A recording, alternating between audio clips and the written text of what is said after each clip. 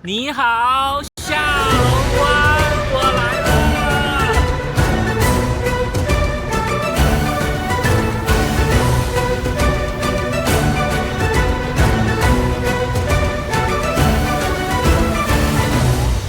Hello， 各位小伙伴，我是杨鹏 ，Usop 的形象大使。这一次我们来到了越南下龙湾市。这个下龙湾市呢，将是我们 Usop 下一站的举办地。Usop 这站的总奖金高达1200亿越南盾。那我们在比赛开始前呢，我选择了坐一日游轮。那一日游轮呢，我们将会带领大家看到这个被称为世界新7大自然奇观之一的下龙湾市。那我们坐一日游轮呢，可以近距离的体验下龙湾市的自然景观，比如它的岩洞，还有迷人的小岛。我们随着镜头一起去欣赏这美丽的风景吧。Let's go, baby, let's go！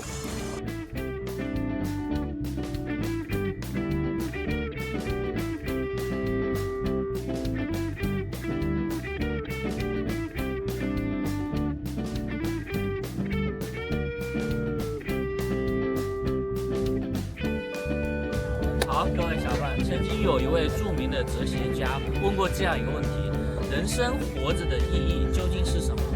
在他下面所有的回答里面，有一个高赞的回答，就是你要去体验过未曾体验过的生活，还有未曾到过的远方。那这一刻，我已经感受到了这种魅力。那我们看着镜头，非常漂亮。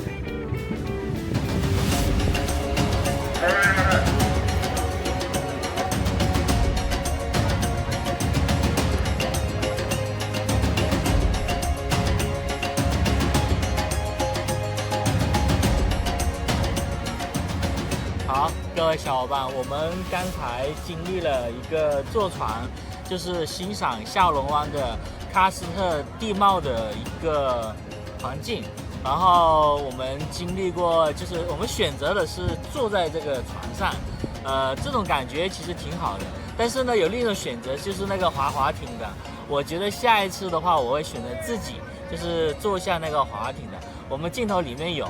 那如果你们到了下龙湾、哈龙贝的话，可以来体验一下这样的一种经历，就是欣赏一下喀斯特地貌。OK。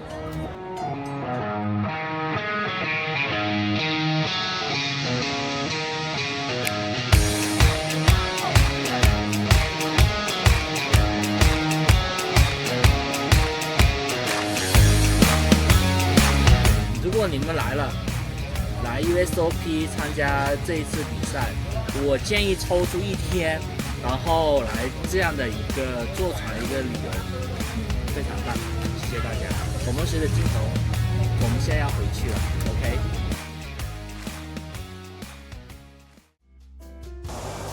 好，各位小伙伴，经过一天漫长的游轮体验后，我们来到了洲际酒店。这个洲际酒店不仅可以放松我们的身心，还是我们 Usop 赛事的举办地。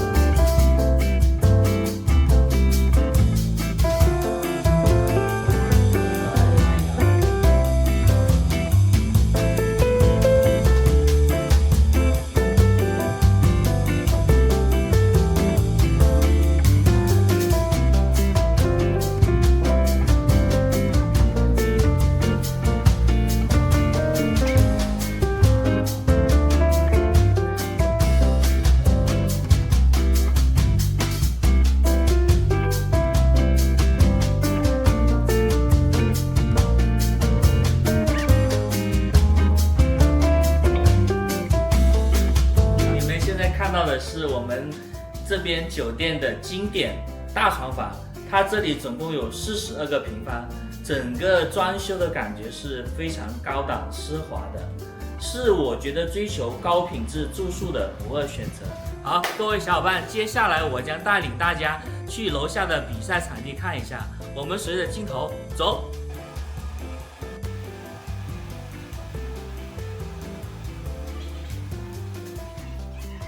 我们 Usop 的赛事将在酒店最大的宴会厅——东京大宴会厅。这个东京大宴会厅呢，有超过1000平方米。我们的桌子有超过75张桌子。玩累了，肚子也饿了。下龙湾作为一个著名的旅游城市，我们去体验一下它的现捞海鲜吧。Let's go！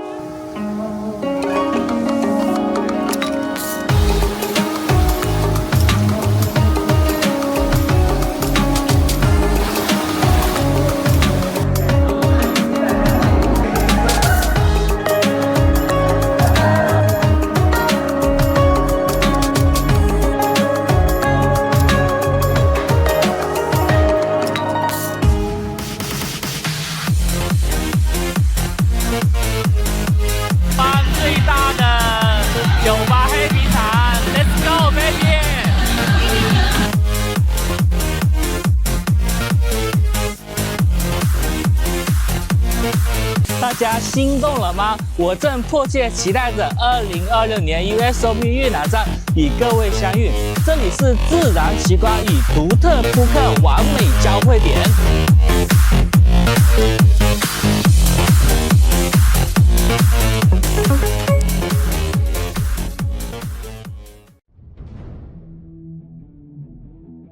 Welcome to the U Series Championship live from Osaka, Japan. We're here at the iconic Umeda Sky Building, right in the heart of the city's busiest business district. And what a stage we have set for the main event. It's incredible, Noel. You walk into this room and immediately you can feel it coming in the air tonight. Oh Lord, it's not just another tournament, it's a championship atmosphere. Well, day one is officially underway. Players from across Asia, Europe, and beyond have taken their seats. And you can see the focus already, Ron. You can feel the single-mindedness. They didn't travel all this way for leisure. They came here for the competition, the prestige, the moment, the title. And only one player will outlast this field. Only one name will be etched as champion. The cards are in the air here in Osaka, and the road to glory starts now. May the flop, turn, and river be with you. This is the U Series Championship. Not everyone is built for the spotlight, but champions are. U Series of Poker. Unleash your inner champion.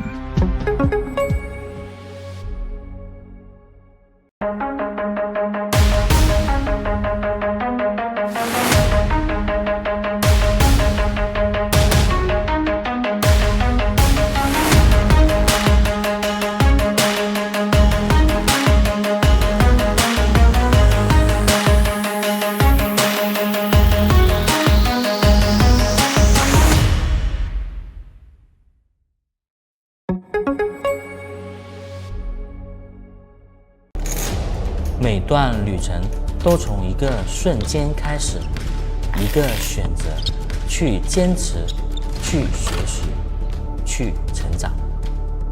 我从来不是最高的那个，也不是天生拥有天赋的人，但我学会了要继续前行，即使胜率不在我这边。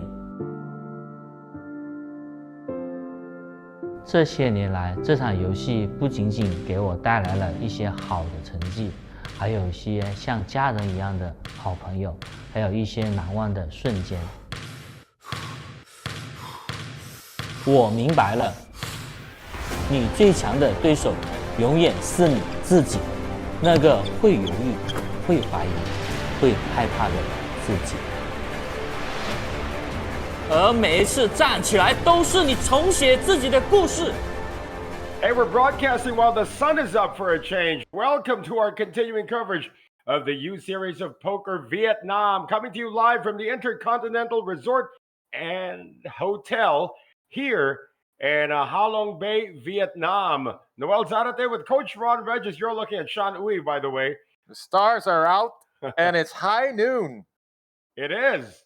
And we are about to begin our final table of the Superstar Challenge. My goodness, the prize pool has ballooned to over 5 billion VND, or about close to 200,000 US dollars. That's a hefty prize pool worthy of the talent we have on this table. Very exciting lineup. 8-handed final table.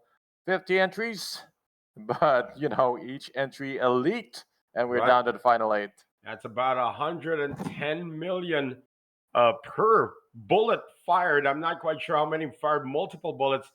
And you are looking at seat number 4, which is Sean Uy of Malaysia, one of the more celebrated superstars that we have here.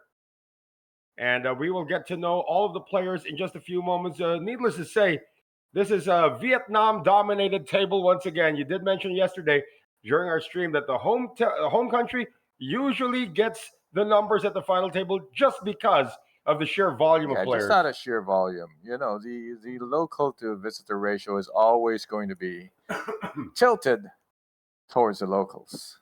And we have another appearance at this final table. We get to see her again in a while. Nguyen Thi Mai Phuong making her 3rd televised final table of these 3 proceedings. out of 4. There it's you like go. She can't stop showing up. And she is the lone lady at the table. We also have the Australian Milan Stojkovic at the table as well. He'll be in seat number 2.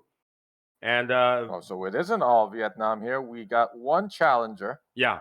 Well, Sean Louise from Malaysia. 2 challengers there. Yeah. And we have, of course, in seat number 5, Tony Chung, who wants to go by the name of Tony T. Make it easy for us. Just call him Tony T. Right.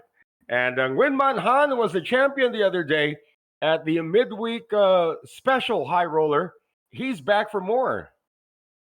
Nguyen Man Thuan, we thought he was going to melt down there because of the stellar comeback of Truk, but Truk fell short, and Nguyen Man Thuan, who was captain of his table for most of that event, finished strong and took care of business there. We do have a few strong contenders as well. Talking about Pham Tan Nha, who's one of the stalwarts when it comes to Vietnamese poker, almost 330,000 in career earnings. And he will be occupying seat number 7. We have 8 players remaining, all in the money. Seat 6 is actually supposed to be vacant, so they just collapsed all of the tables, or they collapsed all the chairs, so that we will have an even 8-handed. No sense leaving a space there. I mean, nobody's really eating at this table, thank goodness. There is Nguyen Thi Mai Phuong once again. She's wearing red today, fighting red. And Pham Tan Nha will be first to act under the gun here, hand number 1. And Pham Tan Nha, I believe we covered him at a final table. We did. Royal. You should look at his rap sheet. I forget how he finished, but I remember him being under the air conditioning for most of that game. You are right. He looks fairly well wrapped up, looking dapper in a suit. But look at this. This has to be the suit of the day. My goodness. Reminds me of Greg Liao. Oh, Greg goes all in. He's the only one, probably after Greg, who can wear a suit like that. Get away with it, or Craig Sager. And there is Milan Stojkovic from Australia. He's opening up for the first hand here. It's from the cutoff. Ace-4 offsuit from the cutoff. Raise to 50. Of course, our blinds coming in 10,000, 25,000. This is a day 2 already. They started out yesterday, and Tony T, or Tony Chung, he's actually quite familiar to some of the people who have been following our streams. He's going to make the call. 7-6 suited for him. And we are going to see a flop. Yeah, our screen's updated. We see how many big blinds he has, and that will justify this defense. He is started a hand with 19 big blinds, so he can defend with 6-7 suited. Why not? Very fun hand to speculate with. I'm not sure if the dealer was able to.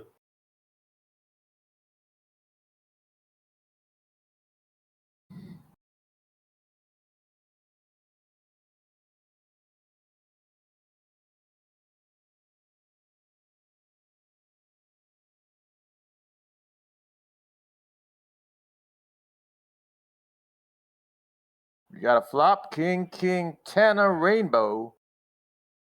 Well, ace high still holding right now. Not a single diamond for Tony. Should be pretty standard small continuation here from Milan. When a big blind defends, it's pretty wide, and it's really hard to hit a paired board.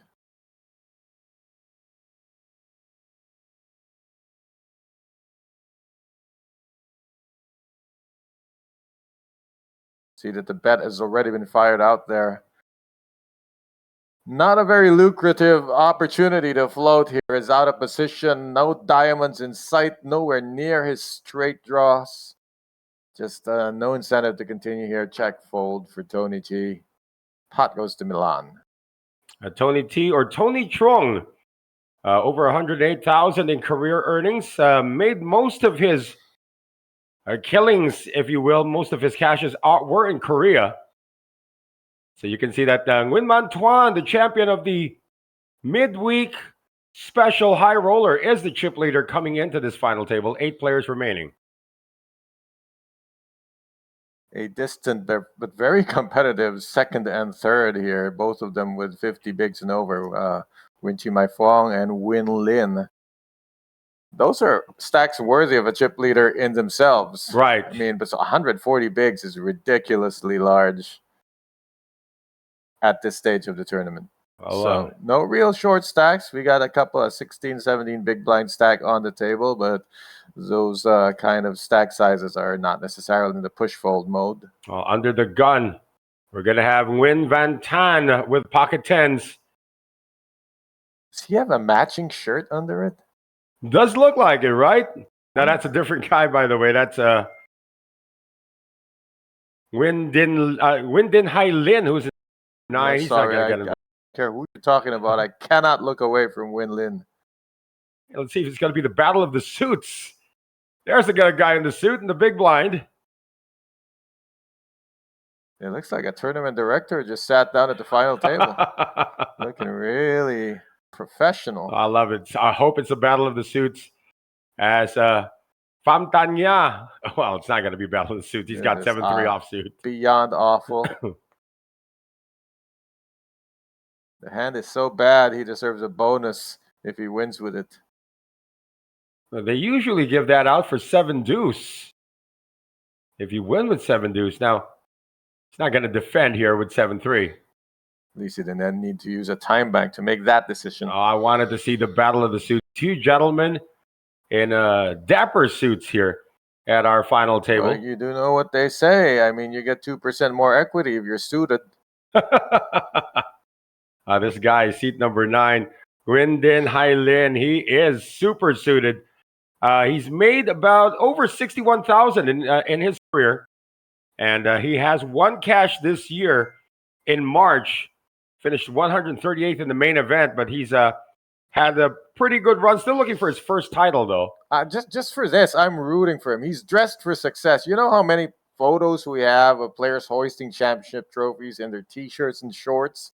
For a change, this guy deserves to be in that photo. Gosh, you can't unlook. You can't unsee Greg Liao right now. Look away from him. That's probably part of by design. You stop looking for tells and you just get caught in that pattern trying to see if there's a dinosaur under it. He is really, I guess he's following the Greg Liao fashion look. And we have Nguyen Man Tuan, the chip leader, coming in for a raise. Hijack position. And what to do with Tony here? He's got Jack 9. Well, let's see. We saw Nguyen Man Tuan play a table captain role. It's some role he's familiar with, and now he has 140 big blinds. I'd love to see him keep waving that stick. Pham had 7-3 earlier, getting 7 deuce now. Maybe he gets ace-7 in the next hand. What do you think? I don't know. He's due for 7 ace if it's trending downwards that way.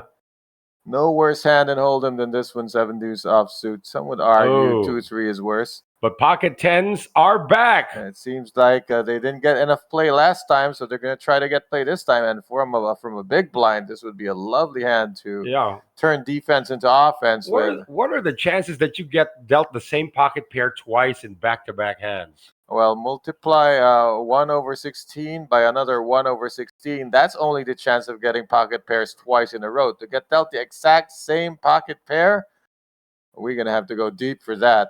Announces 3-bet and a quick fold from the chip leader. Nguyen Man Tuan trying to feel this table out right now. Still no play for the pocket tens, which is probably good. Taking a win, chipping on up. Yeah, that is not Greg, by the way, in seat number 9. I'm telling you. I'm just waiting for him to wear the all-in shades. Hey, but they are dressed for the occasion. I mean, look at Wen Ti Mai Fuang. Looks like she just came from a lunch date and say, oh, by the way, I gotta win some money. Well, she always looks like that chill dragon lady boss that you see in some of the kung fu movies who comes out.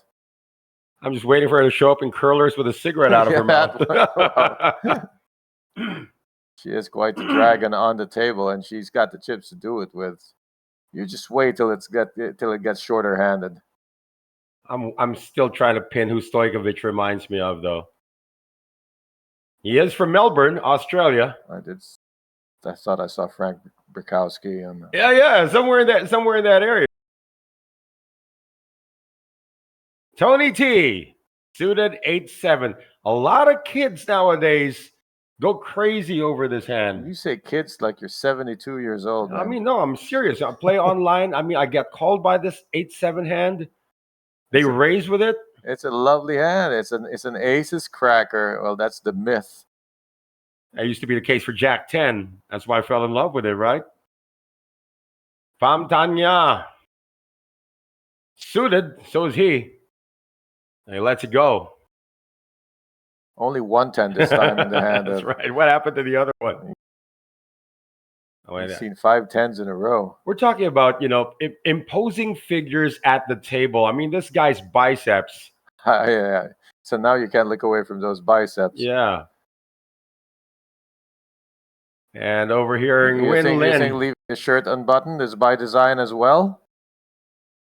Hey, you know what? Whatever works. Win's gonna. Some of these guys are dressed for success. They look like they're ready to win, but Win Van Tan looks like he's ready to fight. Yeah, exactly. This is unraised, by the way. Ace-4 trade, 2 diamonds.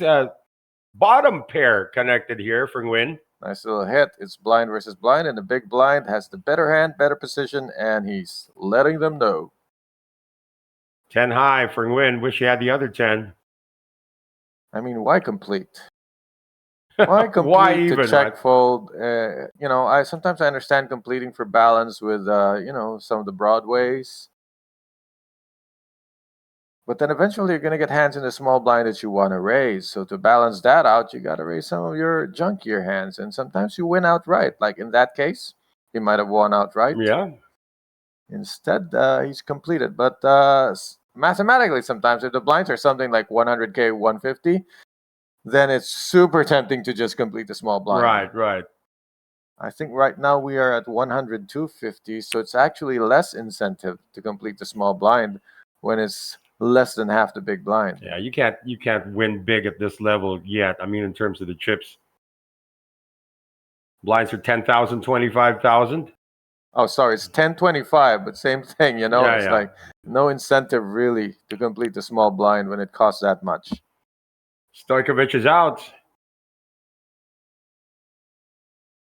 Tony T. Again, these suited connectors keep on falling on.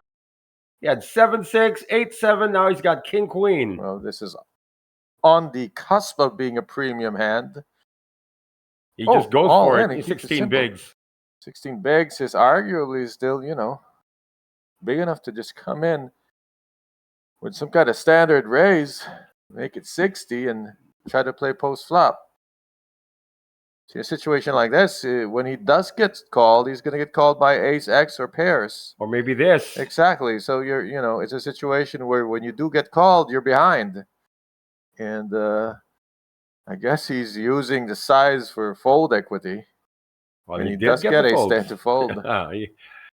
Ace 10. He had actually just made a min raise. Ace 10 might have gone 3-bet. So. Well, that's not really. Oh, yeah. Well, getting 3-bet is a consideration. Mm-hmm.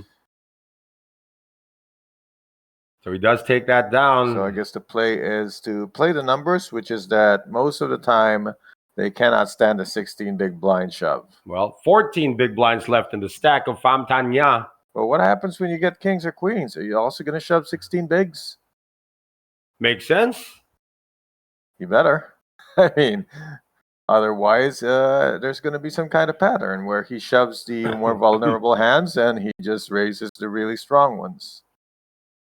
Well, we're still feeling each other out here. Everybody's just sort of, it's the first time they're playing today. They did play for a long time yesterday. And some of them need a comb, like Sean Louis. Just probably, oh, I'm just going to go down straight. I just woke up. Sometimes that's a look. Could be, you know. We're talking about Sean Louis. He's not in the hand right now. It's on the short stack. Famtanya. Well, lets that one go. Well, look at Sean Louis' rap sheet in just a bit. One of the more successful players at this table. And Nguyen Van Tan. He's been getting 10x, 10-10, 10-10, 10-7, now King 10. Always a 10 in hand. And he'll raise this one up. Nguyen Thi Mai Phuong seems interested with a 6 offsuit. Trying to see past the dealer, which is often the trouble when you're seated in seat 1 or seat 9. Still Stojkovic to act. She's in the small blind. You can see it. 10K chips are there. And Ooh, 3-bet. Of course, those purple chips are. Oh my no! Goodness. Purple. Nguyen Thi Mai Phuong was looking at the razor, but Tommy Angelo, my coach, his advice was always to look to the left. She forgot to look to the left. Nguyen Thi Mai Phuong has made a 3-bet to 150,000. Remember, wow, juicy. Milan Stojkovic has 46 bigs.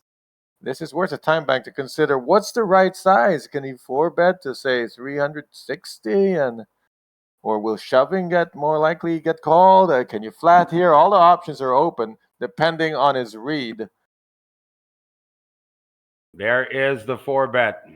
He's decided enough is enough. If there's kings in the hand and any of the people have kings, they're going to get it in right now. So it's been folded back to Miss Nguyen. Miss Nguyen now figured I should have been looking left. She's going to do the interview now. Like, how big is your stack or how big is that forearm? Oh, I would love to see that heads up. How big is my hand? Yeah, Milan Stojkovic going up against Nguyen Van Tan, the battle of the biceps.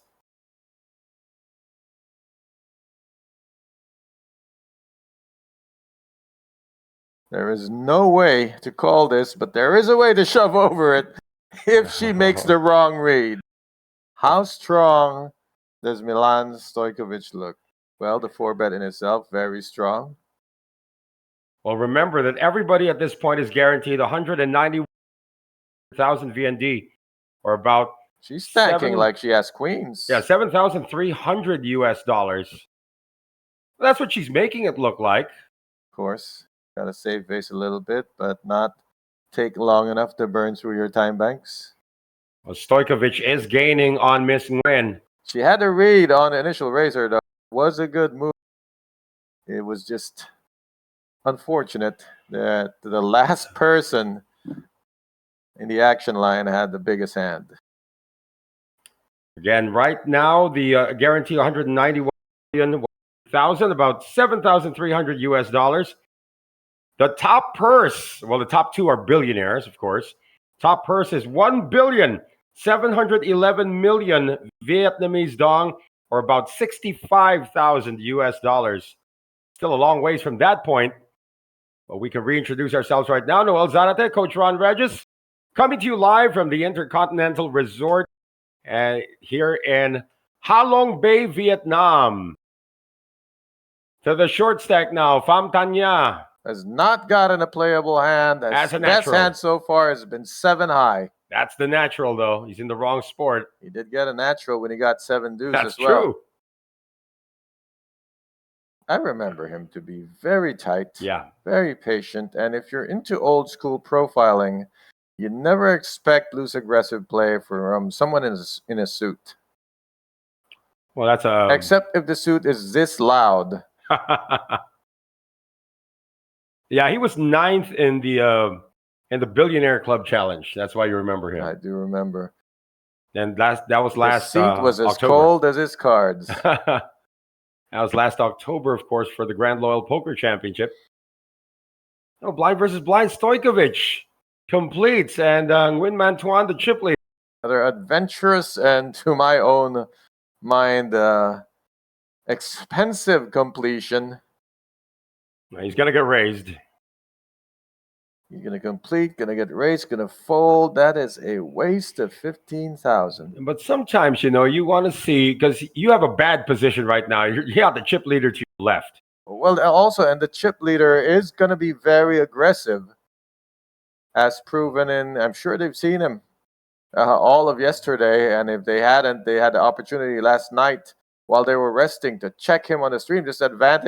A disadvantage to people who've been to final tables is that, say, in the position of Milan, he could have gone up to his hotel room, watched the last 3 streams, and gotten a read on 2 of these guys. Right. And then if he looks further back to older streams, he can watch Shan Ui. Yeah. Well, this guy's dynamite, though, when he gets going.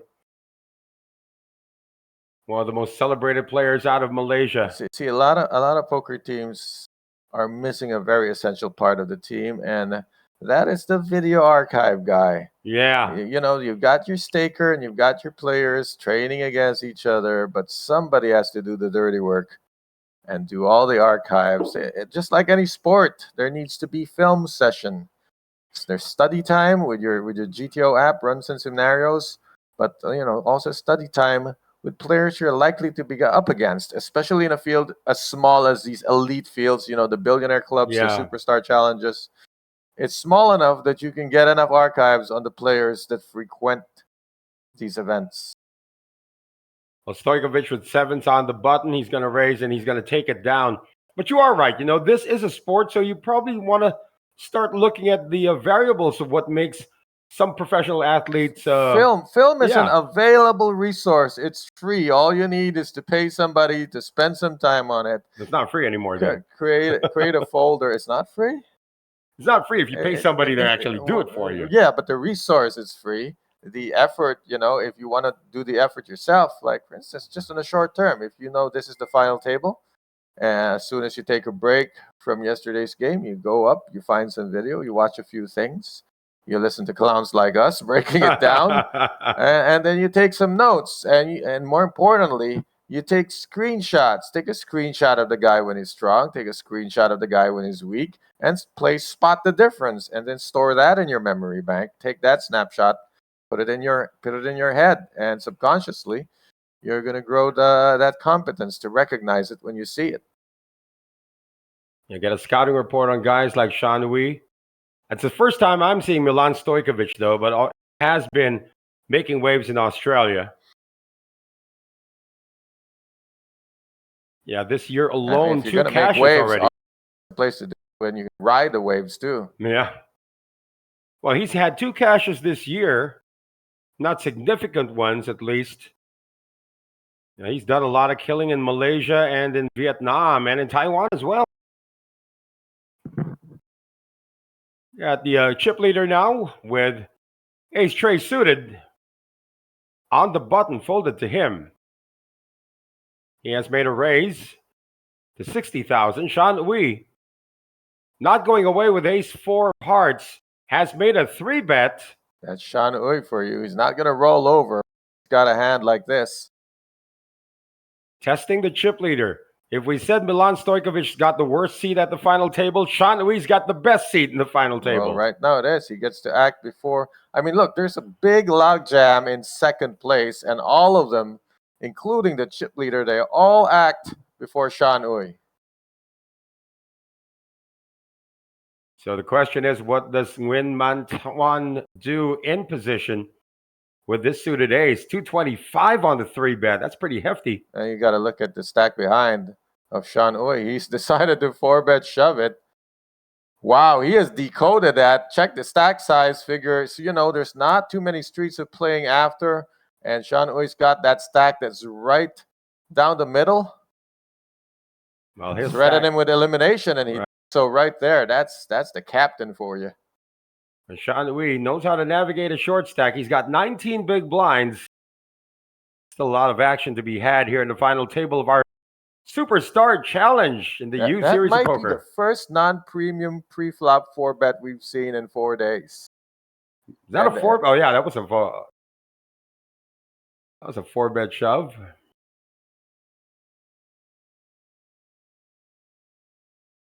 So Nguyen Man Tuan showing us how it's done when you have the most ammunition. Win-Lin. Not suited this time, but he is. I've seen similar seats in a cigar room. To Stojkovic. King 10, hijack, raisable. Not a great seat. He'll be raising into the chip leader. Who auto folds.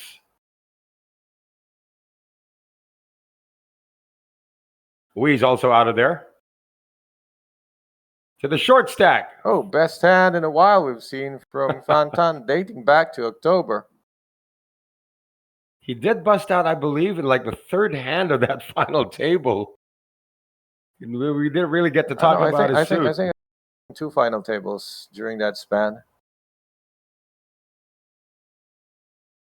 Yeah, we had him in the Billionaire Challenge. Is that We one finished where ninth? he finished third over there in November. Oh, that was a VPT. Yeah, we got him in the Billionaire Club Challenge. See, there it is. Back-to-back final tables. The Billionaire and the High Roller 6 Max. Oh, we did the High Roller 6 Max. I forgot about that. Gentlemen, not a lot of play. As I said, very tight. Freezing cold under that air conditioner. He was in seats, those seats 4, 5, 6 were blasting ice. Fam is still, So anyway, yeah, he's still in the hand. he has Got a made gut shot now. He has made the defense, and we are off to this flop where he is checked and is facing a continuation bet. He's got a good hand. This is something he can make moves with. He can check raise, he can call. It's deep enough. He's up against top pair, but he does have one live overcard. And a gut shot. It's a sneaky gut shot, too. Turn card. Misses. Didn't quite nail it, but it does complete some lower straights. Well, he's now got the opportunity to bluff at this. Yeah, when you see a card connect like this, first thing you look for is, does it complete open-enders? Because those are the more common draws. So this one completes an open-ender if the guy had 8-9. So that's cause to worry. Not to Stojkovic, who's just gone over the top all in now. Wow. He's just taking this down with brute force. On top pair, good kicker only. 13 big blinds coming into this hand. Oh, check that. He's got 12 big blinds coming into this hand.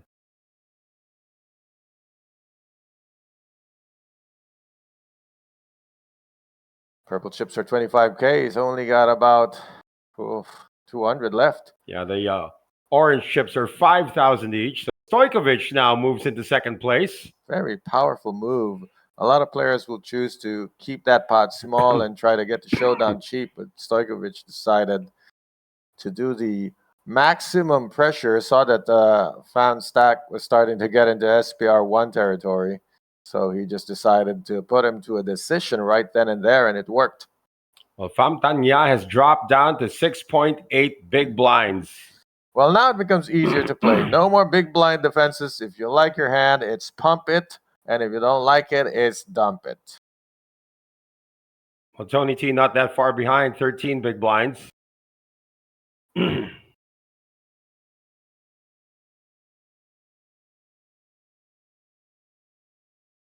Still that 3-headed horse race for second.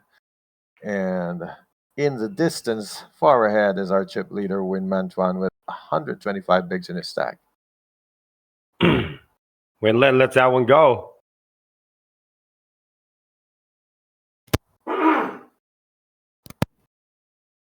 Pocket nines now for the chip leader. He has announced raise. And he's in the hijack, so it's a raising position. They might take him lightly, and he might slap them back. No. Well, this is then. Pham Thanh Nha with pocket eights in the This hand small plays blinds. itself. He's going to see it, and there's only one way to play it right now.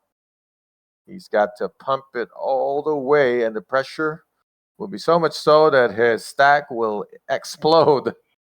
Well, he likes his hand. He went for it, but at the wrong time. This is just unfortunate. He's got cards that play themselves. Easy shove, easy flat after everyone else has gotten out the way. This is just a just an unfortunate turn of events. But it's never over till your two outer bricks. Or a bunch of hearts come on the flop. Got a lot to hope for. And all those hopes are pretty slim, but there's a lot of slim pickings that have made it through such situations. Oh. Will he survive? We saw Queen 10 kill aces yesterday. We saw Ace 8 kill kings. It's easier to two pair than it is to get a set. Yeah. Well, here come the first three community cards for the tournament life of Pham Thanh Nha. Ace, ace, deuce. Nines are looking pretty now. He can't even win with four aces on the board because his eights will be out kicking the board. He really needs that 8. Well, that's another heart, so he's alive. That brings a ton more outs. Not the 9, though. Not the 9 of hearts. Any other heart is good. Wow, a double up for Pham Thanh Nha. Runner, one card flush. And he is out of the doldrums at the moment. Chip leader taking a small hit to his stack. Hardly felt it, though. Swapping spots with Tony T. But yeah, Pham Thanh can wait for quite a while longer with this newly found 16 BB stack. You know, I forgot that we didn't ping a single hand yesterday. This is a pingable hand right here. So many nice hands, too, yesterday. But today is another day, and we are bringing you another final table here in the U Series of Poker Vietnam from the Intercontinental Resort and Hotel here in Ha Long Bay. Noel Zarate, Ron Regis. Still 8 players remaining at the final table of our Superstar Challenge. All guaranteed $191,100,000 VND, or about $7,300 US. The pay jump to 7th place, which will pay out $229,500,000 VND, is to $8,700 US. That's more than $1,000 to the person who gets into the final 7. And look at Miss Nguyen. She is wrapped now. Her head, at least, is. Win Mantuan. See, there it is again. 8-7. It's a raising hand. If you got enough stack for it, position's good. It can be very deceptive. If Pham can't afford to wait, as you said, you lease on life.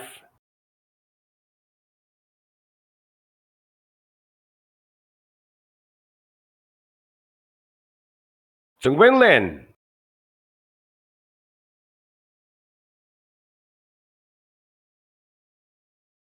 And the long distance heave from the chip leader works.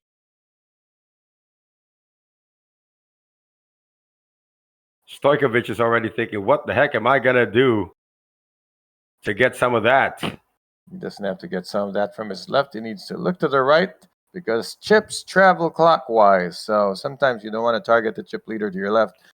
Just target everyone on your right and try to build a stack that will match the chip leaders. Well, he did take some from Miss Nguyen early.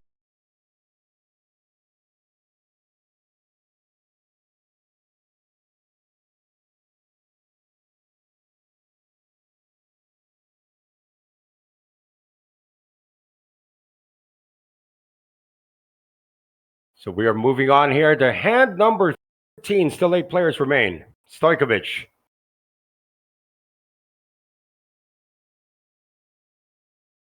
Now, for Milan Stojkovic, we're going to take a look at what he's got so far in his career. Last 4 cashes are in Australia. Last 4 in Malaysia. Career earnings of 216, almost 217,000 US dollars. Grinding out this region quite well. Pham Thanh Nha, another pocket pair, this time 7s. Not quite the short stack. Let's see how he chooses to play this. Looks like it's just coming in for raise. Looking like 50, 60,000, 70,000. This time he's got the better pair. Well, we saw what happened to the better pair earlier. Win Van Tan. Pocket sixes on the button. He's 3-betting. It's a good hand. Not a big hand. Win Lin's just seen a raise and a re-raise with Queen 7 now on the small blind. Tan is going to be put to the test. Can he commit with the sevens? Oh, 10s for Nguyen Thi Mai Phuong. Wow, interesting. What does she think of the ranges of the razor and the 3-better? Because 10s can hit the muck so many times when facing this kind of action. But if she understands that they are betting wide or playing too tight, she can make a big play here. She's just gone all in. Wow, that is biggest of plays.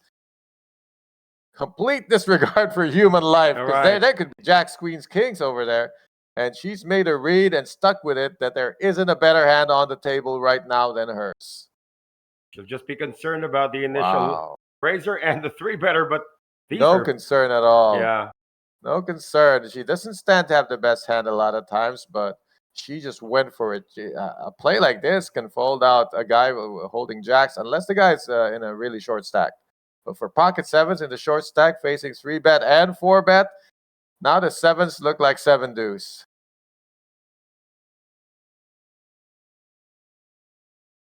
Well, Pham Thanh Nha is in the tank.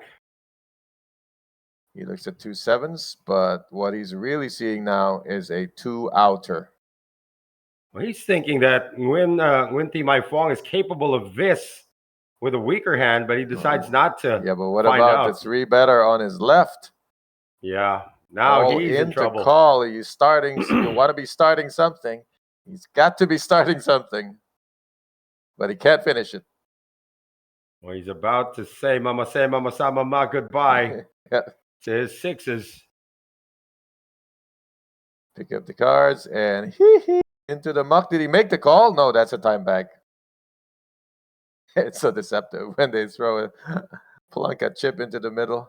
Usually they flick it in the air or something like that to make the call, but this is... Or they pay after. If there's a lot of time banks, they just take their time, and when they're done, the dealer will signal how many he owes.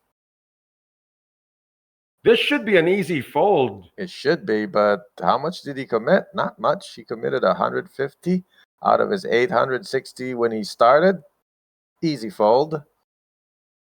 And she is making her presence felt. Boy, she wasn't even at her seat. She didn't even care. It's confidence. Like, just call me when it's over. That's what you call all-in protection. I'm all in. I'll just go and get my drink. Yeah, there's a certain argument to be made against the player doing that, because a lot of players think it's unfair for you to rob them of a chance to pick up a read on you. But then, walking away versus completely covering your face, pulling your jacket over your face and all that, these are all built to conceal any information. Where do you stand on that? Well, you're protected when you're all in, right? You are protected. What I'm saying is, if you walk away, you're not giving your opportunity to your opponent to pick up a read from you, which is really one of the most exciting parts of this game. Right. And when you take that away, they might as well be playing online. Well, some of these guys have come from online, but I mean, how hard would it be to make a rule that just says that a player in an active hand cannot leave the table?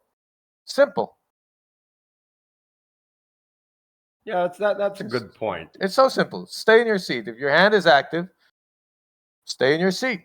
It's the same reason you can't just go to the restroom.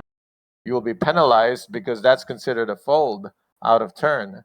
So if you leave your seat, it's tantamount to refusing to play your hand. But then there's this line where you're all in and they can't kill your hand, and then you walk away. What is that? That's such a gray area, really. Well, it should make it black and white, and there's no simpler rule than players who are in an active hand cannot leave their seat. That's it. This is going to go all the way to the blinds. And Miss Nguyen, right hand clutching her drink, left hand seeing what she's got. Gotta give Stojkovic. Nguyen Thi Mai Phuong and Milan Stojkovic seated at 1 and 2, but they are 2 and 3 in the chip count right now. Guy in seat 3 is number 1. How confusing is that? 3 is 1, 1 is 2, 2 is 3. Everybody else trying to play catch up. Can you imagine a weird home game rule where your stack ranking dictates your seat, and you every time the position change, you have to change seats, and then you throw in a win the button rule. Yeah. And make it a squid game. Oh my goodness, that makes it even worse, right?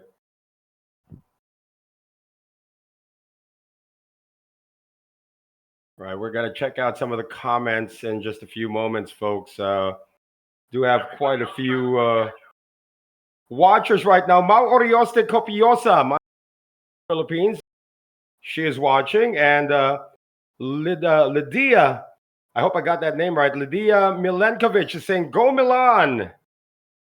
And Poliana Pineda is also watching. Dr. Enrico Ang also watching from the Philippines. He's asking if we've had enough sleep already. You never get enough sleep. Yeah. I mean, there's people who've lived real long lives, and how does it end? They take a nap and never wake up. That's right. Yeah. Everything ends with a long slumber. You know, it's great to have no sleep than to have no wake. I'd rather have no wake if I can arrange it. I just translated that from a Filipino saying. Just never have a. We got a flop. Queen 7-6, and Stojkovic has hit middle pair, and he's gonna fire into the chip leader. Here, he's leading in another blind versus blind confrontation here. It's a float for Win Mantuan with king high. It's 2 overs to the 7 of Milan. Turn cards to 3. A perfect little brick. Anything smaller than your vulnerable top pair is welcome. He played his his top pair aggressive, but this is more of a middle pair. He's going to check, and let's see if Tuan takes the opportunity to fire that float bet. No, he does not. No, he checks, takes a free river card. What's it going to be? Another brick. Well, that's going to complete a 1-card straight, though, which is what Stojkovic has. It looks like a brick, but it's actually a brick of cash for Milan. How much does he bet here to make sure that Win calls with king high? I like polarizing close to 3/4 of the pot because a flush draw has missed. If somebody's going to be a hero, you need to make it juicy. Stojkovic now moves into second place.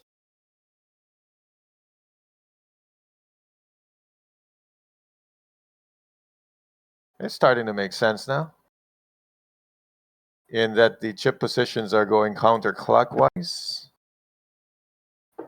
Looks like there's a discussion going on in one of our GCs about what you were mentioning. No, that was me. Aha. Okay, so there is a rule. See, Chris Lee confirms that it is a TDA rule. It's just a matter of enforcing it. And our TD said he's already warned several players. Our TD's one of the best in the business, Jimmy Chun, who for some reason locked himself out of his room last night.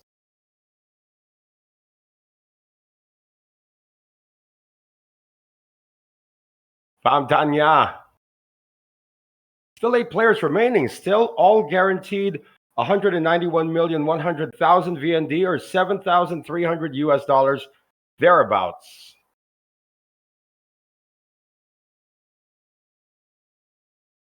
Pocket threes now for the suited one.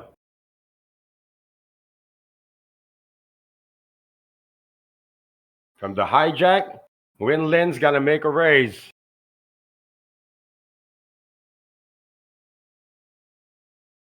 Win Lin with over 61,000 in career. Wow, if I see one more 3, it's going to be a forest. How about 5s now for Milan Stojkovic? This is a nice spot to squeeze. You got Win Lin, who's a middle stack. You got a couple of middle stacks. Which middle stacks have the most to lose because they're in great position to go deep. Milan's opting to just set mine here. He does have position. He hopes he can maintain position. There's such a thing as a protected pot. If enough players have flatted or limped into it, sometimes it's just so scary to squeeze that people just end up limping along and the pot is protected and it goes into the flop, just like right now. Oh, Sean Ui's flopped an open-ender, though. He's got the best hand with a pair of sixes. The pair alone is the best. The open-ender makes it even better. It's a gut shot, though, for Milan Stojkovic. Well, this is the razor. And when you race with threes and play a flop, it's likely going to be 3 overs to your pair. Well, he's continuing, though. Wow, continuing into 3 callers. Stojkovic might buy one street. No, he won't. Now, Strictly Sean set Ui. mining. Set mining is horrible once the board it looks like this, because then you're set and puts a 1 card straight on the board. Sean Ui's outs are gimped. 2 5s were just folded right now, but he does have the better pair as of now. Can't go away yet. He's also chasing that gut shot. It's dwindling down, though. He started the hand with 555,000. I think he might have put He's in over open-ended. 100. Sorry here. about that. He is open-ended.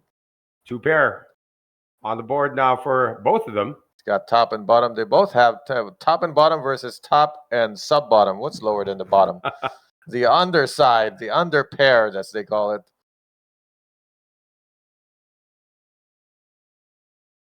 We checks. I think a 3 has been folded because it says right there that Win Lin is drawing dead.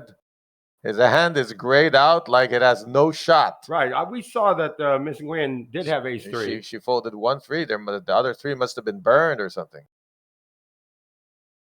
He has no outs. He's drawing dead.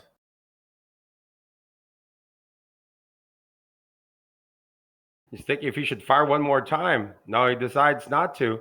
Yeah, that's too much trouble for such a small hand. Jack of hearts on the river. He overshot his straight draw, but his 6 is still good for now for Sean Ui. It's like, how do I get the showdown? I don't want to face a bet. Maybe he can put a blocker out there. Maybe take a check call line as well. Well, it depends on how much. Can he check and call any? Because Win Lin has to fire some kind of bluff here. Is he surrendering, or did he save 1 street for this one? He skipped the turn maybe because he had a budget to fire 1 more bluff, and this is it, because he's not going to showdown like this. He is beating a lot of ace-X.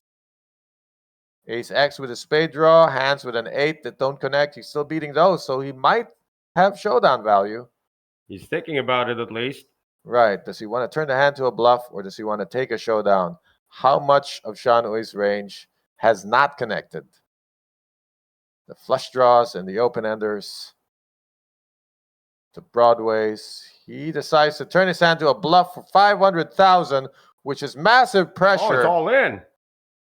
Yeah, he puts 500 there because that's pretty much more than what Sean Ui has left. What a pickle. And it's not the good pickle.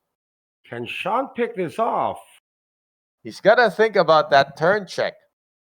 Did he fill up? Was that a boat? Was he trapping? Was he playing weak? Or was the guy raising with ace-jack or something and got there on the river? Well, you know what? A guy gets there on the river might check behind. So these are the considerations. Middling hands have showdown value. They like to check behind. This one was more polarized. Sean Ui drops to 13 big blinds after losing that hand. Told you that's the difference in suits. The suits, the likes that Fantan is wearing by type players, the louder suits, you expect more out-of-line plays out of those guys. And that's just old school profiling. Sean Ui is taking note of everything that happened in that hand. Well, if he could trade in his notes for chips, he would, because he's down to 13 bigs, keeping Tony T company, along with Pham Thanh Nha. It's a 3-way race to be out of the building. For Sean Ui, again, almost 2 million in career already for this young Milan, who's now based in Melbourne, same as Milan Stojkovic. Already he's been outplayed twice by the local pros. Got to find his footing soon, but first he needs to double up and get in position. He's got the best seat in the house, but it hasn't worked well for him. He hasn't really gone up against the chip leader much either. Well, he did. He faced a 4-bet. He tried a 3-bet earlier, so it's not working out the way you would hope. Folded round to win T My Fong in the hijack with an ace.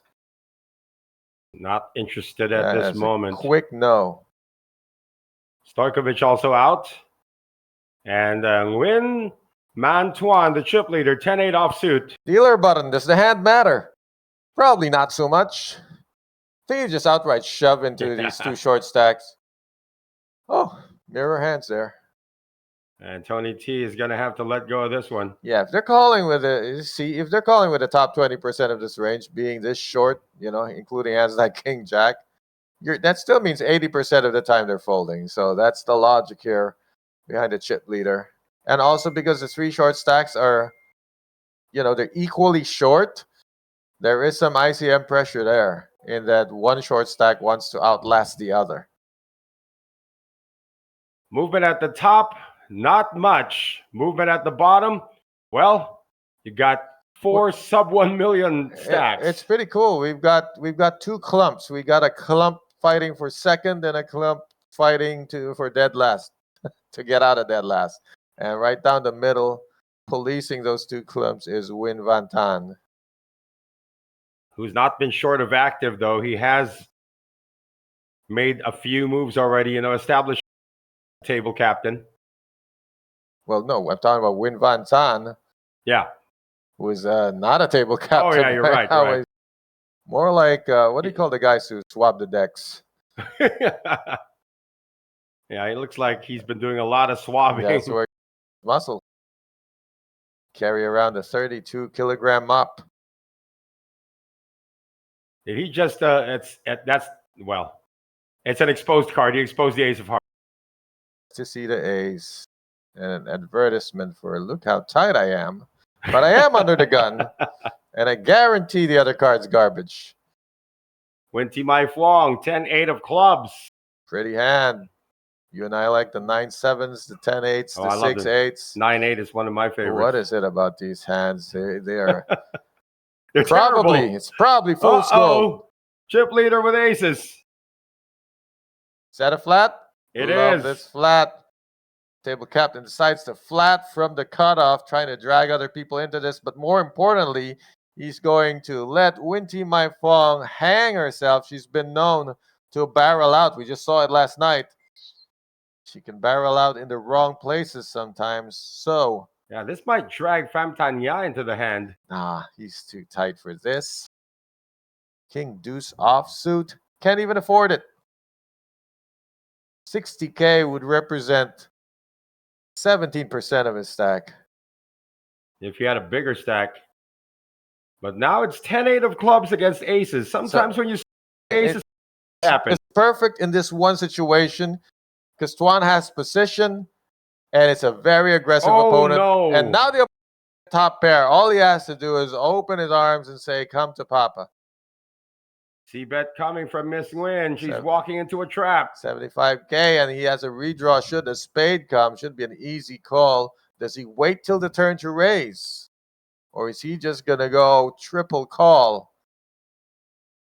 Another 10 and... Uh-oh. Be the author of your own luck. Bet yourself into trips. Oh, checking now. Check. Does Tuan take the bait here, or does he decide to... His hand is a little bit smaller now that there's a pair on the board. That actually might make him feel good about his aces. Actually, I'd be worried because when this happens, two things happen. Either the opponent doesn't have a 10 after all and cannot continue because he would think you have the 10. And the other possibility is they do have a 10. So in both cases, I would slow down. He does bet 125. This is a betting 125. It can be a form of slowing down, just taking control of the turn. If he gets flat called, he might go for the river check back. Check raise. Well, he's not going to wait till the river to be faced with that decision. He has to decide now. It's so plausible that there's top pair in the mix. This is a foldable hand, but you got to be really strong to do it. That's pingable too. Here's the call. He's going to just see one more. Just check to see if she can continue with some big river bet. A horrible card would be a 5 or a 3. Or sorry, an ace. No. Oh, that's a full house for Winty My Fong. Not that she needed it, but the 3 hearts might kill her action a bit. It's very measurable how much she can bet here. Maybe somewhere in the area of 400. Or she might swing for defense. Make it look like a missed flush draw. It's not. It's not going to look like a missed flush draw. She'd check raise the turn. You bet the flop, check raise the turn. There's so many tens in that range. She's gone for 500 and change. The aces can fold here. Oh, no. It's a very good size. He doesn't even block the hearts. I think we're going to see a good fold.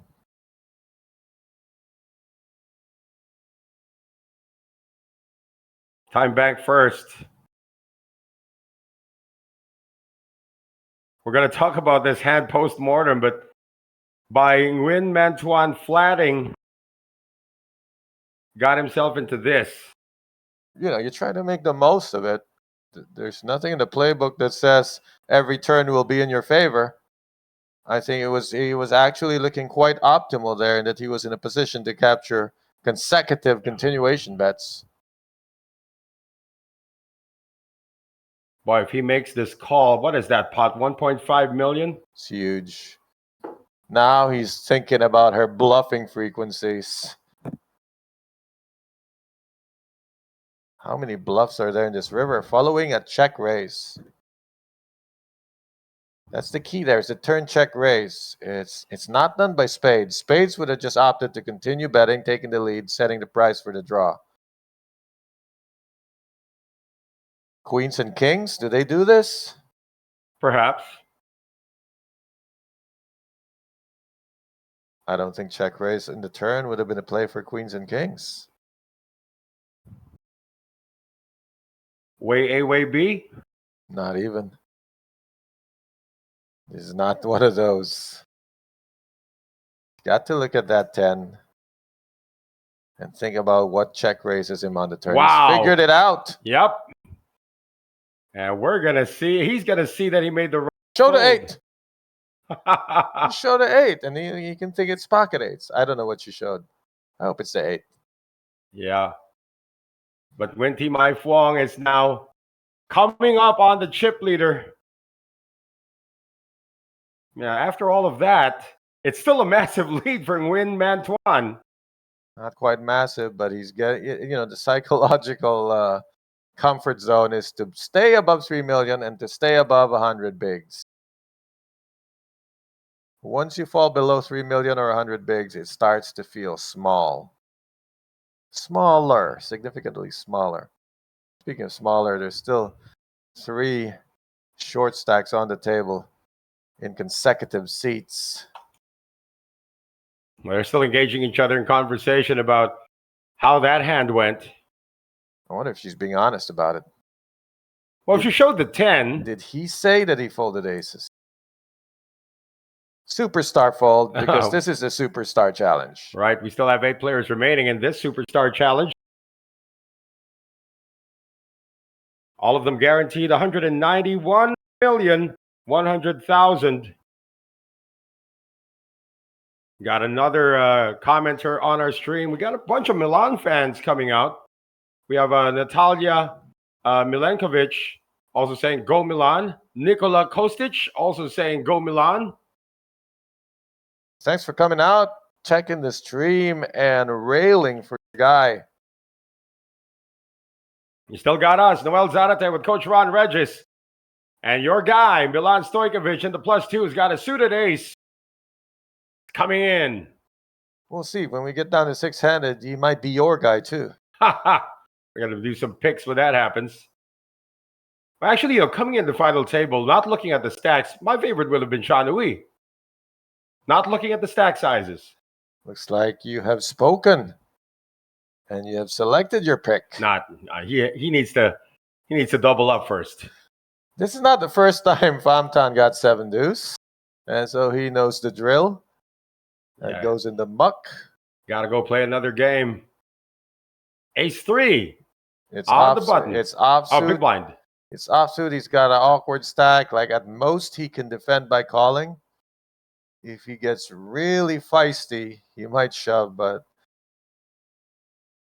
Folding even is an option for the Well, he made a tighter 3-bet. players. How about that? Well, going for it. He's left room to get 4-bet bluffed out of this. Started the hand with 710,000. He's put 185 out there. Now Milan has seen him fold to a 4-bet. But if he gets it wrong, it might cost him 700,000. So erring on the side of caution. Good bet, sir. Stojkovic still holding at number 3 along with Nguyen Lin.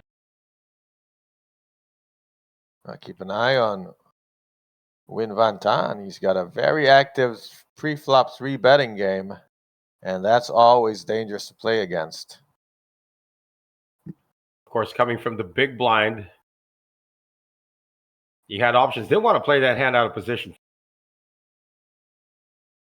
It's either fold or 3-bet. He did the latter. Yeah, the only hand I want to play out of position is a straight flush or higher.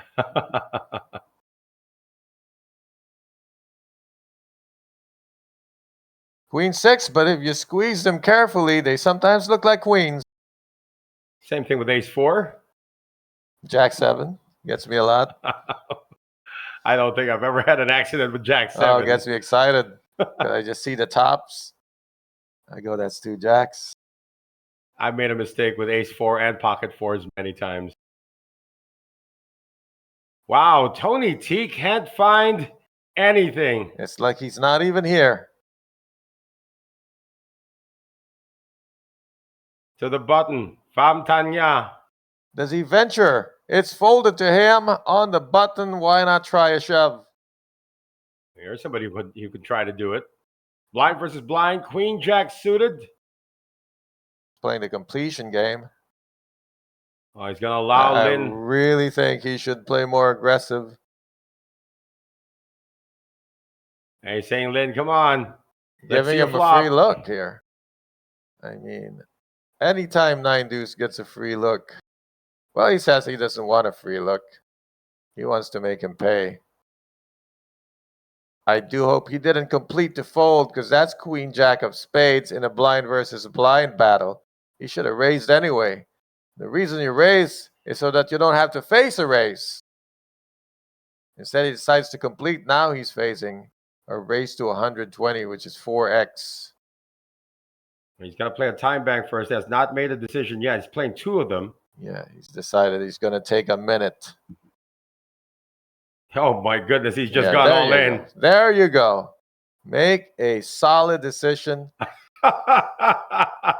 And let the guy with 9 do. So that was the plan all along. If he couldn't do that, then he's the genius. Well, it's the hand before the break. So we're going to have a break first, folks. 8 players still remain in our Superstar Challenge. We'll be back for more action from the U Series of Poker Vietnam.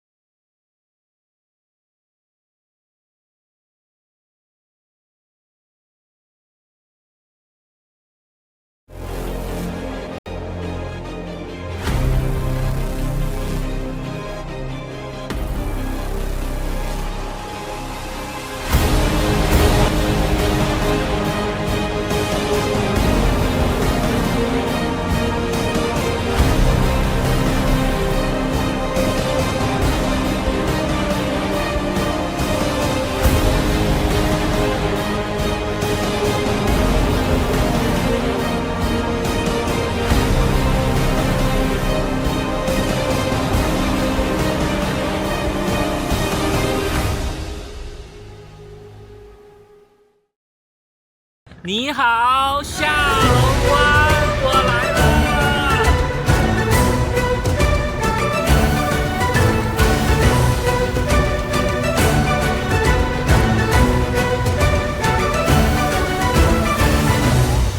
Hello， 各位小伙伴，我是杨鹏 ，Usop 的形象大使。这一次我们来到了越南下龙湾市。这个下龙湾市呢，将是我们 Usop 下一站的举办地。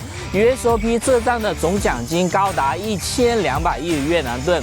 那我们在比赛开始前呢，我选择了坐一日游轮。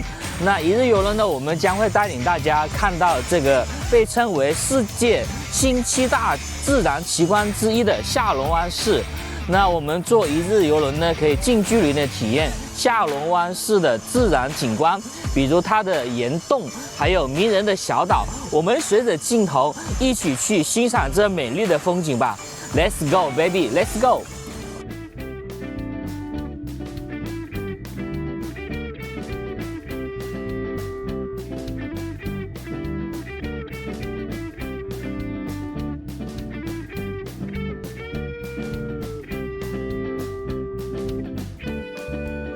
好，各位小伙伴，曾经有一位著名的哲学家问过这样一个问题：人生活着的意义究竟是什么？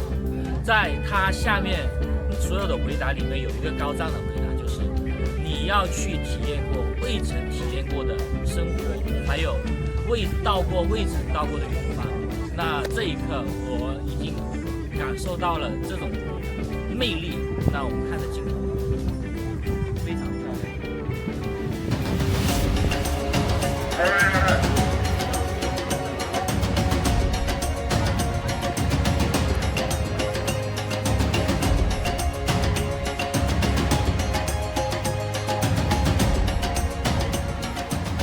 好，各位小伙伴，我们刚才经历了一个坐船，就是欣赏下龙湾的喀斯特地貌的一个环境。然后我们经历过，就是我们选择的是坐在这个船上，这种感觉其实挺好的。但是呢，有另一种选择就是那个滑艇的。我觉得下一次的话，我会选择自己就是坐下那个滑艇的。我们镜头里面有。那如果你们到了下龙湾哈龙贝的话，可以来体验一下这样的一种经历，就欣赏一下喀斯特地貌。OK。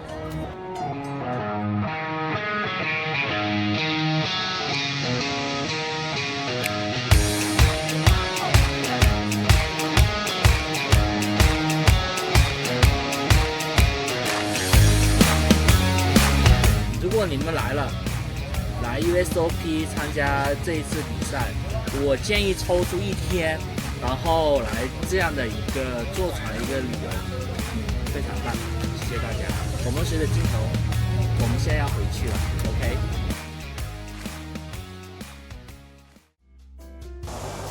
好，各位小伙伴，经过一天漫长的游轮体验后，我们来到了洲际酒店。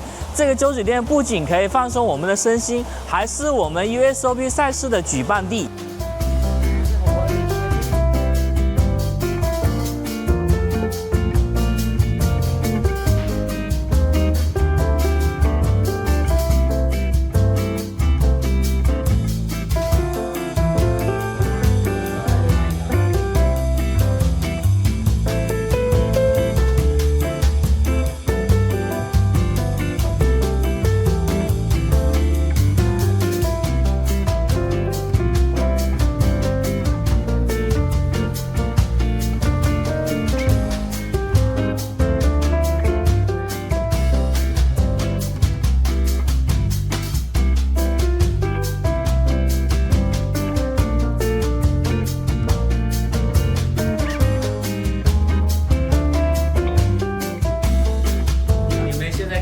是我们这边酒店的经典大床房，它这里总共有42个平方，整个装修的感觉是非常高档奢华的，是我觉得追求高品质住宿的不二选择。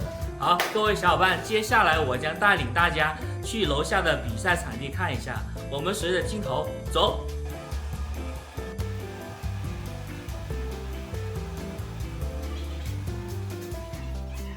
我们 Usop 的赛事将在酒店最大的宴会厅——东京大宴会厅。这个东京大宴会厅呢，有超过1000平方米。我们的桌子有超过75张桌子。玩累了，肚子也饿了。下龙湾作为一个著名的旅游城市，我们去体验一下它的现捞海鲜吧。Let's go！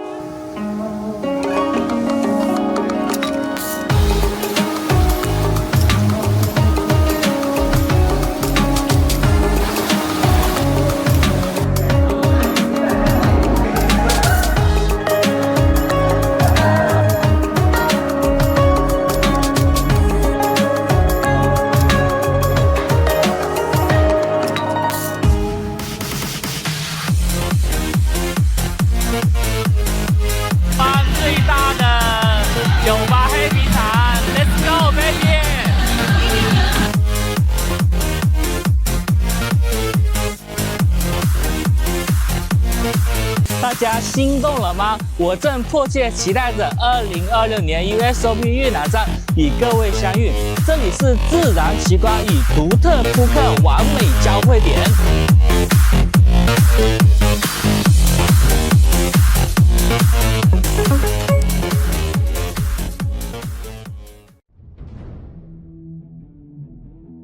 Welcome to the U Series Championship live from Osaka, Japan. We're here at the iconic Umeda Sky Building, right in the heart of the city's busiest business district. And what a stage we have set for the main event. It's incredible, Noel. You walk into this room and immediately you can feel it coming in the air tonight. Oh Lord, it's not just another tournament, it's a championship atmosphere. Well, day one is officially underway. Players from across Asia, Europe, and beyond have taken their seats. And you can see the focus already, Ron. You can feel the single-mindedness. They didn't travel all this way for leisure. They came here for the competition, the prestige, the moment, the title. And only one player will outlast this field. Only one name will be etched as champion. The cards are in the air here in Osaka, and the road to glory starts now. All right, just enough time to rejoin the action, but he's got in. He's going to get through because it's 7 deuce in the big blind for Win T My Fong. Tony T finally made a move. Took him forever, and he gains 100K for it.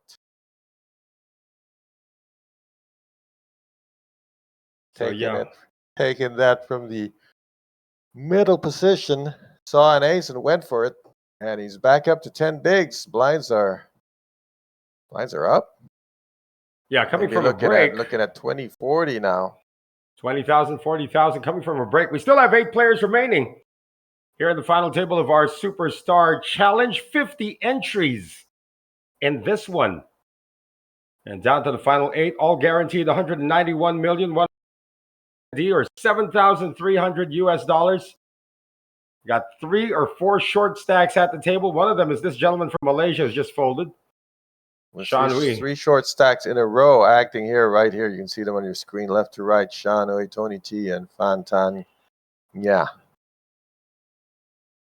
King Tony? 6, but it's suited. Yeah, he's going for it again. Oh, that's just a raise. Oh, gone all in. He did announce all in. I like it. 2 steals in 1 round just to get separation. Get closer to Win Van Tan, who is patrolling the middle of the field all by himself. To the blinds now. Win T My Fong, not going to do it with this hand. 1 player to get through. And Milan will give him this pot. 2 pots in a row. Nice regroup coming back from the break for Tony T. You know, there are a lot of theories about what to do coming off a break, especially coming off a dinner break. But when you come off a 10-minute break and then you suddenly come out swinging. Any break. It's one school of thought popularized in the Philippines by the great Jester Insha. First hand off a break, he advocates shoving because most players are not mentally checked in yet and will only call you with the top 3 hands. Once again, you are watching our U Series Vietnam, coming to you live from the Intercontinental Resort and Hotel here in Ha Long, Vietnam. Noel Zarate, Coach Ron Regis. And this is the first time we're having a stream with the sun out. It is a beautiful day here in Halong Bay. It's been breezy for the last few days. Not too much of the rains, though. I think this is already motorcycle weather, and I might go for it as soon as we're done here. Well, 8.1 bigs. Pham Thanh not going to do it yet with a suit. Queen Jack to Nguyen Lin. How much better of a hand does he want? Folded to Nguyen. Nguyen Lin's going to come in for a raise. The blinds are at 20,000, 40,000, so 80,000.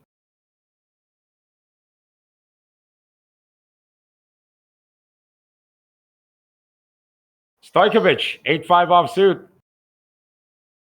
That's called folding in the dark when you have 8-5 or 7 deuce. Just announce, I fold dark. Hey, how about this defense from the chip leader? 7 deuce of hearts, huh? Oh, he didn't fold in the dark. Maybe it was too dark for him to see his hand.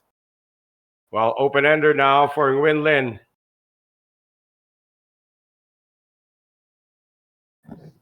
Well, someone's asking him to call. Someone's calling you. C-bet in the fold.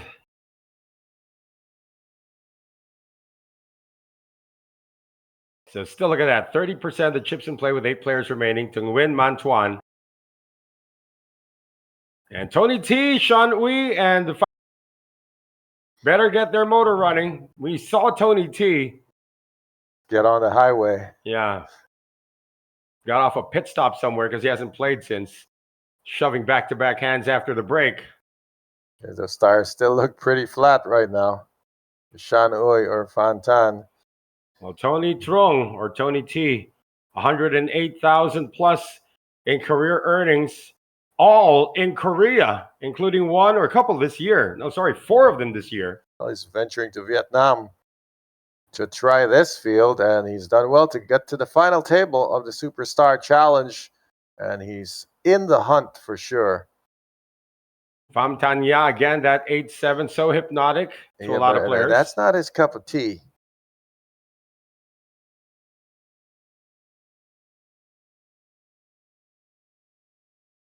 Folded now to Miss Nguyen. You know what they call the tightest player from Manila?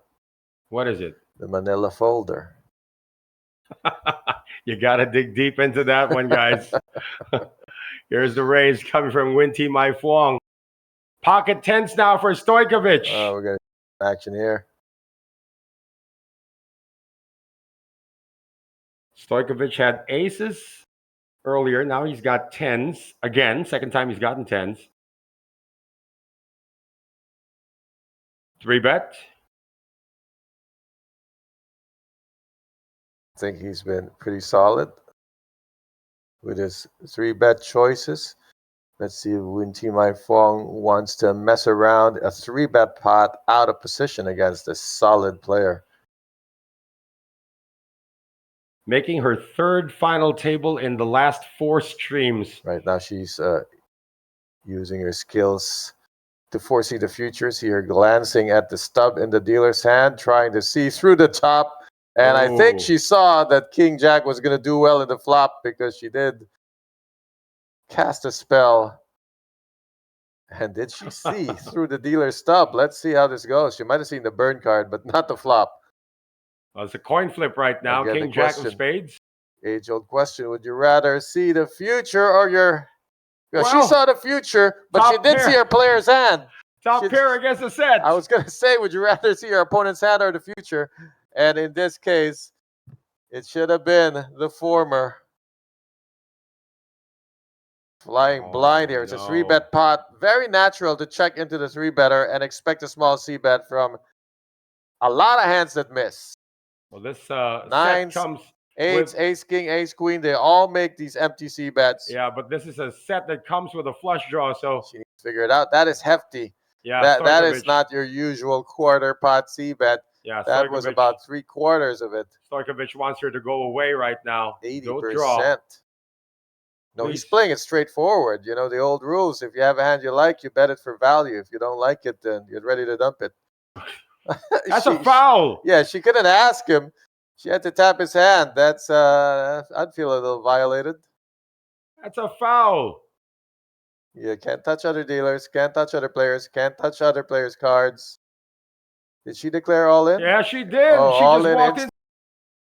That's what you get for touching my arm. Yep. She's going to need running cards to proceed to a spade flush, a Broadway straight.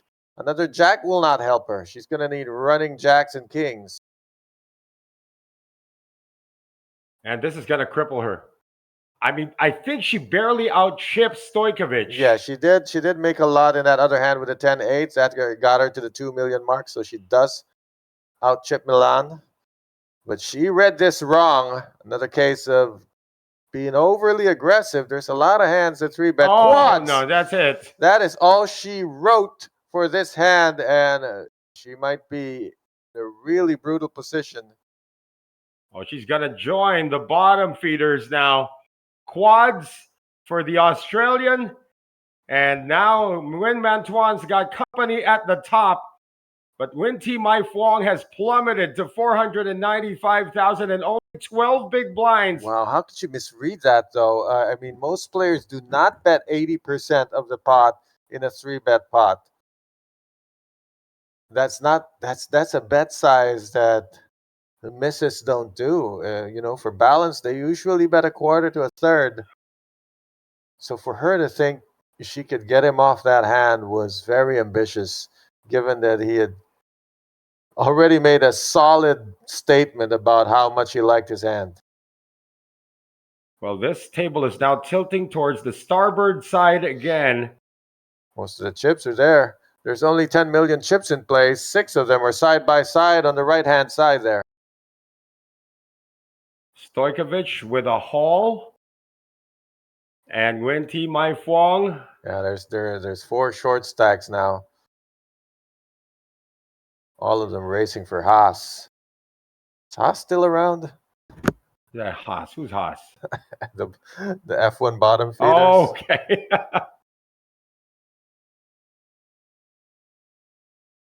Well, just like that. That was pingable too, by the way. Huge mistake. Huge overplay. I mean, first of all, flatting a 3-bet. He with King Jack in itself is ambitious, because even if you hit the king or the jack, you never know if you're in good shape. And then the overplay of top pair in a 3-bet pot. That was hand 24. Now into hand number 25. Pham Thanh Ya still sticking around. 8.1 bigs, king 4 offsuit. Under the gun, he's going to have to pay for the big blind and the big blind ante coming up.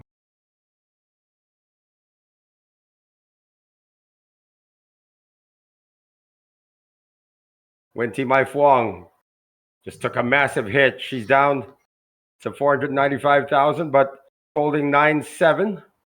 Yeah, it's good for her to get a bad hand for the next few deals, just so she can breathe, catch her breath, and recover. It's going to be blind versus blind. Sean Louise got ace-jack in the... Blind versus blind, both of them short stacks to your left. Sometimes bully them, sometimes let them go kill each other. So throw a knife in between them and see what happens.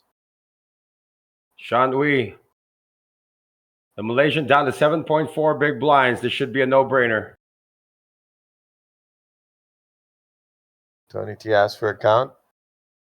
The good news is he has him covered and that his cards are live. That's me very optimistic. He did shove with king 6 earlier. It's one thing to shove. It's call a shove. But it's suited. Saw that video I posted about just fold. But it's suited. Just fold. That's how you get into these situations where you don't even know how you got there. He's probably thinking that this kid's shoving wide, but queen 3, come on. I mean, the hand is so bad. You could table like 9-8, and you still wouldn't automatically call with just because it's not far enough north of a flip. But it's suited. No dice. Suited, and he can make 1-card straights on the top or bottom end of the deck. But Sean Uy, look at the PFR percentage there. Hasn't really done much of the PFRs because he doesn't have a stack to do it with. Yeah, when you're short stack, you're stuck with the top 20% of the hands.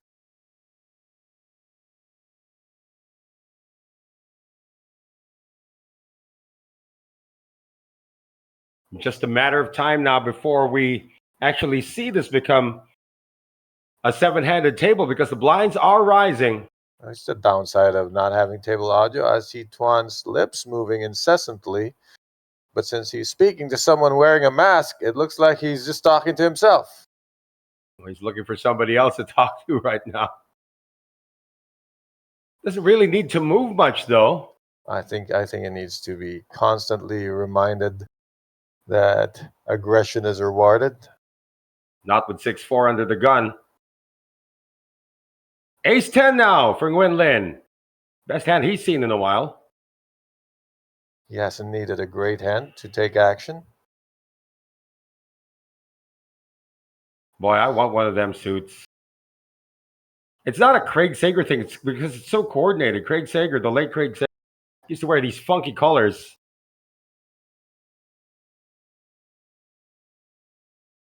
Ace-Queen in. This one plays itself.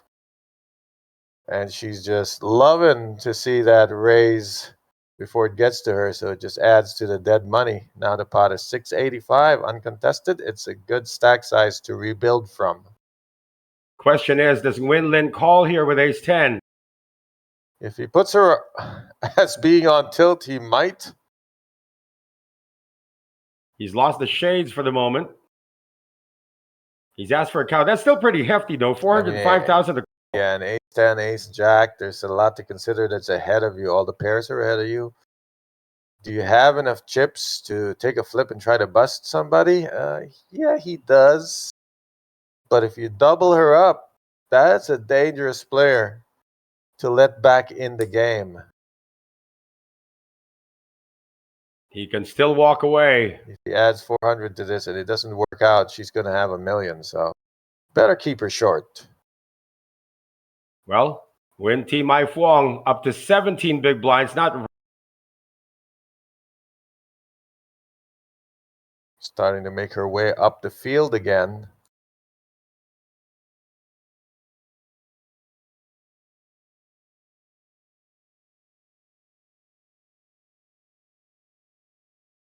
no shortage of drama here today, though. It's not just been a one-trick pony parade for the chip leader, who's now got company upstairs. Milan Stojkovic and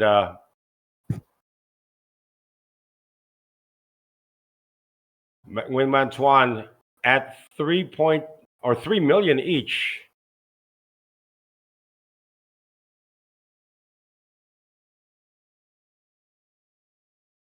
Kings this time for Nguyen T. Mai Phuong. It's a shame that she acts first. I mean, when I have kings, I don't like acting first. I want someone to be opening ahead of me. But in this case, she's opening. She's got a wild enough image that she could get called. Shan Ui, Queen 10 of diamonds. Doesn't really have that much fold equity. Makes shoving not attractive in this spot. This is attractive for Tony T. For Tony T, when he's finally getting something going, he is handed a rope and a stool and pointed to the rafters above. It's suited too. It's a hand that he can hang himself with. He's going to walk into this, and no fault of his own, this hand plays itself. And Nguyen T. Mai Phuong with the auto call.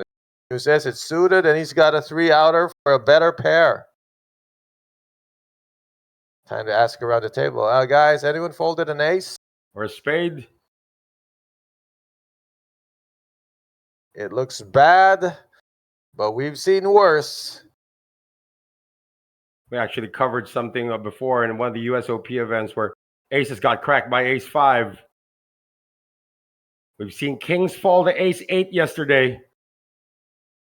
Will it happen again? So Tony T, tournament life on the line. He's got the ace-king of spades. He's walking the king's ace on the window. Job done right away with a spade to boot, just in case he can He needs to improve. There's only one out Yeah. to get a set of kings here.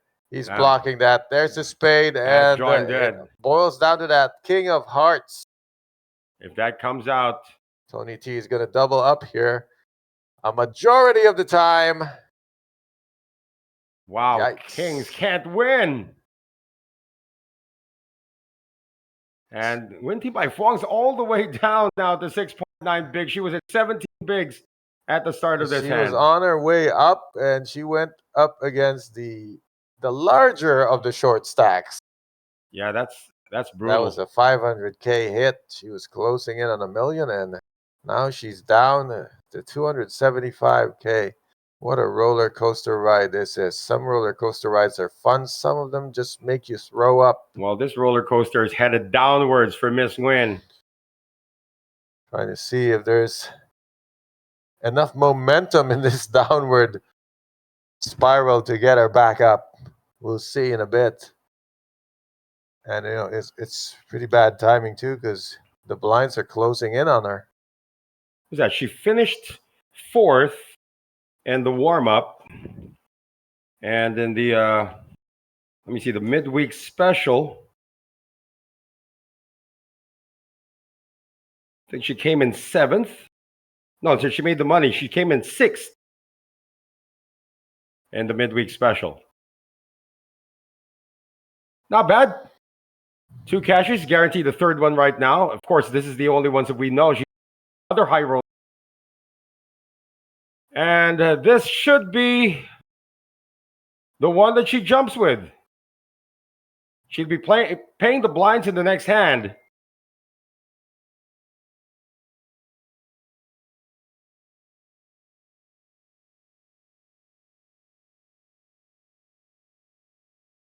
Still thinking about it. Ace-3 of clubs under the gun, short stack. Winty Mai Phuong already guaranteed 191 million. 100,000 VND or 7,300.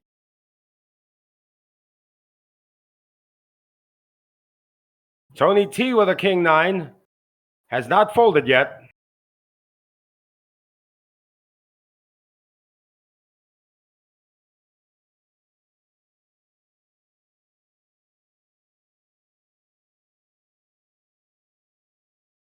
Ace-8 offsuit for Nguyen Van Tan asked for a count.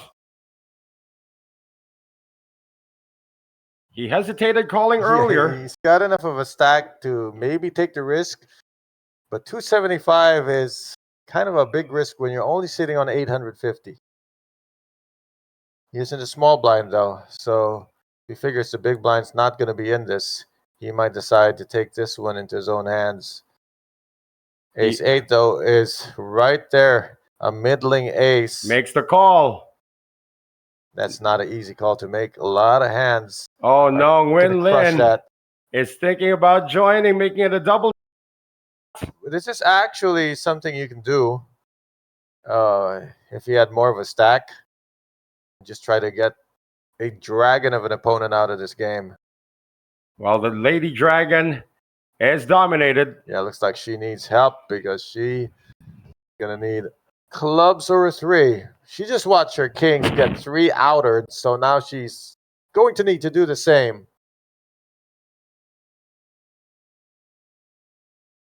So do we have our first elimination at the final table of the Superstar Challenge? We'd have made a bet, we would have lost a lot of money.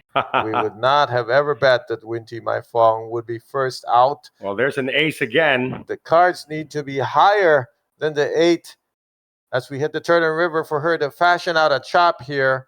That, or hit a 3 and a couple clubs. Oh, there's one club. Yeah. There is still hope, more hope for Winty Mai Phuong. She needs a club, a 3, and nothing more than that. Yep. And it is the no, the 10 of spades. That is a spade. That is a disappointing river and a disappointing finish for a very strong player. And she is out the gates before we can even wrap it up here. Well, Winty Mai Phuong with yet another cash, but she is going to bust out in 8th place. And she still takes down 191 million. 100,000 VND or 7,000. Seven-handed.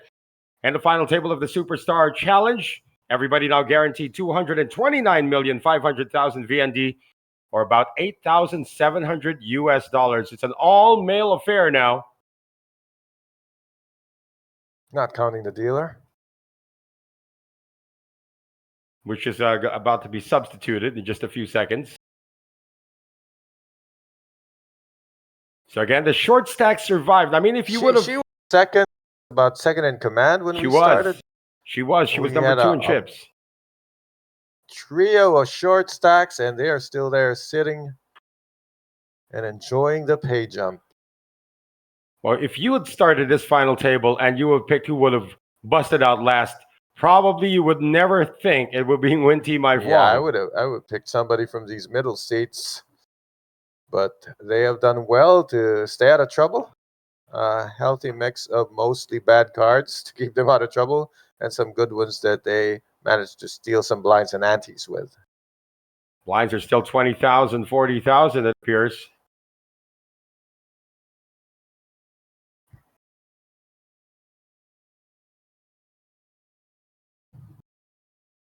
Looking strong as Milan and Vantuan, sharing pole position right now. We begin the action with the co-chip leader who is folded from under the gun. Tony T's got Jack 9 of spades.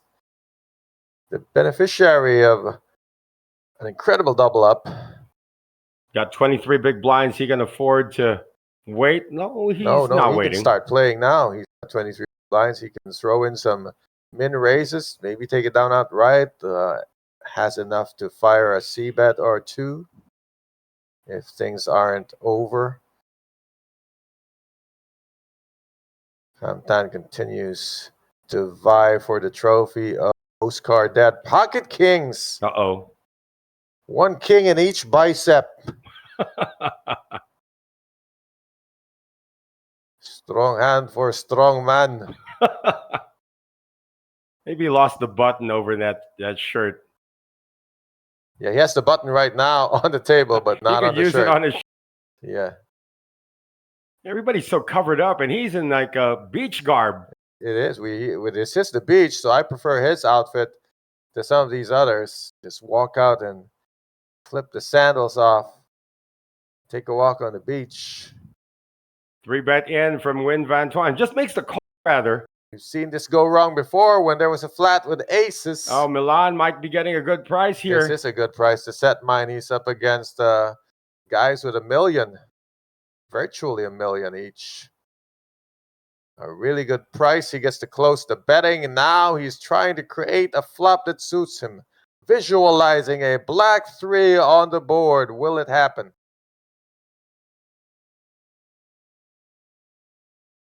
Nope. Wow. Lovely, lovely flop for Tony T. The open-ended straight flush draw.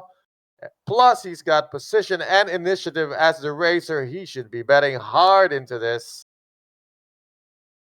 And you know, he's gonna get raced hard as well. Yeah. And this could go ship right here on this flop, depending on their bet sizes. Tony T, there is no reason to check here. You want to, if ever there was a spot to semi-bluff hard, this is it.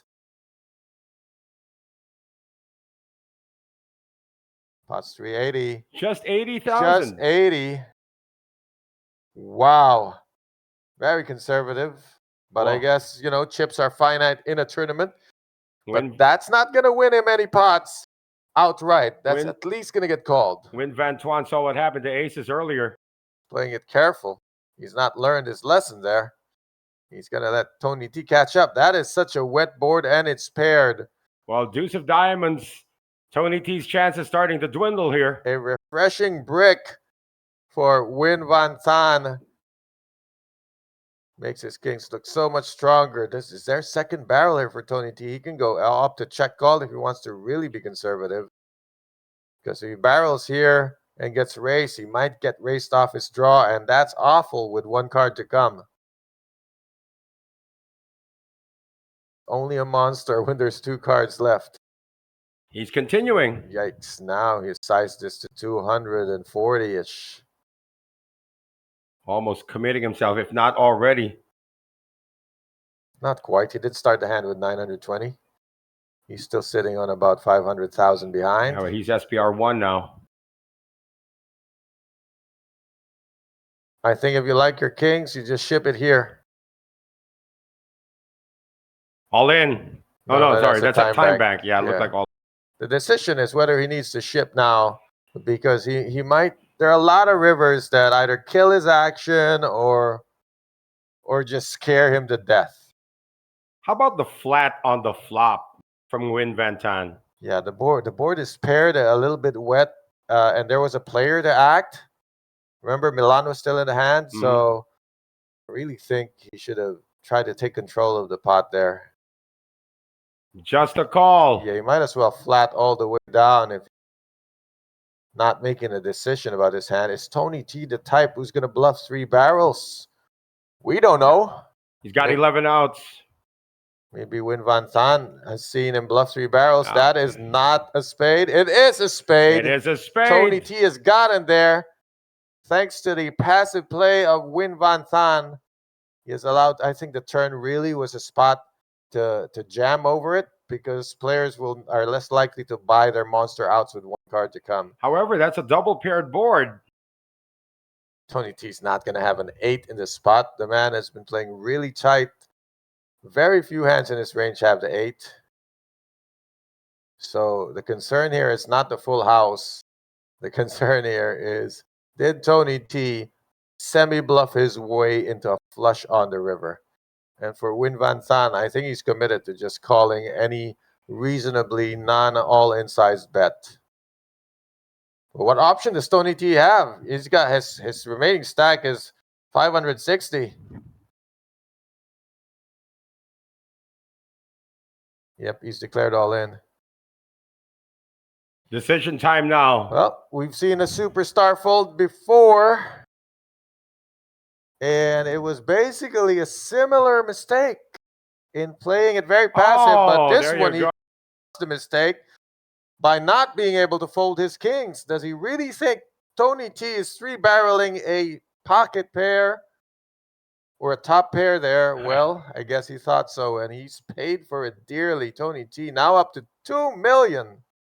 And Win Van Tan has dropped to 7.3 big blinds. Strong hand, too strong to fold. I'm still trying to think of how that could have been avoided. Did he just flatted pre-flop? He had many opportunities. Pre-flop opportunity, flop opportunity, turn opportunity. 3 times. You know, that guy was drowning and praying for God to save him. And each time a boat came by, he didn't get on because he said God would provide. Yeah. And then he drowns after the 3rd boat, and he asked God, "What happened? Why did you come get me? Oh, I sent you 3 boats, but you didn't get on it." He's still trying to figure that out. And Win Lin is actually telling him. I mean, it's not so often you see not 1, but 3 potential big mistakes in 1 hand. Every street a missed opportunity. Right. That's another pingable hand right there. Aces lost. Well, aces were folded. The second by time, Win Van Tan. Kings lost, but you know the first one went to the races. Yeah. It really played itself out. But this one, yikes. Yeah, Fam Antoine folded aces on the river. And Nguyen Van Tan could not fold kings on the river. Both occasions, those big pairs lost. He must have had table time with Tony T and saw him 3-barrel bluffing air. Well, Nguyen Van Tan, this is going to look like some kind of a steamy raise. Yeah, he might as well shove it. It's going to look like a steam raise. He might get called light. He's got all in. Ace King suited. And doesn't look like anybody's got anything to call him with. Well, Milan's asking for a count officially now. 270 is too much. He's seen enough. Milan's got king deuce offsuit. 2 king. And it's going to get through for Nguyen Van Tan. Gets a tiny rebate.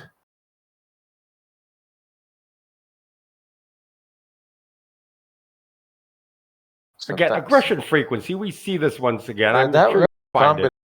combination of underplaying and overplaying in the same hand. So he underplayed it on the first 3 streets, pre-flop, flop, and turn, and then he overvalued it on the.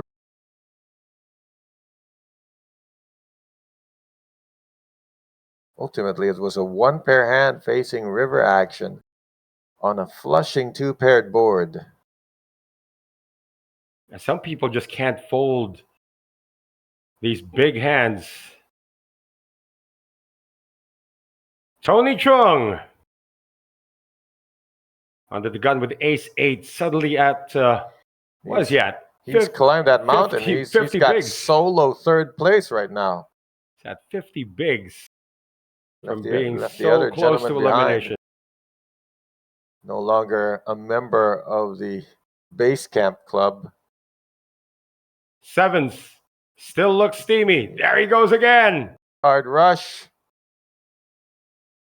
It would have been 3 hands in a row had he played the first one right. Kings, ace, king of clubs, and now 7s. Ace-king for Milan Stojkovic. Well, Milan needs to ask for a count, and this time he needs to get the exact number because he's going to put those chips in the middle.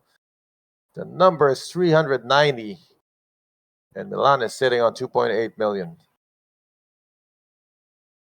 No need to ISO here.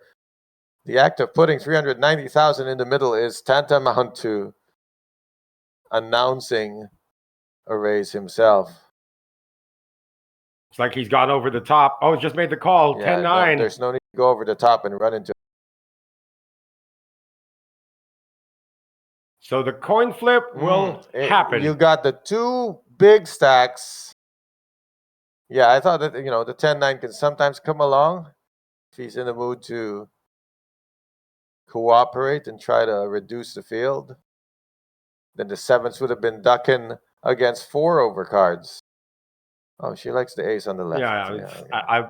The Sagittarian. He was about to say that. It's more aesthetically pleasing. You don't want to see king ace. That's why I like some apps that actually give it to you like in this order instead of the other order. Not in the order it's dealt. Yeah. So at risk, pocket 7s of Win Van Tan fighting for dear life. He is ahead as of right now. And there's a reason why they call this a coin flip. Is Stojkovic going to win the flip and eliminate another player? Flop. Looks good. 8-6 tray. Looking good for Win Van Tan. 2 more cards to dodge. He's also got the hearts in there as well. Running straight, running hearts. Always a possibility. Turn cards at 10 does not improve Stojkovic. It materializes for gut shot. Not that he needs it. He just needs to stay clean. It is clean. A double up coming in for Win Van Tan.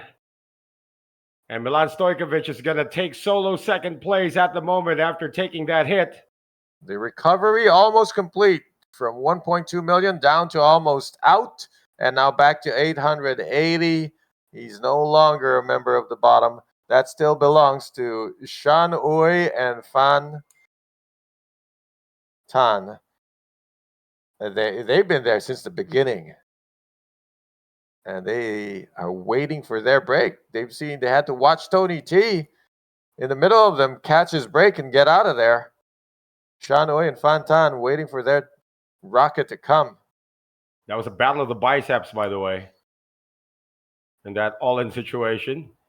Look more like height versus might. Well, I don't know. Look at Stojkovic is also pretty well built. Like I walk into a bar and I got Stojkovic behind me, I probably overdrink. Probably the guy who decides if you get in or out. Could be. Wearing one of them black shirts, huh? Famtanya. Cannot catch a break. My goodness. He's paying for blinds again. That's what you call all dressed up with nowhere to go. Oh, Win Van Tan. 4 hands in a row. Yeah. 4 playable hands in a row. Couple of premiums. This is 7-handed. I mean, how much more can you ask for? He's starting to laugh at it. He's getting all the cards. He should have 10 million chips by now. The way he's running. Yeah, everybody's starting to say, hey, come on, stop bullying us. Hey, I'm not bullying. You saw. They saw kings. Did he show kings? Yeah, he had to. I think he flipped them over. Definitely saw sevens. Oh, how about this defense now from Tony Chung? Adventurous defense, but he can afford it. Gonna ride the lightning and see where it strikes. Well, he's got a gut shot. Gut shot and running diamond outs for Tony T. Both have missed. King Queen still ahead. Is there going to be continuation? Why not? He's got a good image. Showing good hands. Well, Tony T is deep enough to make one call. For certain, he should make one call. He's flopped something kind of favorable. And disguised if he hits it. 45K, come on. What's 45K between friends? Well, it's begging for a check raise. Just a call. Yeah, decides it's too good to refuse. Yeah, gut shot is 1 to 10 against. Does not get there. It's an open-ender now. Ace or a 6, he gets there. Unfortunately, the diamonds are not a factor anymore. I think as if he checks here, does win continue? I think he can donk out. That's an option too. Donk out, see if you get raised. At least he decides the price for his draw. Donk out 100. Checks again. This is within the defense range of Tony T. Definitely within the big blind's defense range. Win Van Tan, if he checks here, that means he's saving one bet for a river bluff. If he bets here and keeps missing, he might be forced to fire a third barrel. So he's going to skip this treat and see if he can bluff the river instead. 10 of hearts on the river. Well, now he must bluff the river. He can imagine in some scenarios that his king high is good enough. Well, depends on what Tony T does here. He can't win with 7 high. Nope, he cannot win, cannot surrender. He'll have to fire a polarizing size. And sometimes an opponent accidentally wins pots because they're put in a spot where they have to bluff. And the bluff is going to work.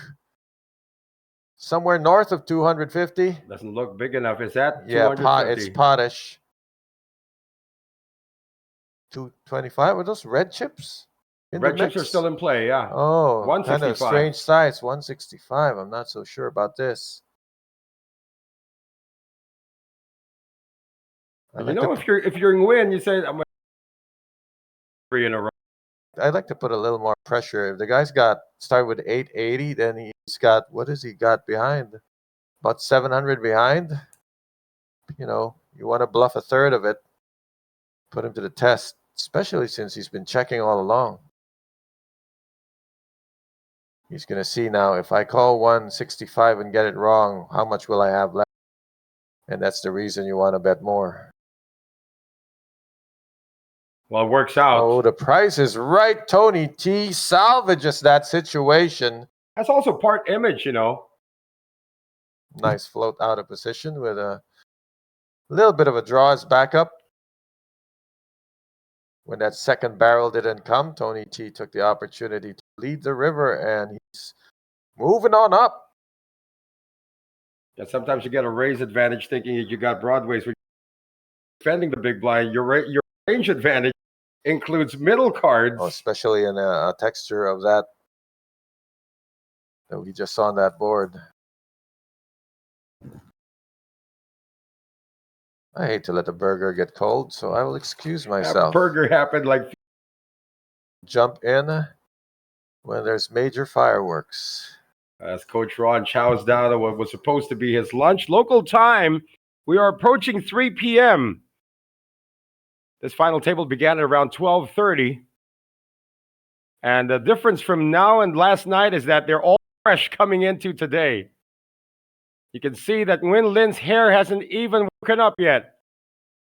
Ace Queen for Milan Stojkovic. Raises it up to 100. Blinds have gone up 25,000, 50,000. Shantui, is it time to shine, boy?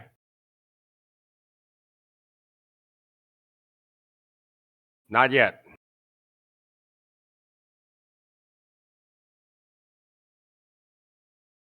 Jungwin to Famtanya, rather. Oh, goodness me. He has not gotten cards higher than a jack. At least we get to see his suit longer.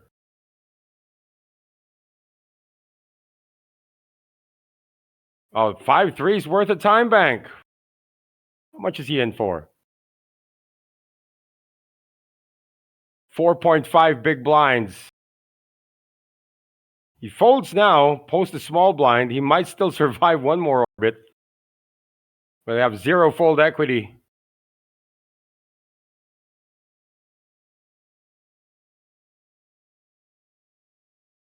But if Shantui was able to release 4, his 5-3 would be easy. Wow, he just made the call. Interesting. And the smile coming from Milan Stevich.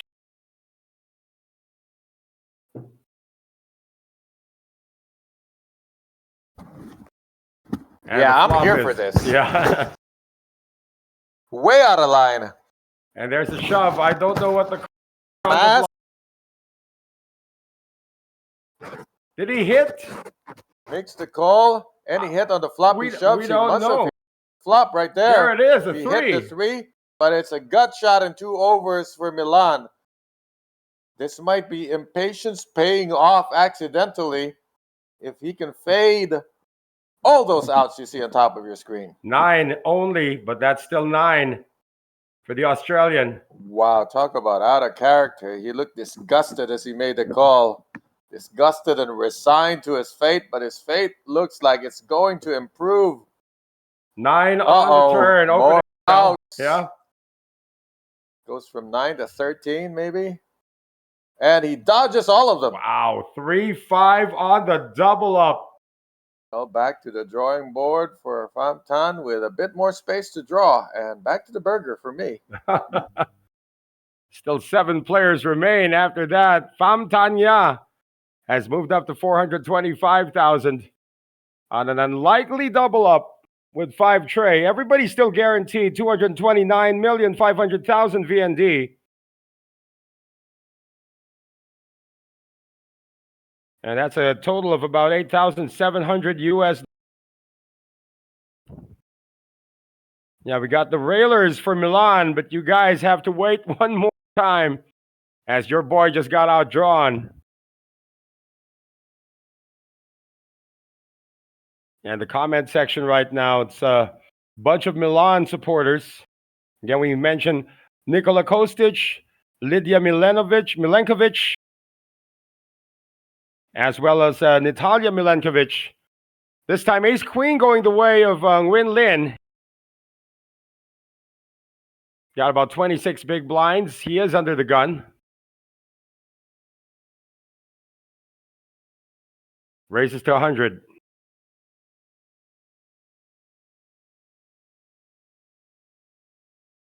Pocket 5s now for Tony Chung.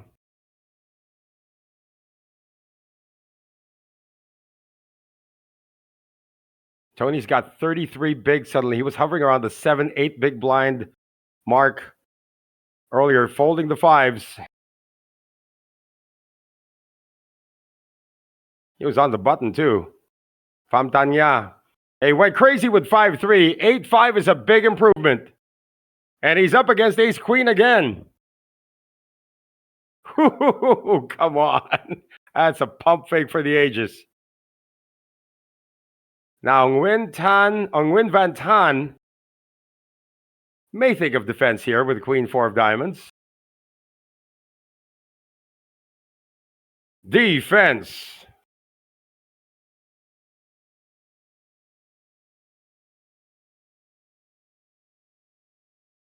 Flop. Ace 5 tray, a gut shot. for Nguyen Van Tan, but of course, top pair queen kicker for Nguyen Lin.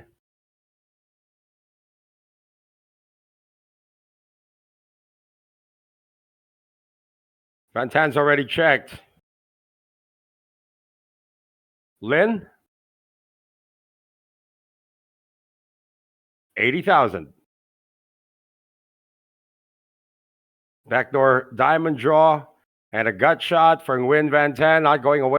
Bet for.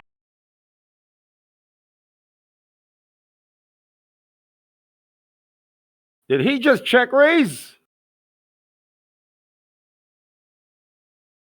He has check raised it to 215,000.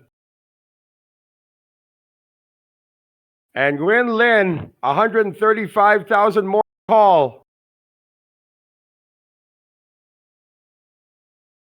This is an improvisation. Well, Coming from Nguyen Van there's Tan. no short poker books back when books were a thing that advocate check raising your gut shots just because check calling them is really not profitable. You want that extra fold equity. In this case, he's picked the wrong spot to do it with. The call coming from Nguyen Lin. So with that call, he either has to hit his gut shot or be ready to fire on a blank because you really do not want to check after a check raise. See if he improves, though. He's hit it. He got it! Looking clairvoyant there. Now he can safely follow through his check raise or even do something funky and check again.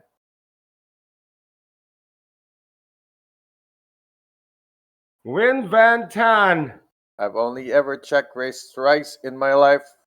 One time. Yeah, But quads. check racing twice, that's something I've done more often. No check raise coming here. He's coming in on turn. 175,000. A nice natural looking follow-up. Designed to be called. The two outs you see at the top of your screens are chop out for Nguyen Lin. Yeah, there is no scenario where he surges ahead. And now, are we going to see a final fateful value bet? Oh, not a queen. Oh, if a queen came, that would have been disaster.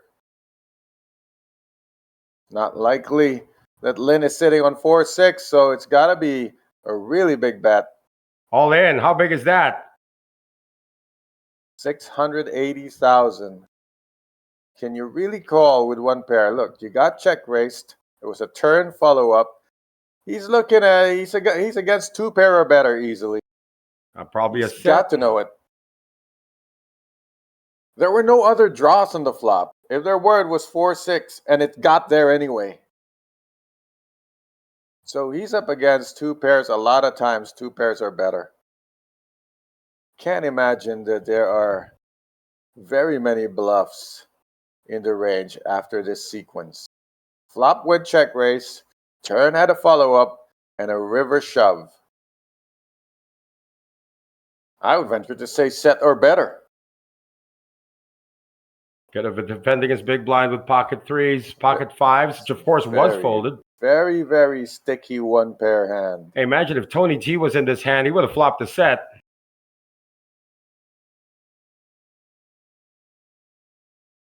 You would have lost. Would have lost his shirt.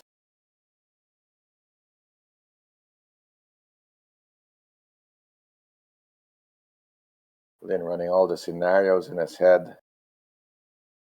In one scenario, he still has his jacket on. But that is not this scenario.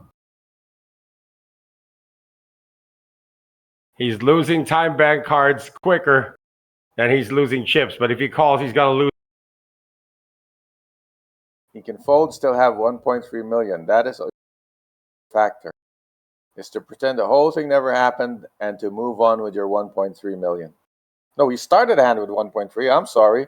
He's lost about, he's sitting on about 700 now.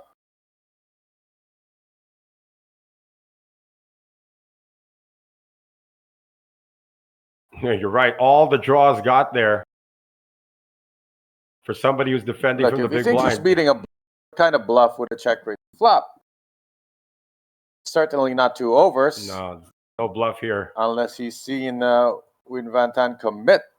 This is what we call a a 4-street bet because it was check raise, which counts for 2 streets of betting. Follow up on the turn, shove on the river.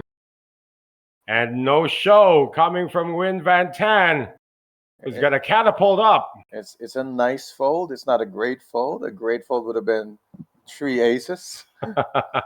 Certainly one of the, on the spectrum of difficulty, one of the easier folds to make when you have 1 pair and there's 4 to a straight on the board and heavy action on every street. It's more of disappointment than actual thinking that takes time. You know, you got to process the acceptance of your fate. Well, with that, look at where Win Van Tan is right now, up to 35 big blinds. And Win Lin's dropped to 16, but again, that's still serviceable for him. Yeah, because meanwhile, Van Tan and Sean Oy are right where they started.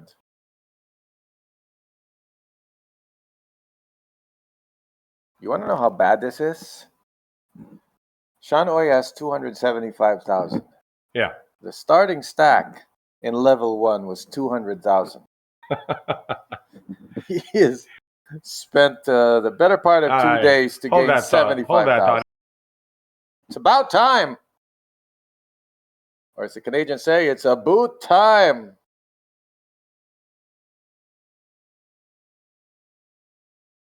That's on the big blind of Win Lin, by the way. And Pham Thanh Nha, he's done well to fold himself to a pay jump. He's done well to steam call himself into a double up. 5-3. And Win Lin's got 5-4. But, yeah, he's still recovering. A microscopic gain, but a gain nonetheless for Sean Oy. Yeah, Sean Oy did not have any hands that went to Showdowns. He's won 3 pots. He's managed to steal blinds and antes. That's about it. No major action coming his way. He started a bit bigger. He had a big stab against a chip leader where he 3-bet his late position raise, but he faced a 4-bet, had to give that up. So it's been really in microstack mode since then.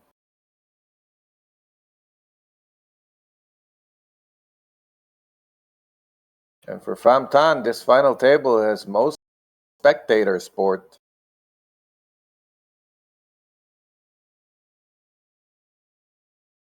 Well, there's another one, another ace queen for Sean Oy. Remember, Tony T started with 2 in a row, and he got it going after that.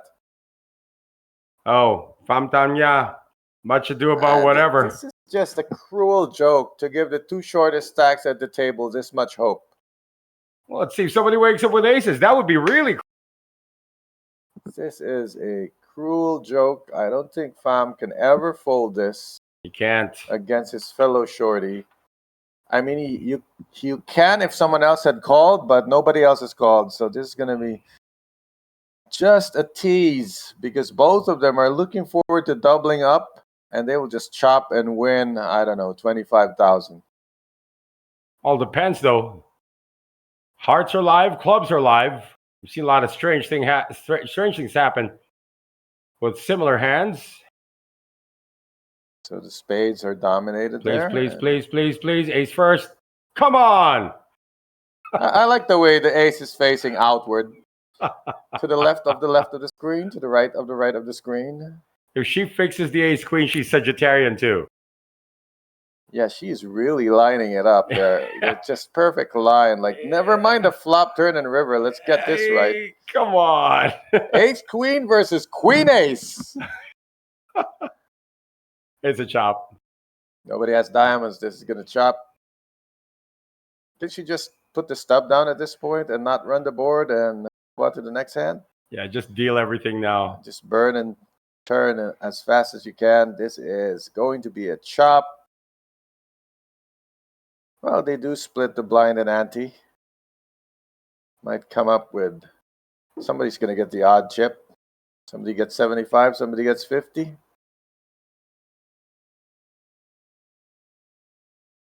Oh, 65 and 60.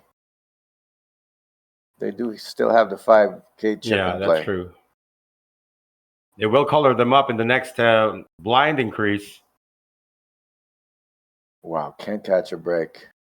These two. You win with 5-3. You chop with ace. How do you? Well, good news is they have more than double the starting stack. And they're still in the tournament. Yep, everybody's still guaranteed 229,500,000 VND or 8,700 US dollars. And that's the end of the card rush for Chan Oy. Just in time to pay blinds and antes. Collected enough to make the that. Same can be said for Pham Tan, as he has gone back to his usual Naturals. activity of being dealt The naturals. horrible, horrible card. What is this? Oh, the face cards my disappeared. goodness, It looks yeah. like we're playing short deck, a weird version of short deck where there are no paint cards. Walkie to the chip leader. Even the chip leader didn't have face cards. Not a face card in the bunch and during that deal.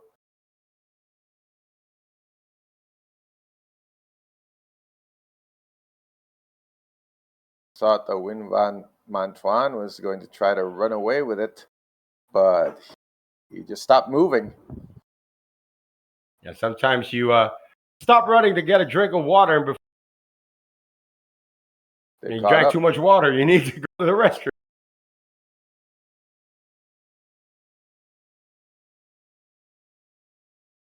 Which always puzzles me. When they do triathlon, they have the... How do they go to the restroom? I believe you just go. You just go when you're on your bike. No, you wait, on your bike or during the swim. Tony T's going to be in a world of hurt right now. Finally. Pham Tanya's got Tony aces. T opened with a flat call? Yeah. Wow, flatting with bad intentions. Or flatting because he's not feeling it. I wonder which one. We'll find out soon.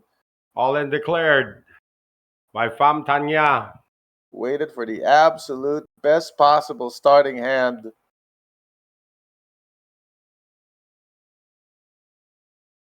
This is going to play itself. Snap called, and he's going to see the bad news.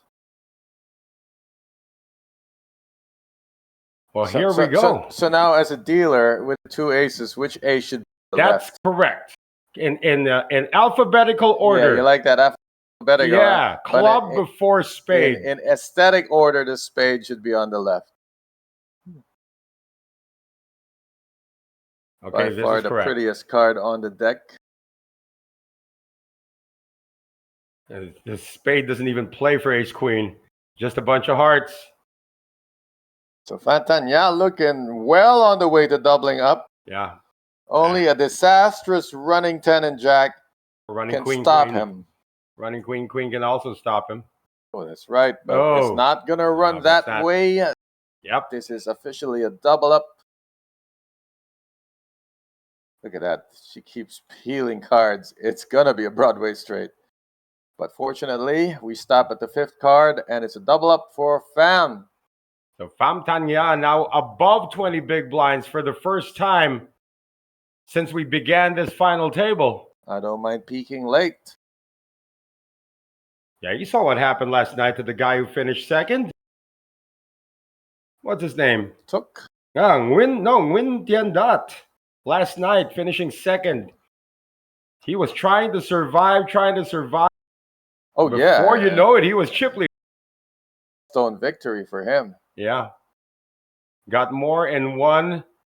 You've never seen a happier second place. Oh, yeah. He was celebrating when it was three-handed. Double fist bump. I'm so happy for that guy. I mean, he really got more than what he bargained for last night in the Madness kickoff. He earned it. He went through 1,149 players to get there. Beat 1,147 others. Of course, congratulations. Last night, if you missed it, Madness kickoff was taken down by Nguyen Van Lam.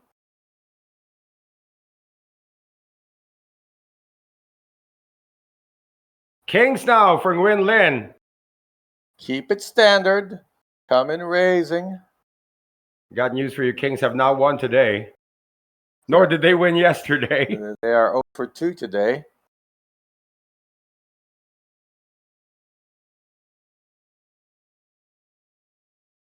No action.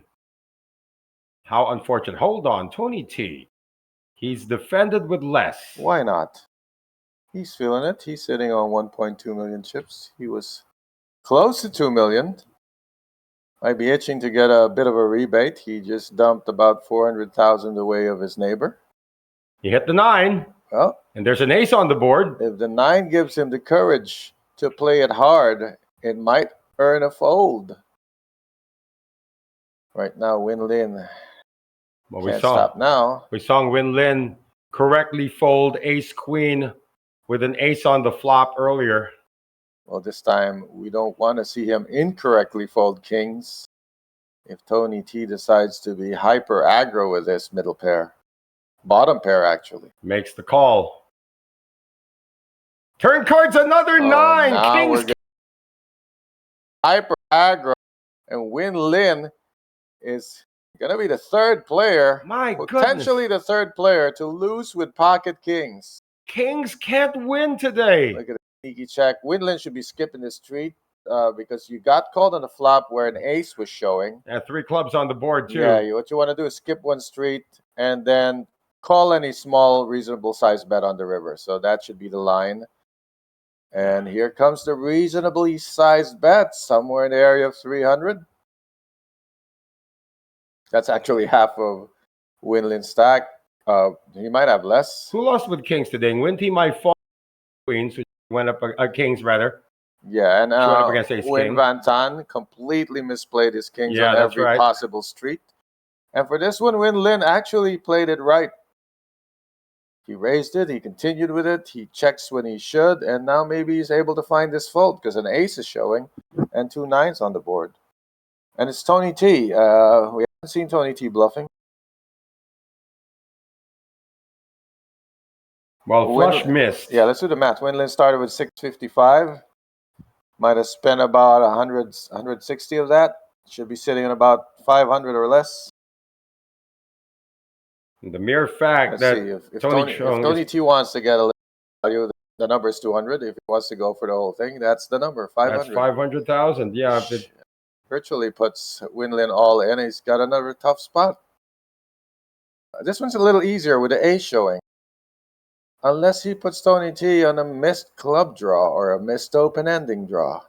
Or a 10. I don't think Tony T does this with a 10.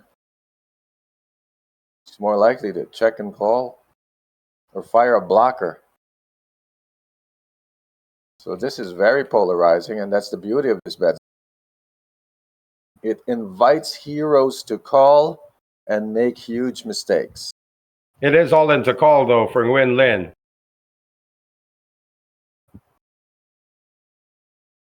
My goodness. Kings, the number 2 starting hand, and all is going to be 0 for 3 today. And 0 for 1 last night. Yeah, it's just a question of will it take a That's casualty. a call. Casualty. Not only did he lose with kings, he lost his seat. And if he leaves too quickly, he will lose his jacket. But he did win. We have another elimination crashing out in 7th place, holding pocket kings. What is that, 9-4? 9-4. Ugly. And let's see, he's picking up his belongings.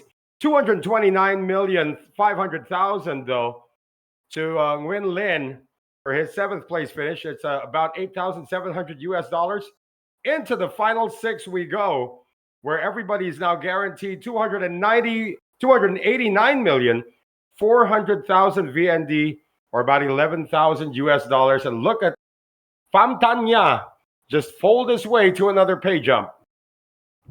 So it's Sean Uy. He did earn himself a double up with the aces. It's Sean Uy who should be feeling really good about the pay jump. Tony T earned it with a daring defense with 9-4 offsuit. Was it offsuit? Must have been suited. Suited hearts, I think. Well, we want to say hi to Matthew Ngo, who's also watching us on the stream. He said something in Vietnamese, so Thank you for supporting our stream, Matthew. Well, if you're into superstitious trends, Win Van Tan should be fearful for his tournament life because the bust outs are happening in a clockwise direction. Is it clockwise or counterclockwise? Oh, yeah, counterclockwise. It's coming for him. Again, Shanui, the Malaysian, has stuck around through 2 pay jumps, but he is still the endangered species at the table. Only 6.8 big blinds coming into this hand. Fortunately, he's in the small blind. He gets to muck this if it's garbage and look forward to a few free deals.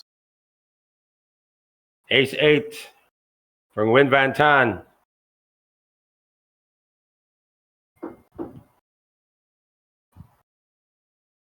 Still 25.50.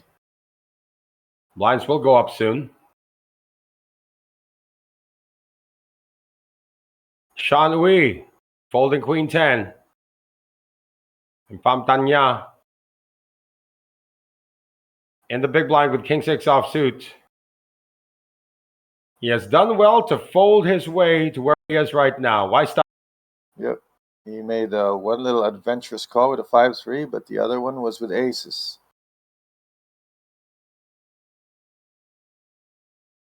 If he was a boxer, he would be a slugger.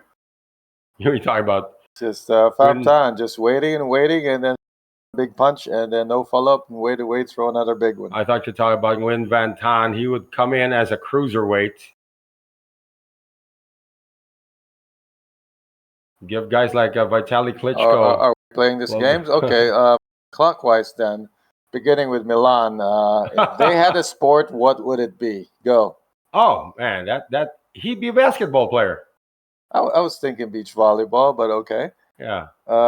Win Mantuan, what's his sport? He's gonna be what is this guy's? Backgammon. No, he's got to be a physical sport. He's got to be a physical sport. Okay, if he had a physical sport, what would he it would be a libero on a men's volleyball team. There you go. I think tennis. Tennis, think he's too pickleball. small. A pickleball is good though. Right. And Sean Uy?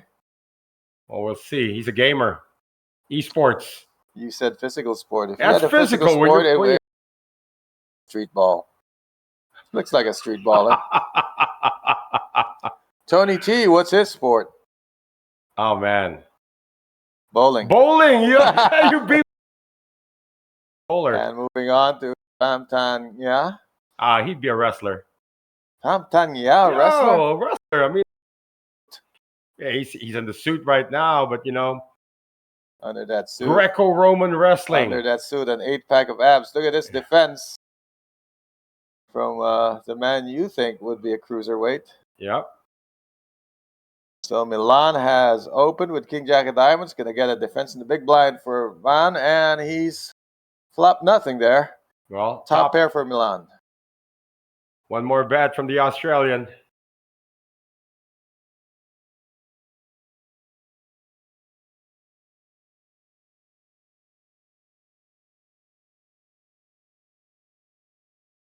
That should be all she wrote. Unless she likes writing suicide notes. He's only got one backdoor draw. There you go. It's like one of the ugliest flops too, you know. King A3 rainbow. Completely orphanated. Yeah, Matthew Wall is still in the chat. Along with the supporters of Milan Stojkovic. Usually we get some Sean Uy fans in the chat. Maybe you can share the link to our friends from Malaysia.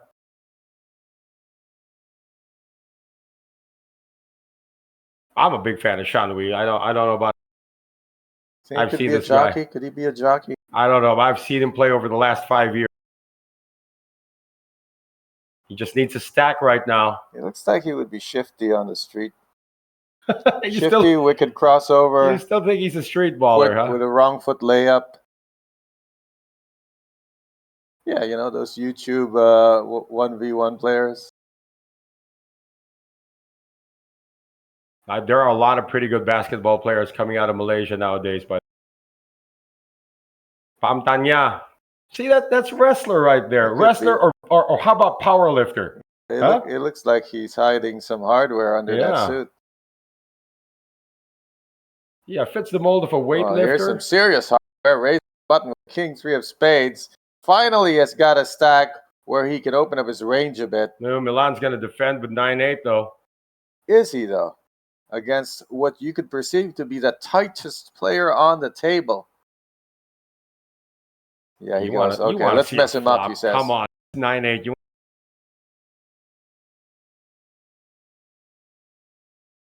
Made the call, 50K, 275 in the middle.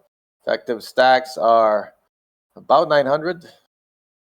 Well, Jack 5-4, all hearts. One heart to Milan. Milan's got a heart, but it's not a big one. This is normally a flop that players do not continue on. If ever they do, meta is to continue for one big blind. He put a little spice on it. Looks like 55. 60. Little salt and pepper on that C-bet. Oh. Milan's thinking he can improve on the turn.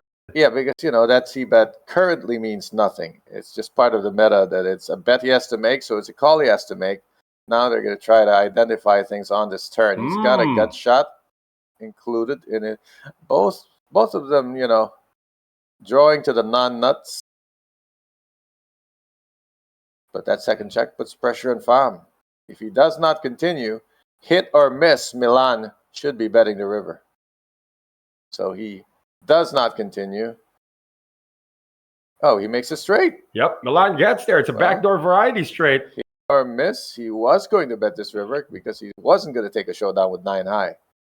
This is actually the better hit for him because the 4th heart gives him a very vulnerable 1-card flush. Backdoor straight for the Australian. He just needs to make it look quasi-desperate and try to get hero called. But how big of a hero do you have to be to call with king high?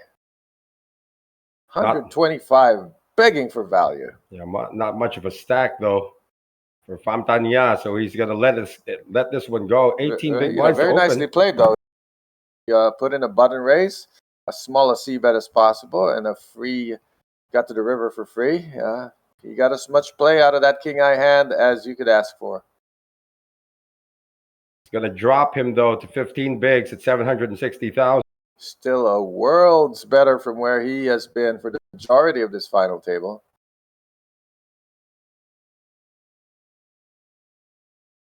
He's left Sean Uy alone in that room. We forget that Nguyen Man Tuan is still at this table and he is still the chip leader. He is too quiet. But then his chip lead has evaporated. It is not, we started where he had 3.2 and the next nearest chip count was 1.6. Things have changed. Well, he did fold aces when he should have. Oh, now he's got, this is Sean Uy, he's got queens. 6.8 bigs. It would look very funky if he opens for a click raise here. Couldn't do some shoves, but he'd rather shove himself. This is more standard. Less prone to errors. Give him queens again. Come on. It just boils down to who has the unfortunate luck to be dealt a pocket pair at this point. Not Stojkovic. Chip leader now. Does he wield the axe? 10-9. He might feel obliged. 290 to C5 cards with 465 in the middle. Getting 1.5 to 1. But it's a chance to eliminate. That's what he's thinking of now. I don't think people think in terms of chance to eliminate anymore. He's out. Yeah, he's more concerned about the damage he could do. And if you accidentally double up a dangerous player like Sean Uy, you might regret it later. Keep him small. And Nguyen Man Tuan is keeping it big, although Milan Stojkovic is gaining on him. They were neck and neck for a while with 3 million each, but the wealth has spread since then, since Tony T caught fire, and both Pham and Win Van Than had gotten their share of pots. Yeah, remember that it was Pham Tanya who actually got some of the chips away from Milan Stojkovic with that 5-3. They played against the ace-queen. The unlikely double up.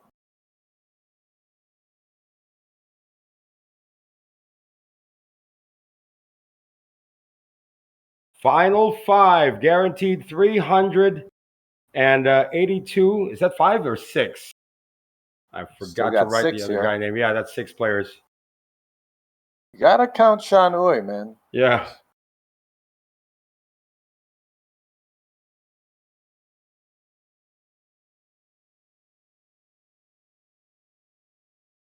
Ace deuce for Win Van Tan.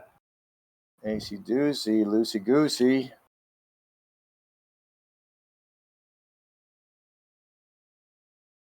Raises it to 100. Stojkovic with 6s on the button. I like to see what they choose to do in these spots. Learn from the pros how to play 6s facing a raise on the button. That's a 3-bet. 275.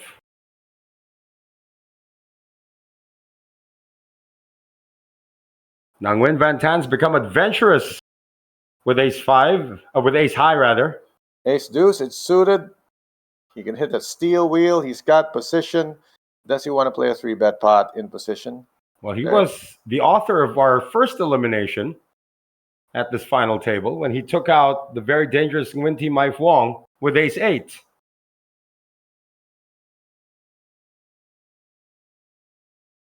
Wow. He's just gone all in. He's done even better. That is huge. 1.7 million. I mentioned earlier that I was excited to watch Win Van Tan playing because of his liberal, wide open pre-flop 3-bet game, and now we see a also wide open 4-bet game. Exciting, dangerous player.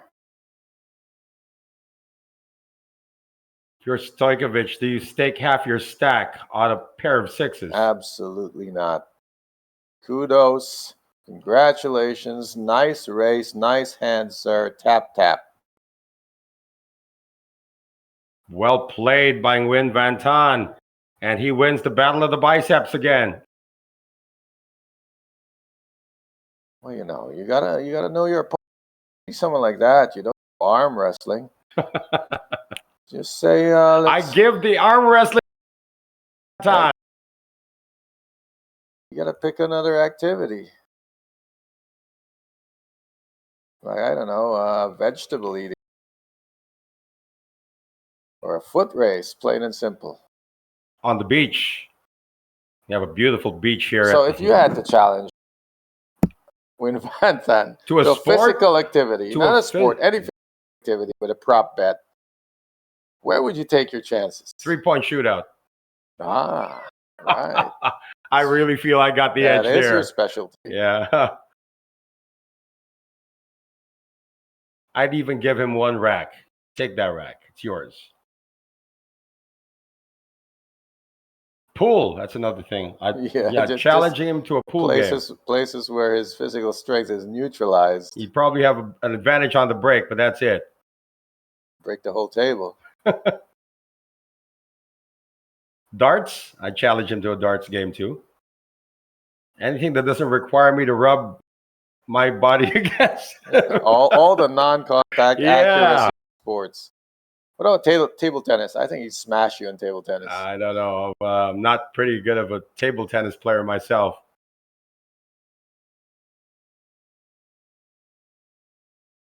Pickleball. Swimming. No. He's got a bit of a mass, but so do you. So floating then. I don't know. We're pushing this thing right now. So yeah, if take any of them on, it would be those non-contact sports. It's still a sport, still a physical activity. Bowling, there you go. Bowling, yeah. Although the Vietnamese are pretty good bowlers as well. As a country. Golf. There's another one. Golf. Can't imagine him turning the back nine and he's like behind. Yeah, He'd be pissed. If profile by color of skin, you can usually challenge a light skin to a game of golf, knowing they haven't been out in the sun that much. I haven't seen if there are any good golf courses around here, though. All we see are beaches. Very nice beaches here in Halong Bay. An enchanting barrier of limestone mountains. Yeah, what are those places? I want to go to one. So mountains. You take the Halong Bay cruise. You spend most of the daytime. It's a beautiful cruise. Lots of food. Nice boat ride. You get off some beaches, some islands. Enter some caves. Within those limestone mountains, it's a real rich activity. I thought within those limestone mountains you'd find limestone. Yeah, and there is a surprise for you who've never been that cruise. In one of those caves is something you cannot unsee. Wow. And I will not spoil it for you. Well, no action there on that raise coming from a total. Look at that. 3 players now, 2 million and above. Or 4 players now, 2 million and above. Yeah, spreading the wealth. There's only 10 million chips in play. So 4 of them have 2 each. The other 2 must be splitting the change. That would be Shan Ui of Malaysia and Pham Thanh Ya of Vietnam. You want to play last man standing between Shan Ui and Pham Thanh Ya? I don't know about that. They're both capable of doubling up anytime. You keep saying he's your boy, but you don't want to pick him. Hey, he's my boy if he had like at least a decent stack. But, talking about 5.6 bigs. Just needs to get up there first. Well, he has shown infinite patience. Stojkovic, 7s. Blinds at 30,000, 60,000. Got the George Murasan.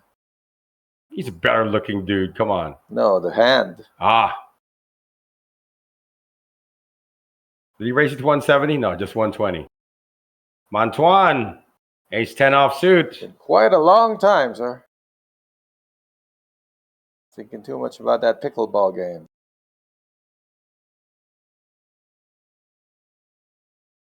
I believe he's announced a re-raise. Yeah, that is a 3-bet. Like I said, been quiet too long, but a daring 3-bet against fellow large stack.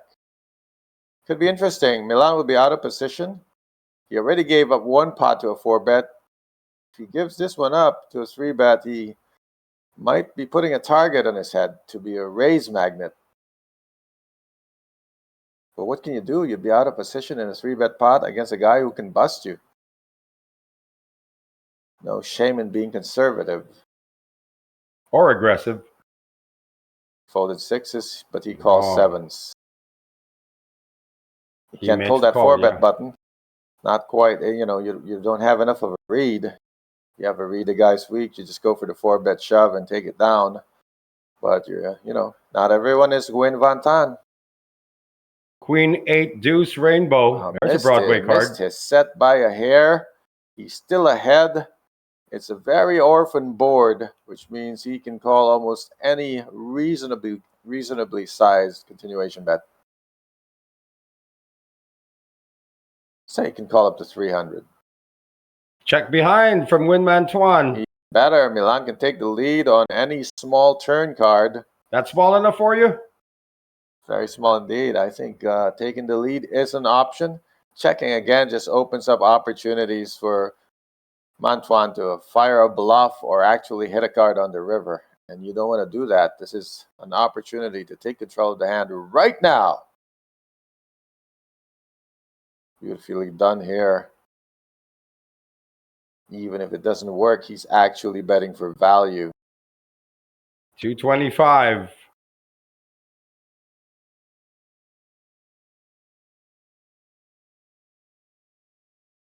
Very hard to continue. The queen is showing not even 2 clean over cards. Well done by Milan.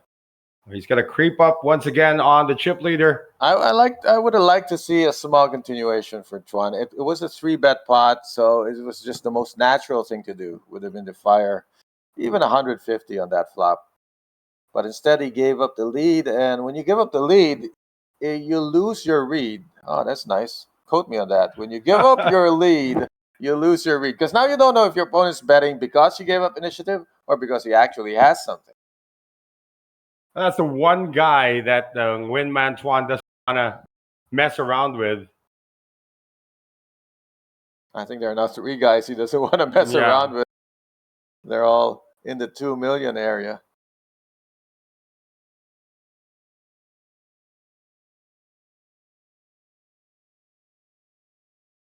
Six to go.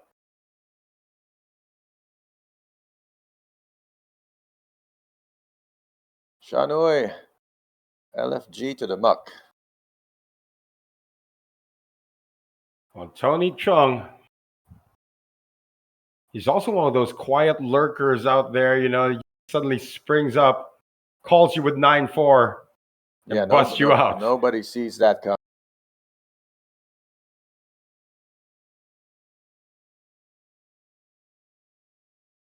Completion coming from Nguyen Van Tan. And Stojkovic is going to take his... See what he thinks of this completion. Does he want to put it to the test? It's them again. I mean, it's tempting to just take a free look with this kind of hand, but you got to think about that completion and try to figure out what is he doing that with? Is he balanced with it? Does he have strong hands in that range? I like this decision. 210. 3.5x. And dead money, just like that. Doesn't have to hit, doesn't have to connect, just needs to read the situation and take advantage. Well, at least he's won this round of the Battle of the Biceps.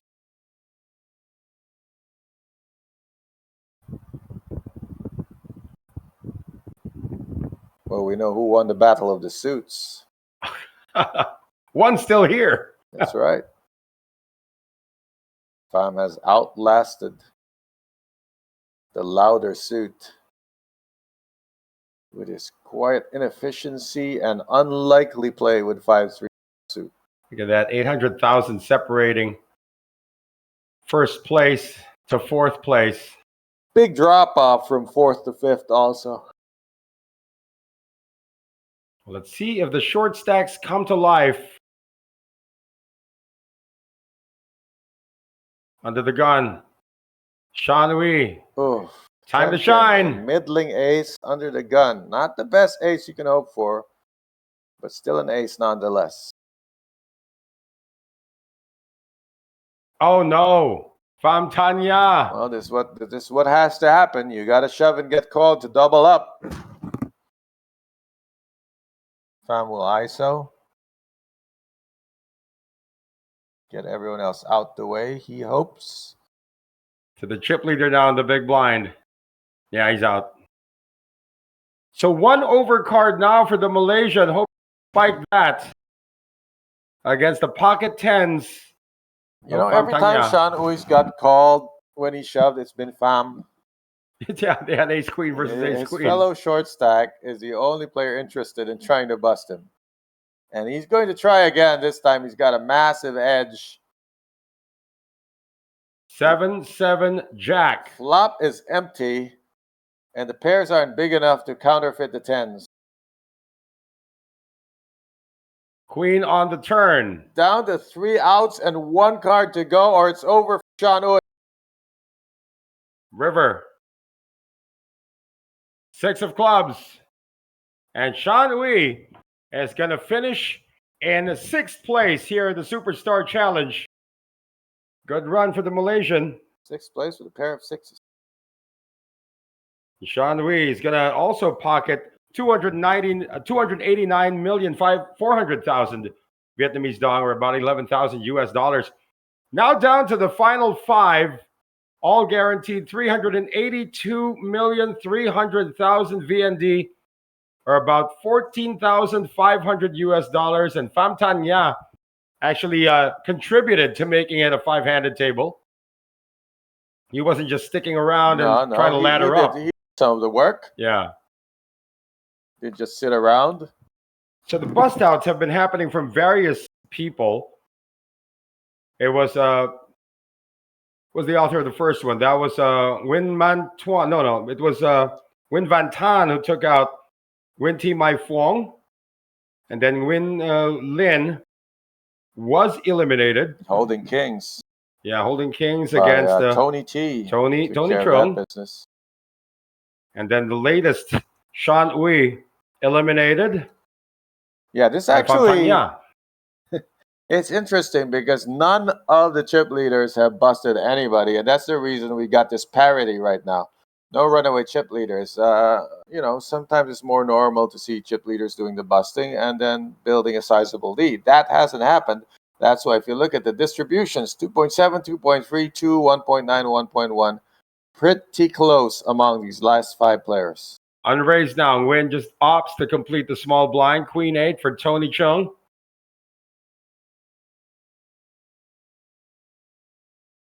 Or is he a flop? All diamonds. Bingo, but Tony's got the 8. Not too exciting. 60,000. This is a pure float. You really can't believe he's trying to draw that 8 high diamond flush. It's a pure float to see if Tuan slows down, and I think he should. Unless he wants to charge single high diamond hands, like hands with an ace of diamonds. Sure, you can bet for value. Thinking, what's the right size to keep getting called? Looking for 200 and change. Oh, he's hoping he's up against the king. 155. Just in case somebody's sitting on an ace of diamonds. Unlikely because it's a spot.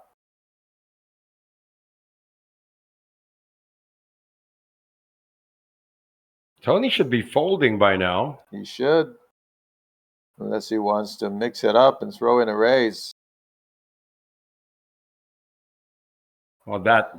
Yeah, pure is flow. that. Just wanted to see if there would be continuation on the turn. Seeing that there was, he colors himself convinced. Aggression frequency. Stojkovic on top of that.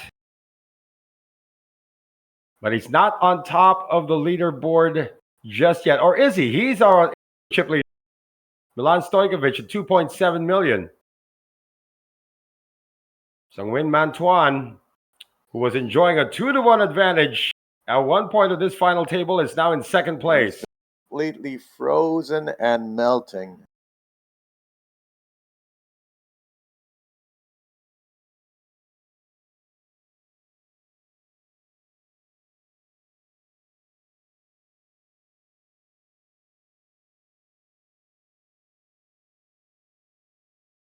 Started out with 50 entries, down to the final 5. We came into today with everybody ITM. 8 players remained. Now 5 remain. How about that? 8 players in the money in a field of 50. That's quite generous. So is this raise coming from Milan Stojkovic. Tony Chung. Ace 4 offsuit. In the small blind. Well, I like the selective randomness with which he's defended. But this time he's got an ace, so it's not quite as random. Looks like he announced a 3-bet here. He's picked this up. He's joined the 3-bet Milan party. It doesn't always work. Remember, he did flat with the 7s and take that pot away. But in this case, Tony read it right, and he's taking it away. Up to 2 million once again for Tony Chung. We got 4 Vietnamese players and the lone Australian who happens to be the chip leader.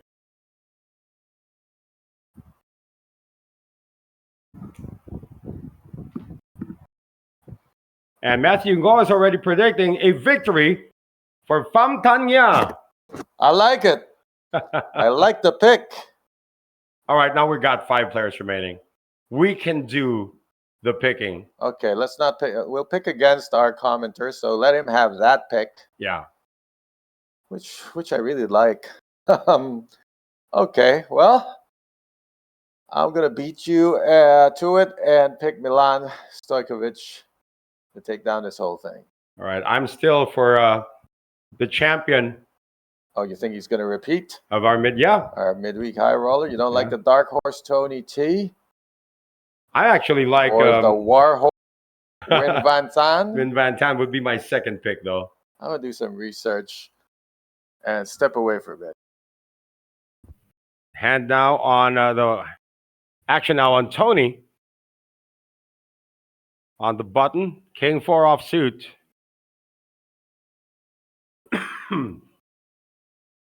A6, Famtanya.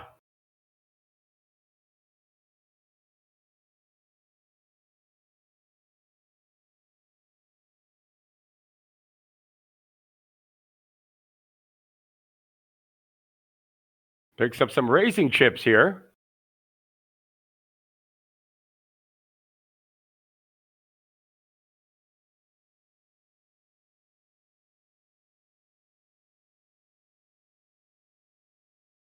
So Famtanya has announced a raise.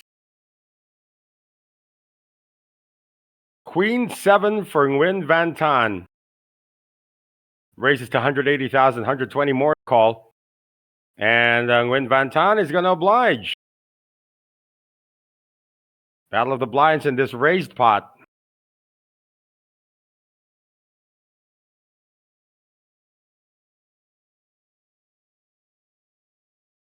And the flop comes 9-7 deuce. So pair of sevens now, mid pair for Nguyen Van Tan. Just ace high and a backdoor whatever for Famtanya. And he's going to continue firing.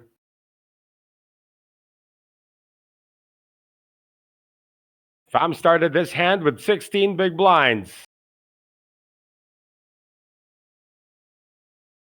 He has the short stack at the table, but he's firing into Nguyen Van Tan, who's just below a shade below 2 million. He's going to make the call with his pair of sevens.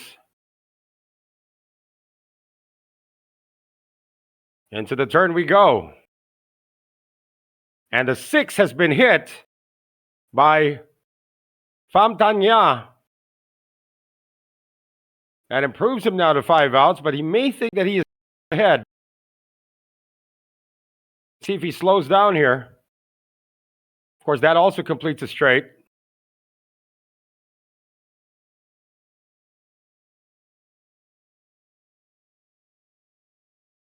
No slowing down for Famtanya. He's bet about half his stack already.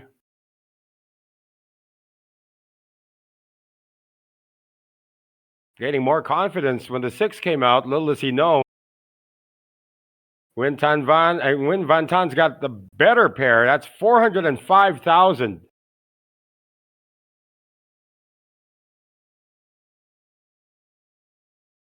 It's about a fourth of the stack of Nguyen being requested to be put in the middle. A fold. Power play coming from Famtanya. Making the better hand fold.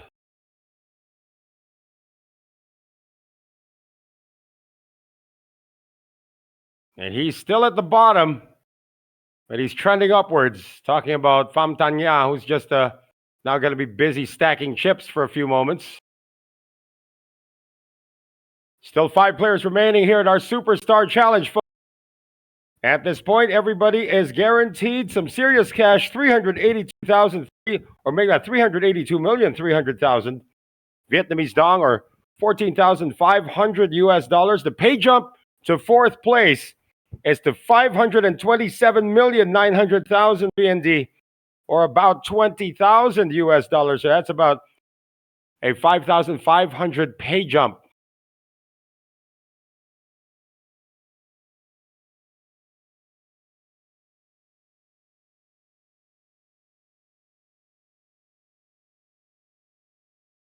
To Tony Chung.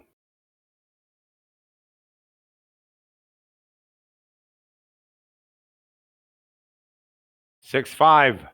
Pamtanya.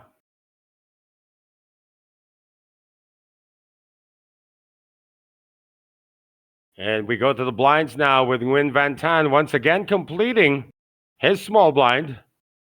And Stojkovic this time with 9-7 offsuit is going to check his option. Last time this happened, he actually raised Nguyen.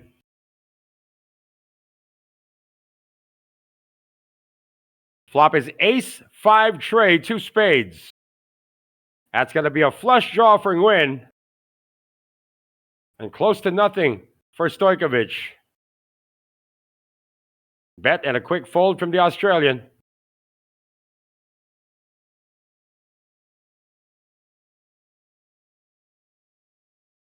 So Stojkovic now tied for the top with the idle Nguyen Mantuan. And Nguyen Van Tan is trying to gain some headway with 5 players remaining. Again, another busy day here at the U Series of Poker Vietnam. This is Friday, the 22nd of May. We have the mini main event has already kicked off. A and day 1B ongoing. I would love to jump into the freeze out, although it's already started. That's happening now. Mini high roller as well.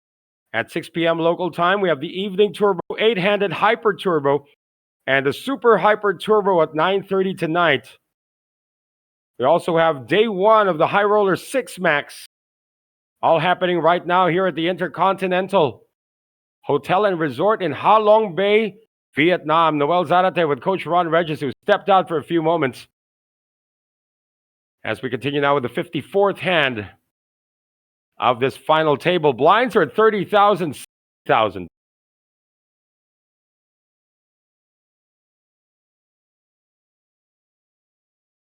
We go to the blinds now.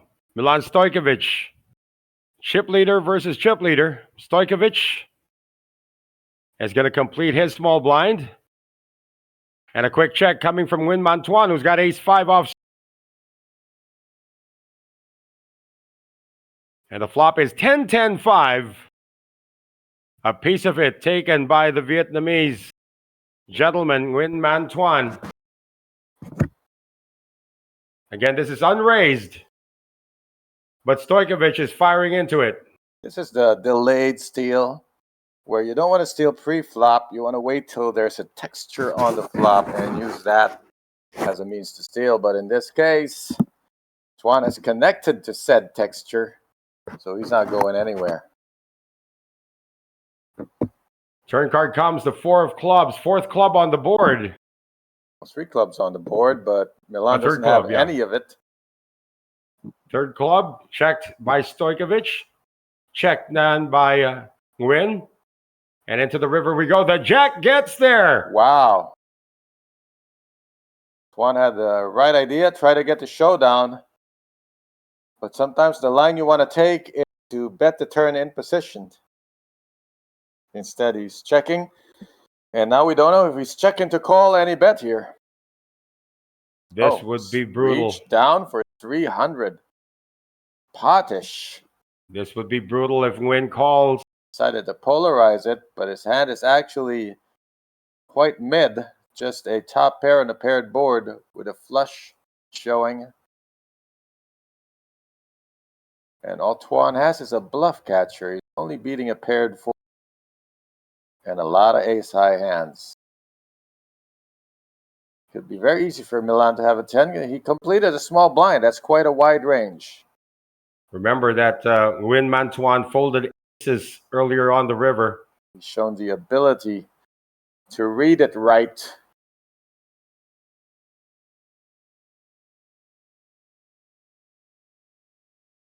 Wow, way to go for big value, Milan. And that is going to put Milan Stojkovic 400,000 clear of the former chip leader, Nguyen Mantuan. Nice little move through the chicane and comes out ahead. For now, at least. Tony T closing in on Mantuan. How about the Pham Thanh Nha? You missed the hand earlier when he had a pair of 6s against a pair of 7s from Nguyen Van Tan and made him fold. Well, I did have to take that long walk around the floor and back. That's a pretty I long could not trek. enter the floor. Not allowed to see action, being that we are Yeah, you had doing to pass. commentary on a delay. Yeah, you had to pass through the back door just to get to the restroom, which I venture to say is about at least 80 meters away. I would say more. You got to go through that back hallway, past all the smokers on the balcony. And get to the registration area as well.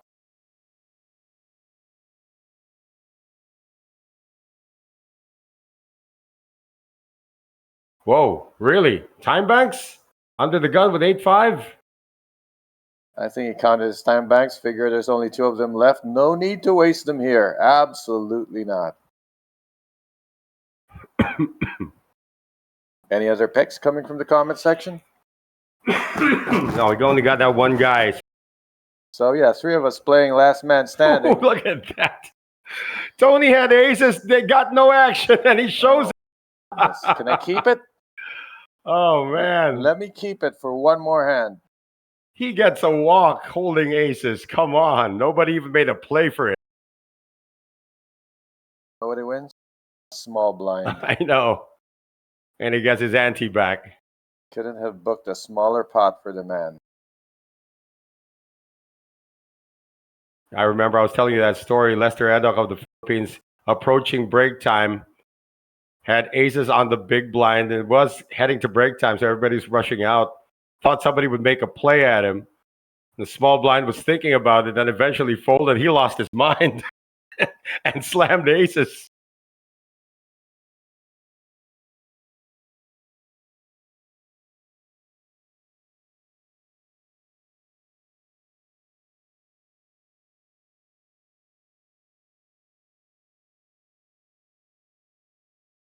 Stojkovic, this looks good. Jack 9 of clubs.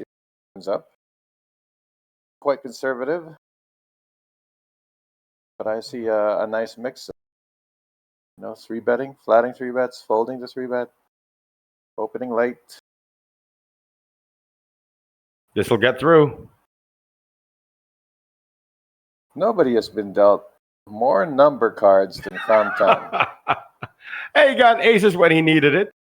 That's about it. Busted out a guy. Everything else has been kind of hands. He had aces, doubled up with him. Had tens, busted out Shanui. It was bad. He played 5-3 offsuit at one point. And he doubled up with 5-3 offsuit against the same guy.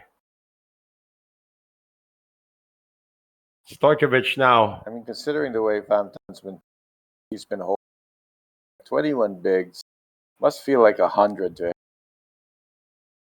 And he also has the distinction of, hey, I busted out a guy. What are you chip leaders? What the heck are you doing here? He's actually Come contributing on to the cause. Yeah. Earning his spot up the ladder. You chip leaders have been watching us play. I busted out a guy. What did you do?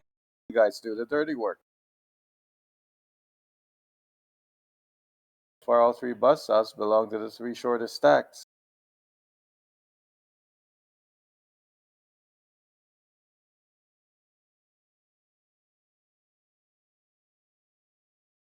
Stojkovic first to act. Queen Jack of clubs. That's an improvement over Jack 9 of clubs. Positionally, though, not an improvement. We are 5-handed, so under the gun is the new hijack. Tries to hijack this hand with a raise. Montuan is out of there. It's already in the... He's decidedly playing a lot slower today than he was during the midweek high roller. Hey, remember, he was chip leader, went all the way down to dead last, and came back to win. Well, in the late stages, when it comes down to 3-handed, those things are going to happen. There's going to be a lot of swings. Normally, from full ring down to the final 4, you kind of hold or improve your position. Oh, battle of the biceps might happen again. I mean, Nguyen Van Tan has been defending with weird combinations of cards. Like I said, he's got a very open 3-bet game. And I think this kind of hand plays better 3-betting, and he's done it. He's done it again. Yeah, but at some point, Milan's going to have to find a 4-bet range to play with because he's getting abused.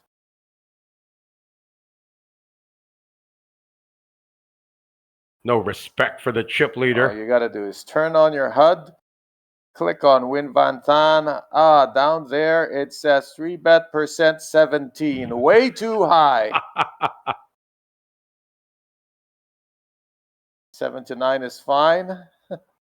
2 to 4 is standard. I'm an 8. That should be okay, right? Yeah, that's quite balanced.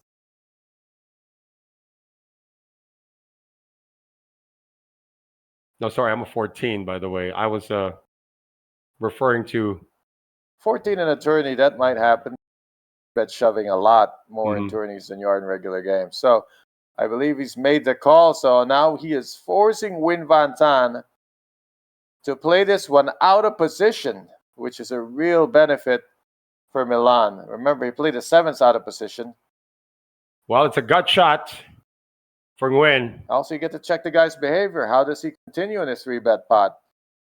Is he going to bet a third, a quarter? Is he that kind of guy who bets pot as a follow-up?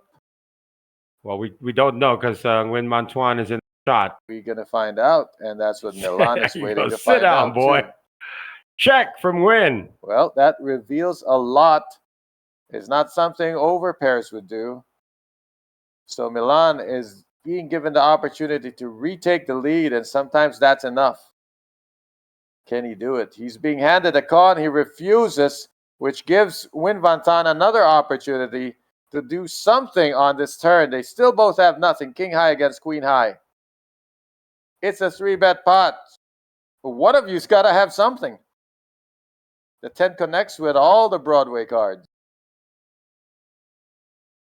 I think a little bit of a missed opportunity for Milan, and now it gave Win Van Tan everything he needed to know to continue. Milan Stojkovic is going to let it go. He's going to take a hit. But I'd like to see him bet 150 there. Any kind of activity to take over. And what it also does is induces a lot of checks on the turn, so then he can decide if he wants to fire twice or take a free card and try to river the guy. So what is that? Does he still have abuse written all over his forehead? No, he has been fighting back. It's just that he seems to be like, if we had to track down who has received the most 3-bets pre-flop, it would be Milan. Yeah.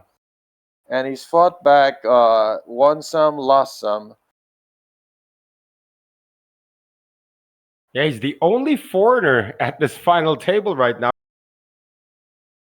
Well, with all of Tony's wins coming from Korea, he might feel like a foreigner at this table. Let's see what Milan has done, though. He got a cash in Vietnam, as he is guaranteed cash, as you say. Milan's done well in Vietnam. 1, 2, 3, 4, 5. He's done 5 well cashes. He's done well everywhere he went. Even in the U.S., where he joined the WSOP and cashed there as well.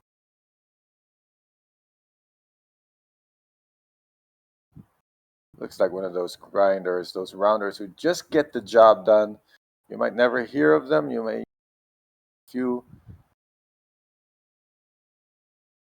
just a guy who takes care of business. He has 0 bigs, talking about Milan Stojkovic. He's working on his first one. Just a guy who takes care of business.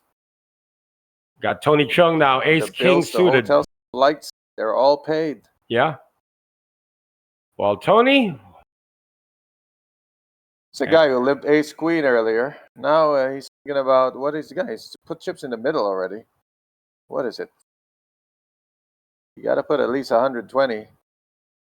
That looks like 120. It was a 5K chip in there. Might have been 130. We do know he's already raised. Or did he limp? Wasn't a lot of chips in front of him. Well, we don't know. The graphics have frozen at this. The action is. All we know is Tony T's definitely put some money in the middle. There's the 120. When Van Tan lets go of Jack 4 suited. 5 offsuit. Not pretty at all.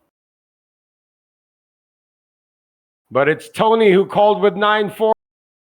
Got to defend. Hey, nobody saw that 9-4 but us. No, it was tabled because it was a bust out hand. Oh, it was a bust out. They did see 9-4. Well, think I was a see. defense. Yeah. This is offense. King 5-5. Ooh, trips for Milan It's Stojkovic. a perfect storm for Milan, who gets to check call the eventual continuation bet that Tony T is going to fire. He has top pair, top kicker, and big problems. He Wow. checks behind. Is that instinct?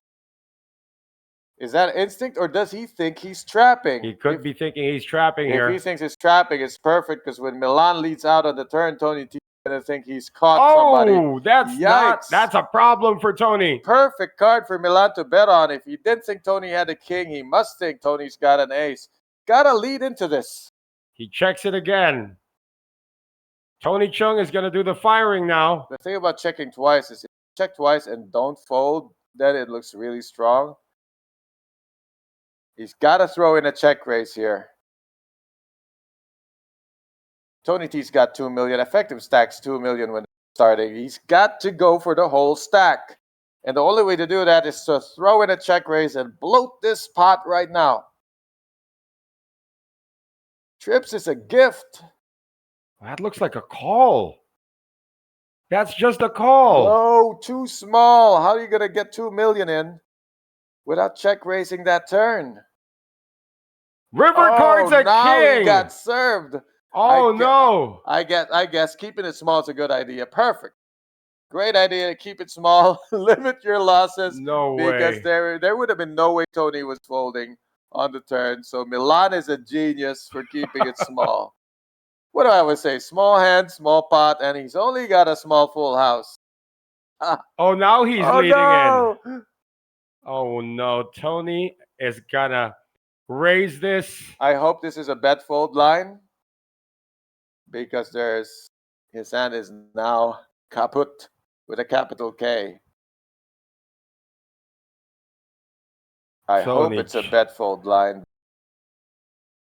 It is too late for this. 860 in the middle. Tony T almost certainly raising. Question is Milan betting to fold? 1,050,000. Wow. Zibo theorem? Yep. And Milan is beyond mortal, because mere mortals, according to the Zibo theorem, do not fold full houses. Milan is more than that. Well, that was a really scary looking board. Line. What about the instincts to keep it small, thinking things weren't going to end up in favor? I would have lost my mind on that turn and then lost my stack on the river.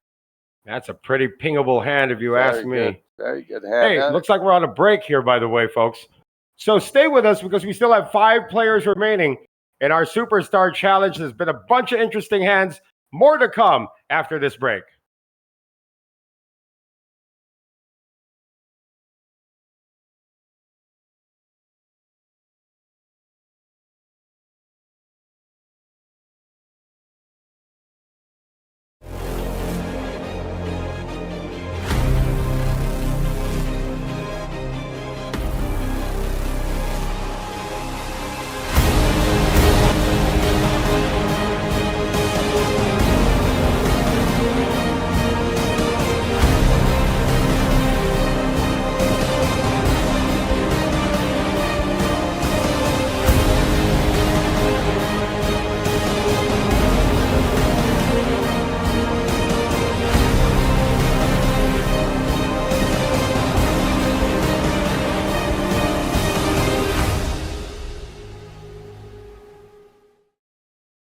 你好，下龙湾，我来了。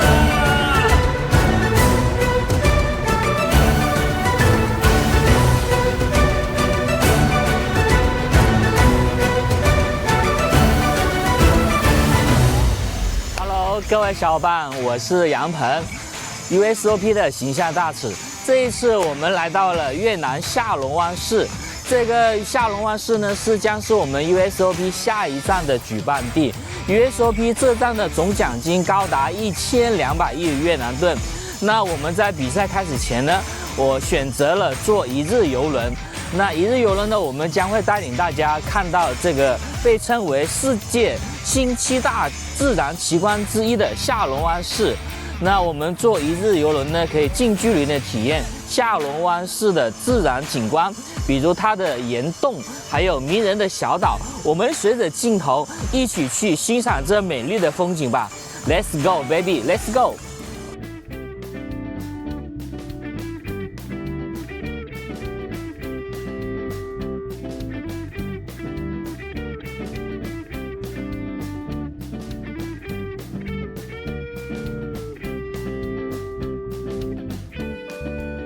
好，各位小伙伴，曾经有一位著名的哲学家问过这样一个问题：人生活着的意义究竟是什么？在他下面所有的回答里面有一个高赞的回答，就是你要去体验过未曾体验过的生活，还有未曾到过的远方。那这一刻，我已经感受到了这种魅力。那我们看着镜头，非常漂亮。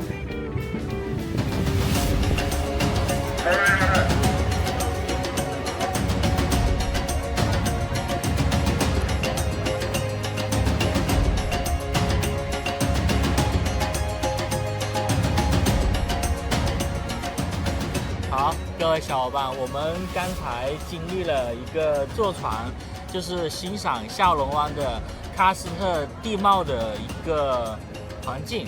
然后我们经历过，就是我们选择的是坐在这个船上，这种感觉其实挺好的。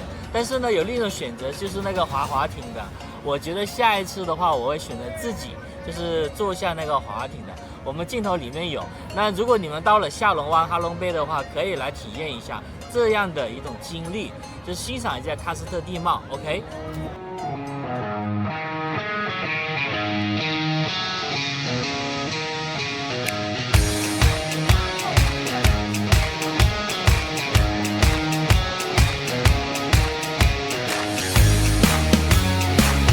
如果你们来 USOP 参加这一次比赛，我建议抽出一天，然后来这样的一个坐船一个旅游，非常棒，谢谢大家。我们随着镜头，我们现在要回去了 ，OK。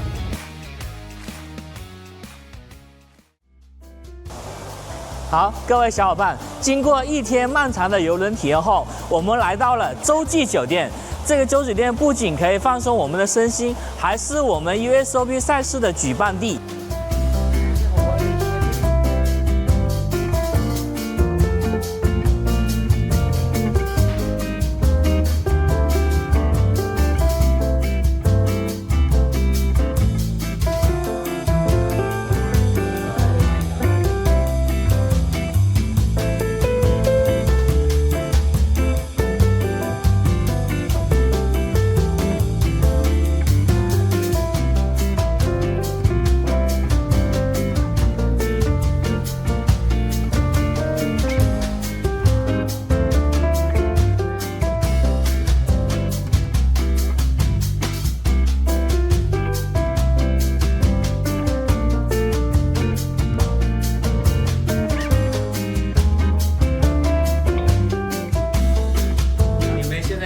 是我们这边酒店的经典大床房，它这里总共有42个平方，整个装修的感觉是非常高档奢华的，是我觉得追求高品质住宿的不二选择。好，各位小伙伴，接下来我将带领大家去楼下的比赛场地看一下，我们随着镜头走。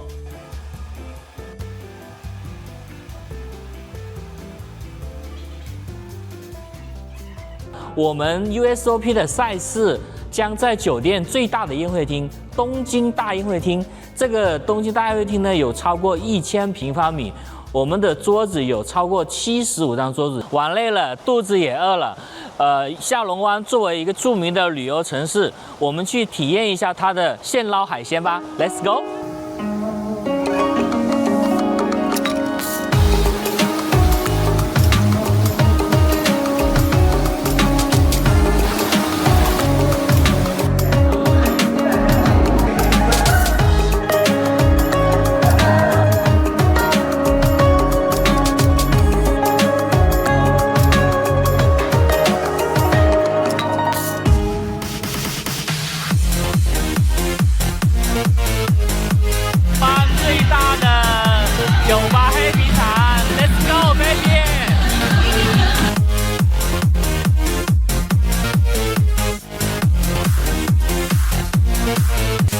心动了吗？我正迫切期待着2026年 USOP 越南站与各位相遇。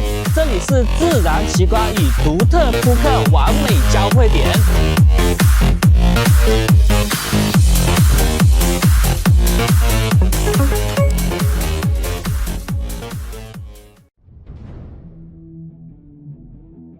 Welcome to the U Series Championship live from Osaka, Japan. We're here at the iconic Umeda Sky Building, right in the heart of the city's busiest business district. And what a stage we have set for the main event. It's incredible, Noel. You walk into this room and immediately you can feel it coming in the air tonight. Oh Lord, it's not just another tournament, it's a championship atmosphere.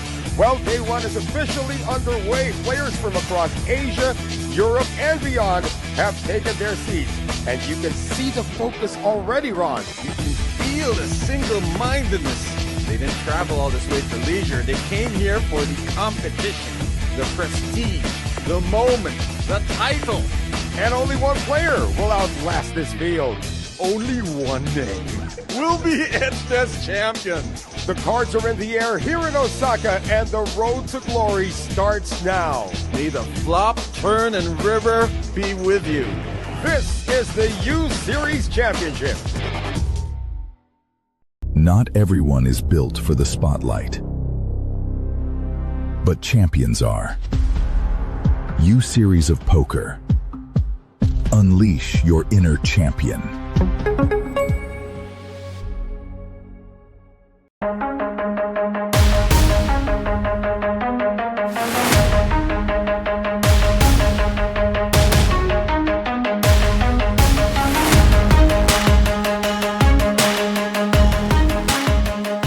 And back with us here in our continuing coverage of the U Series Superstar Challenge from Bay, Vietnam. Noel Zarate with Coach Ron Regis.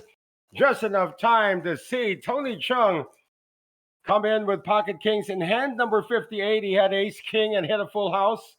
And now he's got pocket kings. So now the card rush belongs to this gentleman from Vietnam. Oh, he doesn't know how lucky he was in that hand.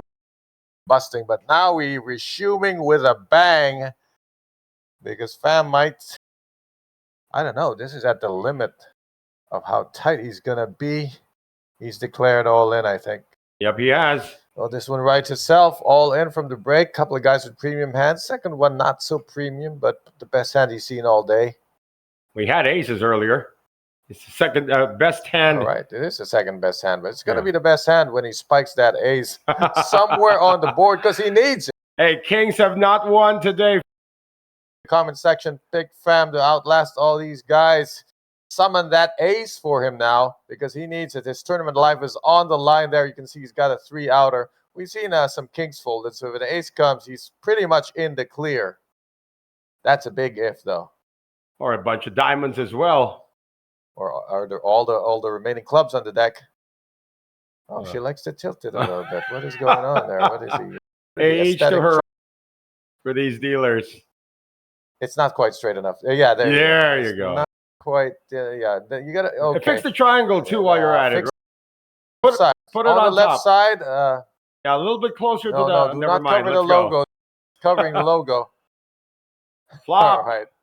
Flop. Come on. Too Two. soon? What is the suspense Three, here? Bang! jack. Because a jack was hiding in the cheese. Well, Let's more outs. see. He's going to need a jack or an ace now. Way more outs than what he started with. I believe the TD is doing his thing with announcing. That's what he's waiting for. This is a major moment. Yeah, we're going to have some table audio come. All right, let's go later back to on. fixing this. Kind of move it to the right. It's covering the logo. Do not cover the logo. Jack on the jack. He had to do that to us. What is Distract going us on? with shenanigans screen before putting a third jack on the board. What is going on with pocket kings today? Well done in the comment section. Picking the dark horse to upend the kings. Kings are 0-4. Oh my goodness, 0 for 4 for pocket kings today. What is going on? 9-4 got pocket kings. Now ace jack gets pocket kings without a single ace showing on the board. What is going on here today? It's not the first time. I believe we covered a series in Japan where the Oh, that's true. Kings are the new jacks. Hey, Jacks went 4-0 when we did I know, that's the why Grand Loyal Poker. Jacks have done well to reverse their reputation. Come on. 0 for 4 Kings. Yeah, And let me tell you when these happened. Let's see. Hand 59, hand 39, hand 29. One hand was even an 27. elimination. I mean, you bust out holding Kings. Come on, right? This one was a double up against Kings. You want to add aces to the list? Aces got cracked yesterday. Hand 18. Oh, Aces lost, yeah. But Aces recovered. Aces like 2-1 today or something like that. Premium hand. They win some, they lose some. But the Kings, man. What is going on? Hey, The Sacramento Kings. Yeah. That's why.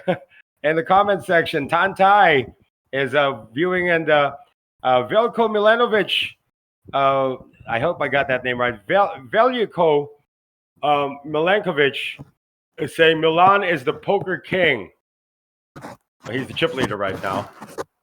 No, not anymore. I did. Excuse pick me. him. Didn't I pick him to win this whole thing? Yeah, I you think did. he's due. Well, Famtanya is the new chip leader. From dead last. I'm telling you, when he had 6 for 5 bigs, he was just trucking along like it was nothing. And now he's got 33 bigs and the chip lead. It must feel like he's already won. All in, declared. Wow, what is by this? Nguyen Man Tuan. Why this? Blind versus blind, make it a no-brainer. Easy decision. Either he walks into aces or he takes down the pot. He got the latter. And Milan Stojkovic has been very active with a lot of the calls into 3-bets. Yeah, meanwhile, Pham, 16% VPIP. That means he only plays one hand in 6. Well, and since they're 5-handed, he doesn't even play one hand in orbit. What has he won with? He's won with 5-3. He's won with aces. He's won with pocket 10s, which was an elimination. And now he's doubled up with ace-jack beating kings. I mean, what a story for this gentleman right now.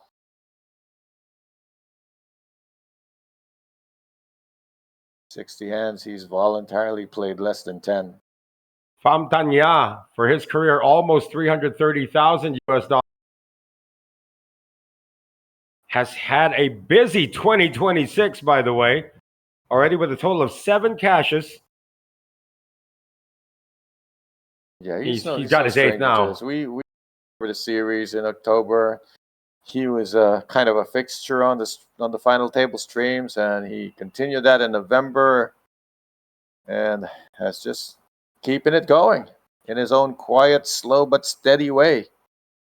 Raised from Nguyen Man Tuan, and a fold 7-4 from the new chip leader, Tanya. Well, Nguyen Man Tuan has regained the chip.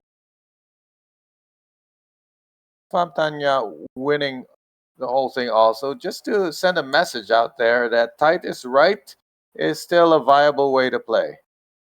How about 5-3 being tight, though? You know, just mixing it up there. You don't have to be playing an acrobatic GTO riddled style to do well in tourneys. You can still throw in the traditional boring way to play, but effective. Mix in a few spicy hands. Well, that was spicy. Ace-jack against kings. And did you know that Vietnam is actually the #2 consumer of chilies in the world? There's chilies everywhere in every dish. Yeah. But it's not as spicy as Thai food. I was surprised. They have the big chilies. They don't have, the smaller they are, the deadlier they are. So they have the finger-sized chilies over here, which are just enough. The new short stack, Tony Chung, who was at 3rd place just a few moments ago. He's declaring all in with King 10 offsuit. Simple move from the button, just something I like to do when I am closer to 10 bigs. Generally, you don't want any post-flop trouble, so you try to keep it simple. And he does keep it simple and takes down the pot. uncontested. Still at 18 big blinds, though. I mean, we've had shuffles of chip leaders here. Back on Milan Stojkovic had it for a while. It's going to continue that way because of the parity of the distribution. Famtanya had it for a few hands. Like we already mentioned, they're all out there to play, delivering bust outs. Aside from 3-betting each other willy-nilly. Yeah, but the big story today, Coach, pocket kings have lost in Showdown 4 times. Yeah, if you go to your GDO charts, you want to read your hand rankings, that's cool by me. You want to suspend pocket kings for a while, they're going to need to tank a few seasons, get a good draft pick, improve their standing. Tony did it with King 10 earlier. Again with King 9 this time. Can you do it with King 9? Nah, he's raising. Yeah, I'll do it. I'll do it a little bit different.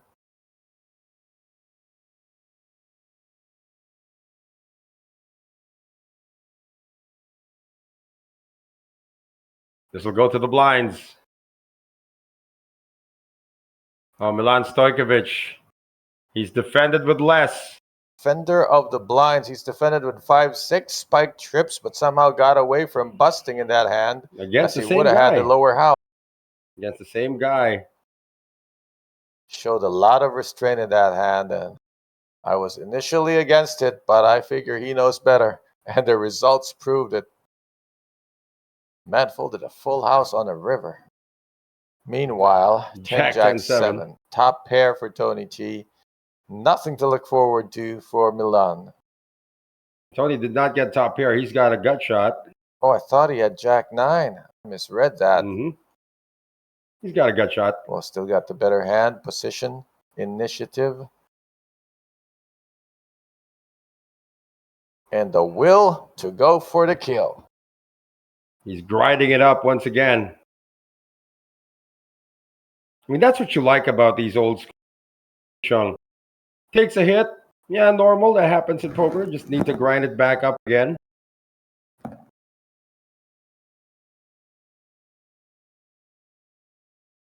And I like these guys where you look at them and you want them in a box and say, oh, tight.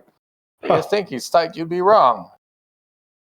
And that's how he gets away with busting you while holding 9-4. I know. Everybody saw that too. Kings, no less.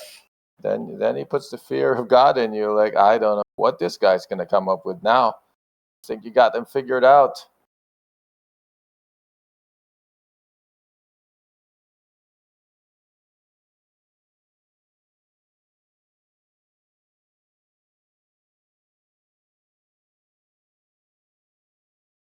First act, Tony.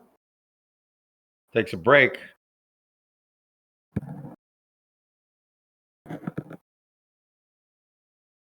Famtanya has not only survived a couple of pairs. Survive and now thrive. Wow, this could be a walk.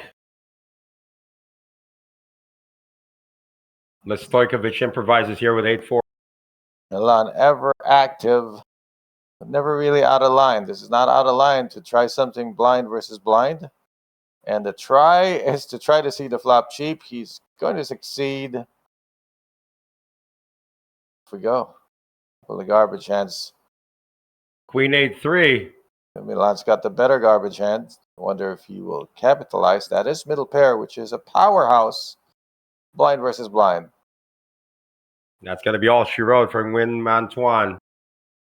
Consistently, we've seen him play his SB versus BB this way, where he completes and bets on any flop. Sometimes he's hits, sometimes he doesn't. He bets anyway, using the texture to complete the larceny. Didn't do it when he had trip 5s, though. Well, he was defending a big blind. That was a different dynamic. It was not blind versus blind. That's one of the most interesting hands we've seen. So I was shocked to see him keeping the pot small when he had such a huge edge. But then He looked like a clairvoyant when the river came, and he had a huge losing hand. Potentially, he could have busted had he gotten the stacks in on the turn. His tournament would. Well, he would have been. Actually, he would have been. Side I don't recognize. That's JJ Duque without a beer. Oh, he's working. Pamtanya. He just left. The beer's on the table in the back there. Comes in for a raise under the gun. King 10 off. Suddenly, Win Van Tan has been a spectator.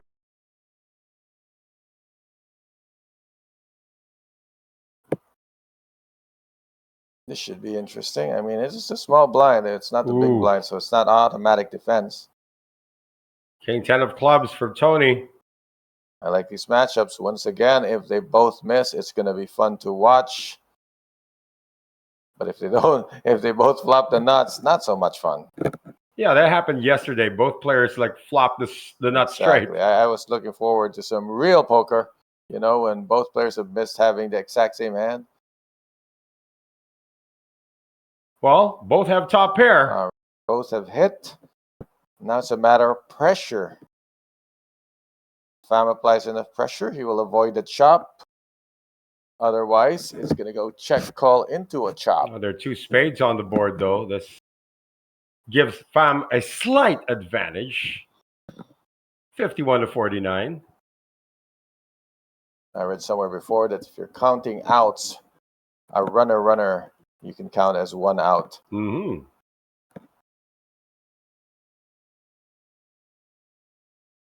C-bet from Pham. The inevitable call from Tony. And now we will separate the men from the boys on this turn action. Ace of clubs. Especially with the ace showing. Oh, well, this could end up checking down now if players slow down. Be prudent for Pham to check with the intention of calling most river bets. But Pham is the raiser. So the other line to take is bet a small down here, like 2, with intention of checking the river behind. 350 he makes it. That was not a string bet, by the way, guys. He heard the. See his lips moving, so you lip readers out there are at a disadvantage. I like the second barrel because this is what I like to see when they have the same hand, but you get the other guy to quit.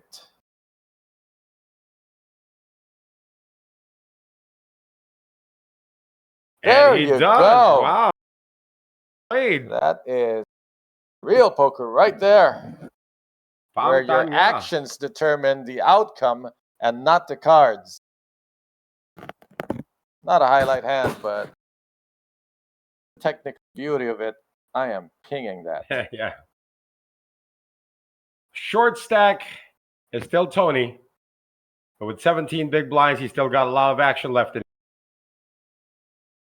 And it's usually at this point, when the final tables are done, that we kind of slow down 5-handed, 4-handed. I remember back in Manila, and I was telling you the story way back 2009. We had a 3-handed affair, three players left in the final table. You were there. Van Marcus against 2 Koreans. That took 5 hours. 3-handed, 5 hours. The 2 Koreans couldn't put away the Australian. And Van Marcus eventually won. What, to be fair, back in the day, we didn't have the time banks. Mm-hmm. Well, Win Van Tan finally gets something after being so card dead.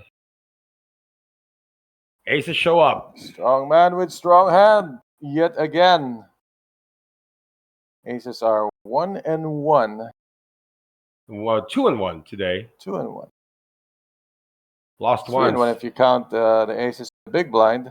That was Tony's. So they're doing very well. Yeah, that's another takedown there.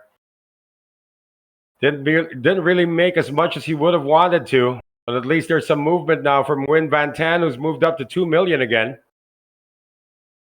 That's what you like about these anti-first or the anti-format.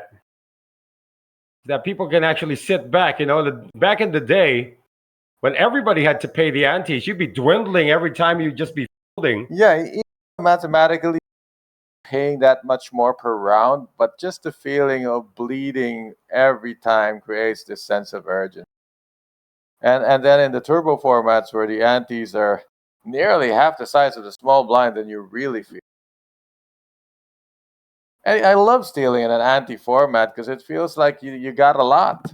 Yeah. But in reality, you're just gonna bleed out the stack that you got. Only buys you one round, no matter how big it's. That's why you make moves at least once per orbit. Yeah, this one plays more like the good old SNG, where there's only small blind and big blind. It does look like a 5 max table right now because we are down to the final 5, but everyone guaranteed some serious money. 382,300,000 Vietnamese dong, or about 14,500 US dollars. And there is no de facto short stack at this table right now, which makes it even more interesting.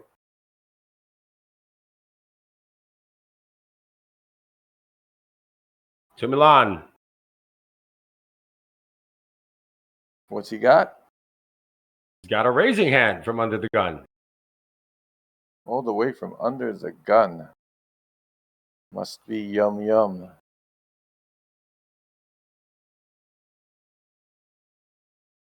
Yeah, the dealer's communicating with our technical graphics. Boxes to light up. Figure out which cards go in what box. Which seats are active. Again, we praise the invention of the RFID table system, the final table software, which is what we're using. I first encountered this in 2014. Yeah, where 2 guys were running the whole thing. I know. Remote cameras, RFID, and they all fit in 3 standard size luggage. You're talking about 2 huge guys, by the way. Tech team is here to help. Somebody kick the plug. Kick the plug of the RFID. Yeah, there's a reserve dealer under the table, and she might be messing around. Yeah, it is not without its own hitches. I mean, I've been in a tournament. Like any electronics, there will be mice and there will be wires to chew on. Yeah, there's a tournament I did. I saw somebody fold ace king under the gun. It was like, what was that?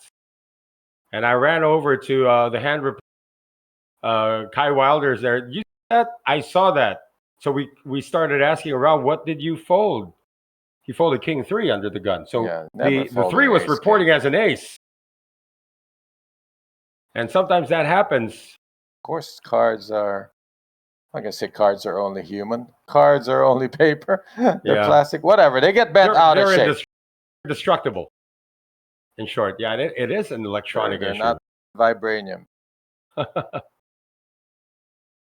And these are special cards, as we say. They have the ID, pretty much the same technology we use in groceries. Oh yeah, it's like you're playing with credit cards.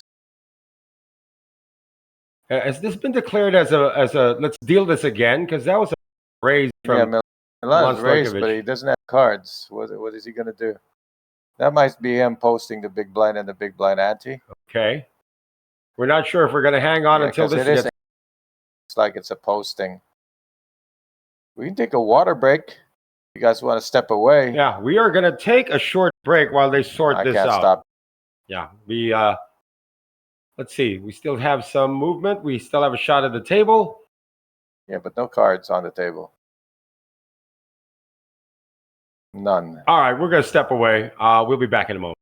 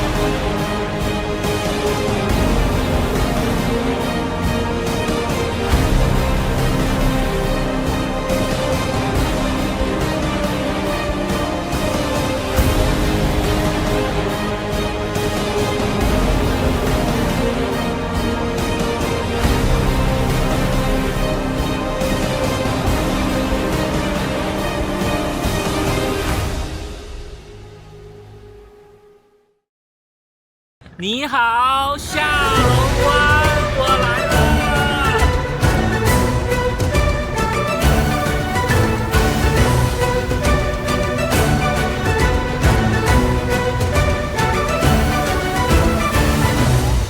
Hello， 各位小伙伴，我是杨鹏 ，USOP 的形象大使。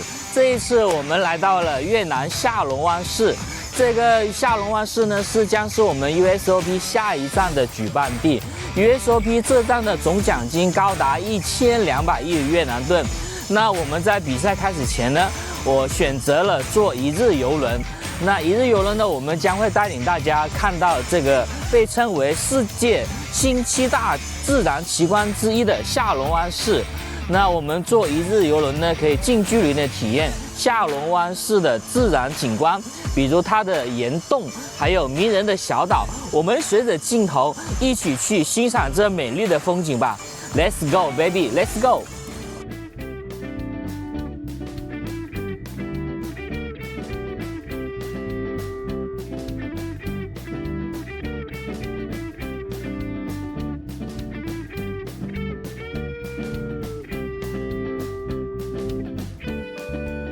好，各位小伙伴，曾经有一位著名的哲学家问过这样一个问题：人生活着的意义究竟是什么？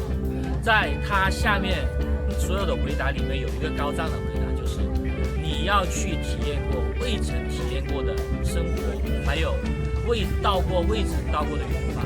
那这一刻，我已经感受到了这种魅力。那我们看着镜头。非常漂亮。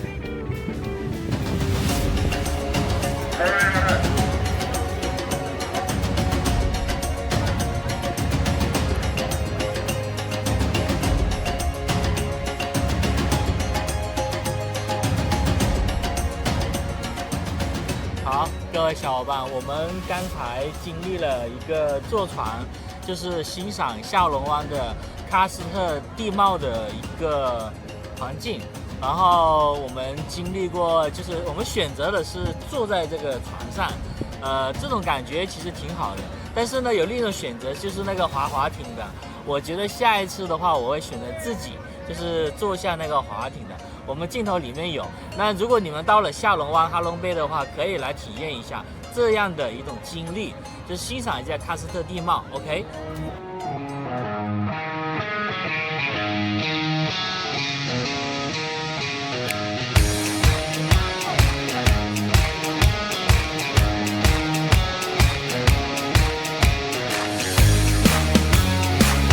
如果你们来 USOP 参加这一次比赛，我建议抽出一天，然后来这样的一个坐船一个旅游，非常棒，谢谢大家。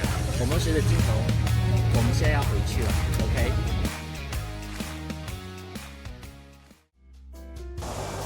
好，各位小伙伴，经过一天漫长的游轮体验后，我们来到了洲际酒店。这个洲酒店不仅可以放松我们的身心，还是我们 USOP 赛事的举办地。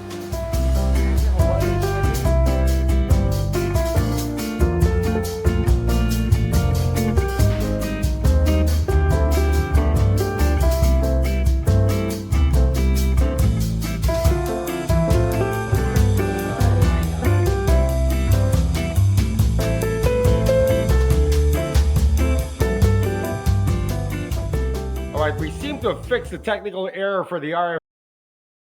There you go. We're back online. The well done with Coach Ron Regis. And we want to say hi to Pollyanna Pineda, our hardworking reporter, who has been in every reel so far that we've seen. And it's going to be Tony, short stack at the table, 17 big blinds, ace-3 of diamonds. He shoved with king-10 earlier. See if he does it here with ace-3. He's in the cutoff,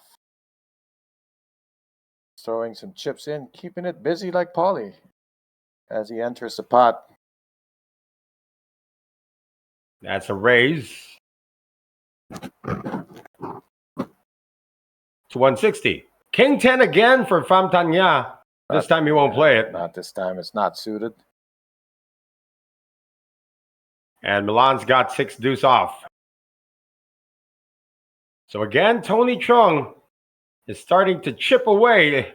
Look at that. Milan Stojkovic, who was the chip leader for like a full hour. Did not see this happening, but it all comes down to an unfortunate series of events where he was in position to bust somebody, but the river had other ideas.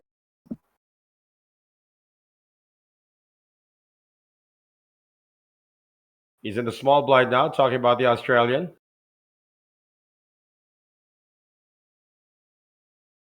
And another guy who's really not been in it, the former chip leader. I'd forgotten he was sitting there. I mean, if that can even be imagined. I am more aware of Pham than I am of Swan right now, which is unusual because the latter was supposed to be table captain. The player that you would feel more at the table. Pham Tanya, A6. Raising. Chip lead got 30% of the chips in play. Nobody has had more than 36% of the chips in play.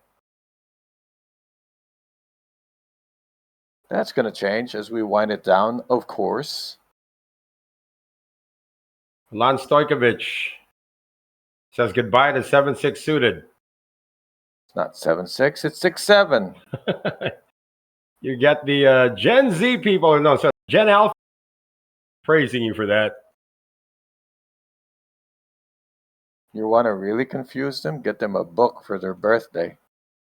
What's that? It's a thing where people put their thoughts down without speaking. Oh, you mean the ones that, they come in either a hardbound or paperback? They're, in most hotels have them in the bedside drawer. And nobody reads that as well. I don't know. My kids are Gen Zs. They have books all the time. Coloring books? No, they got the big ones, like novels and stuff. Good for them. But they're Gen Z. We're talking about Gen Alpha.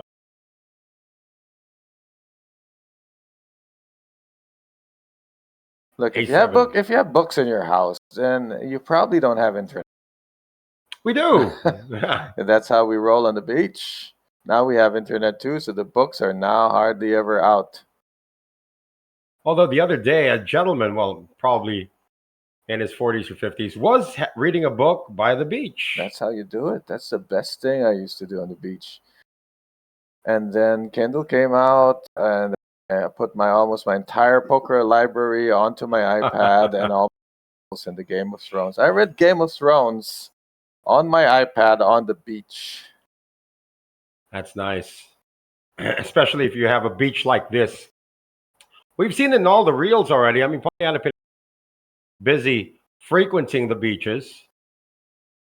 And it's such a beautiful place to be here in Ha Long Bay, Vietnam. Wish you could join us here.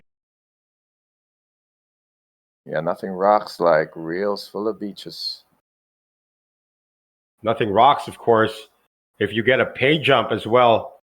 5-handed, now all guaranteed, 382,300,000 VND or 14,500 US dollars. Fourth place gets 527,900,000 VND or about 20,000 US dollars. And to the button we go to win Mount. I'm chuckling because that's got to be one of the worst segues I've ever heard. Yeah, you can't win them all. Here we go. These are long hours, guys. I know. We work long hours, night and day. I've been doing this for more than 30 years. It's never easy. Hey, sometimes aces get cracked. That's true. What do we got? let's get back to the game here.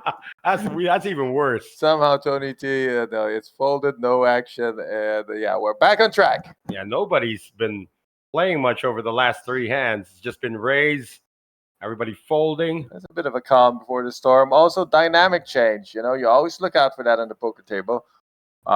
You look out for anything that changes dynamics. That includes somebody busting out, a chip leader getting crippled, a change of command. All these things trigger things on the table that changes everyone's behavior. Yeah, like Milan Stojkovic was the chip leader. Yeah. Now he's one of the short stacks. Yeah, it changes things because now you used to be looking in one direction at who's driving the action, and you look over there, they're not driving anymore. And you might look around and say, well, if no's driving, dynamics have changed. I might decide to start driving the action. But wait, as I do so, maybe someone else has also simultaneously decided to do that, and then there's going to be a whole new clash. Well, Tony Chung thought long and hard about 9-5 to the blinds now. Pham Thanh Nha, the chip leader, is going to give a walk to Nguyen Van Tan. Yeah, this is a calm before the storm because the distribution of stacks still pretty even, and the chip leader isn't the most active player on the table. Well, not yet. You know, he sort of changes gears when it gets to three-handed, as we've witnessed a couple of nights ago. Yeah, Pham Thanh Nha. No, I mean, sorry, not Pham Thanh Nha. We're talking about the. I've seen him play deep into final tables, never change gears. Right. We're talking about Nguyen Van Tan, who was also this passive at one point, then suddenly forehanded. His battery is completely drained. He needs to go change his batteries, or somebody connect him to a charger, because he has not been himself for the last, 2-3 hours. Not since the first half hour. It just feels like he's lost a lot of steam. I don't know if he's having trouble navigating the player profiles on the table, or because he's certainly not in a bad seat. Look at this. Tony Chung has made the jump. He is all in. The overshove. Just trying to bag the chips. Ace-3 for Milan Stojkovic. Might think that Tony's full of it. Well, Tony's detected a tightness around the table and does not want to expose himself to post-flop play. Oh, and look at this. Tony was down to, what was he, down to 12 big blinds after the accident with the Kings? Now he's moved up again. Anybody's card game at this point. I mean, if I was on the table and I could choose any chip leader other than myself, I would choose that the chips would go to Pham, because at least he's not waving them around and firing at everything. I do not think I would be comfortable if Nguyen Van Tan had a chip lead, because he's got a wide open 3-bet range. Seems to be very hard to play against. So, give the chips to the guy who will cost you the least problems and worry about him later. Tony T's a wild card. Yeah, you're right. Kind of guy who shows up to a party with a 24-year-old super. Go, whoa, I didn't know you had that in. I wouldn't go that far. Right, but yeah, I'm just trying to say he can surprise you. See if Nguyen Van Tan surprises us with King 4 offsuit. There he goes. See, he's playing a way where if you profiled him from the beginning, you would expect that play. Flamboyant, showy. Wearing the bling, having the shirt open. Not a guy who's going to play 12% VPIP. It's going to be flashy. And then you look at Milan on the other side, it's going to be solid. He looks just composed. Rock solid even in his posture. He has not changed posture.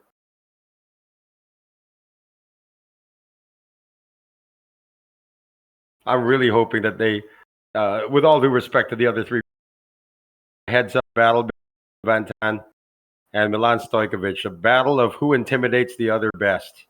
You don't want to see a heads-up battle. You want to see a fist fight. I think that's what you want to see. We can AI generate that.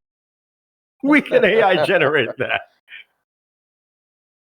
Just to see who comes out on top. What a fight between these two. Talk about unlikely encounters. Well, Pham Thanh Nha is not going to use his fist. He's going to pound. All right. This is just the equivalent of you and I opening with 7-3 offsuit. Pham Thanh opening with Queen 10 offsuit from under the gun. Let's see if Nguyen Van Tan reads through this. With Ace-8. I keep saying his 3-bet button is quite huge. He keeps pressing it. Not this time. Doesn't pull it. Remember, not against Pham, you don't. That was the That was the buster out hand. It's the hand that he used to bust out Winty Mai Phuong. Exact same hand. Ace of spades, 8 of clubs. All right, we've got an announcement here from the small blind, and the announcement is to, looks like a call. It's like a 3-bet, though. I don't, yeah, probably not calling the spot with just Jack 8 of spades.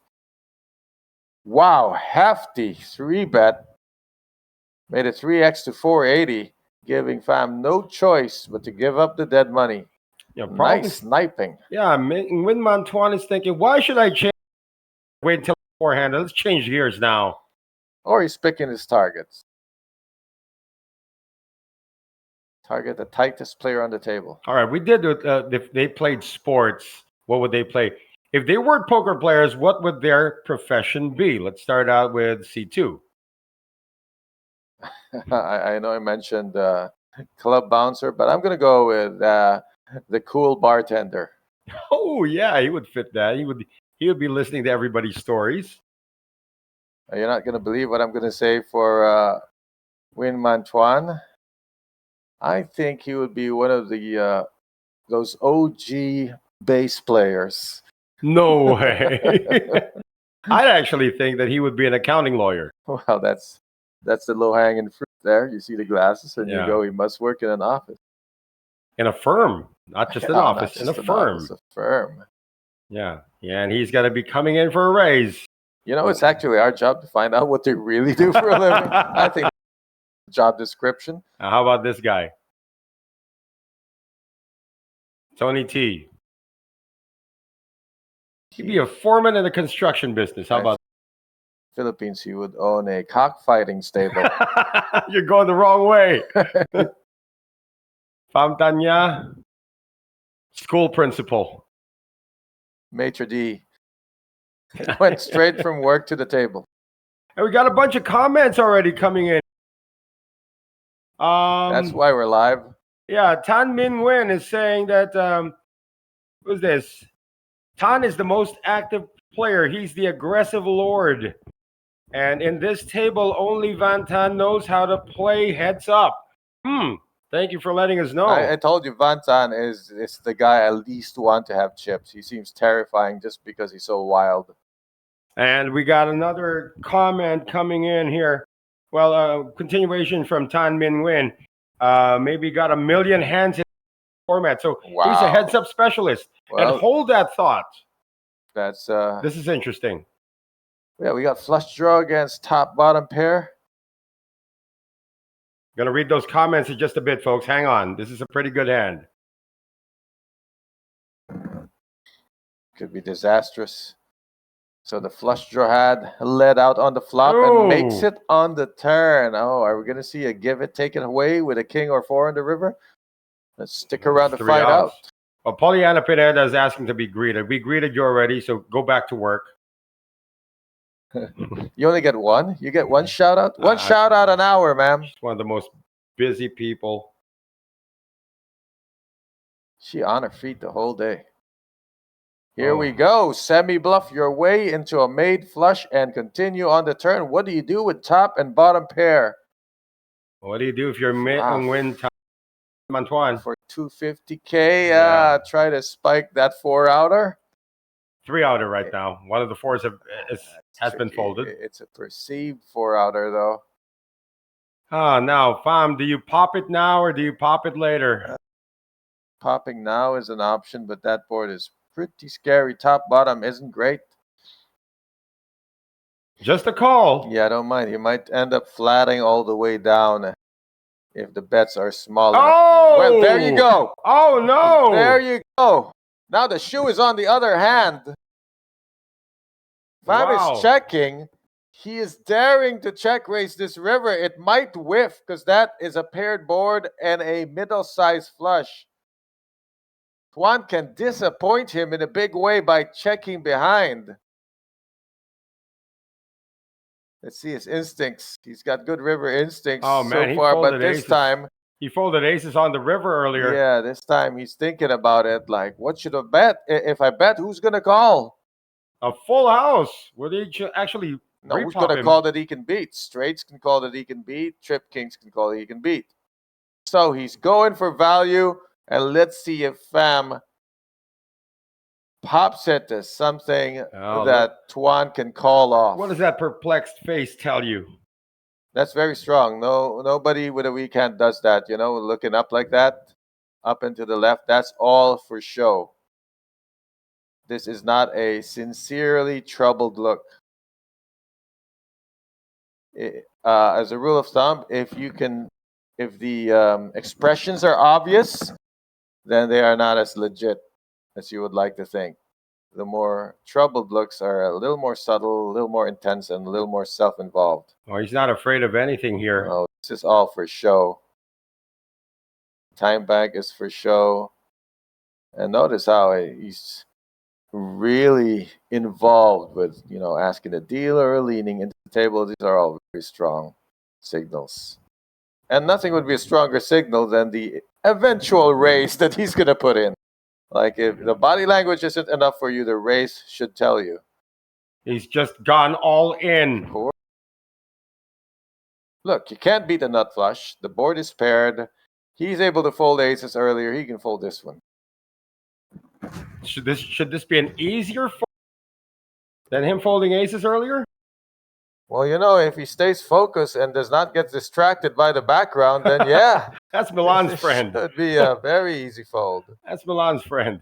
It's a river raise from the tightest player on the table. He made the call. Wow, he didn't have the nut flush. He made the call. What did he think it was beating? Like trip kings? Wow. What a misstep there. He's covered too. Oh, my pick has just disappeared. Wow, I can't believe he paid off Pham. He was doing so well. Got a little bit bamboozled there. That, ladies and gentlemen, is a river race. That is rarer than an albatross. My goodness. And it was for all the chips of Nguyen Man Tuan. But he's not going home empty-handed, Coach. He's going to take down 382,300,000 VND, or 14,500 US dollars. We are down to the final four. All now guaranteed 527,900,000, or about 20,000 US dollars. And lo and behold, the guy who was just to make a pay jump is now the monster chip leader. The first to be a runaway chip leader at this table, 55% of the chips in play. More importantly, close to 70 big blinds to mess around with. And he did this at the expense of the chip leader coming into the final table, Nguyen Man Tuan. I did not think he was going to pay off Pham. You picked him to repeat. Instead, he walks away in defeat. Your boy is still in it, though. So we're going to go back to reading the comments. From Lee Duc. Can you read the payouts with VND? Go. And Tan Man Nguyen is saying for Pham. And he still has a few comments.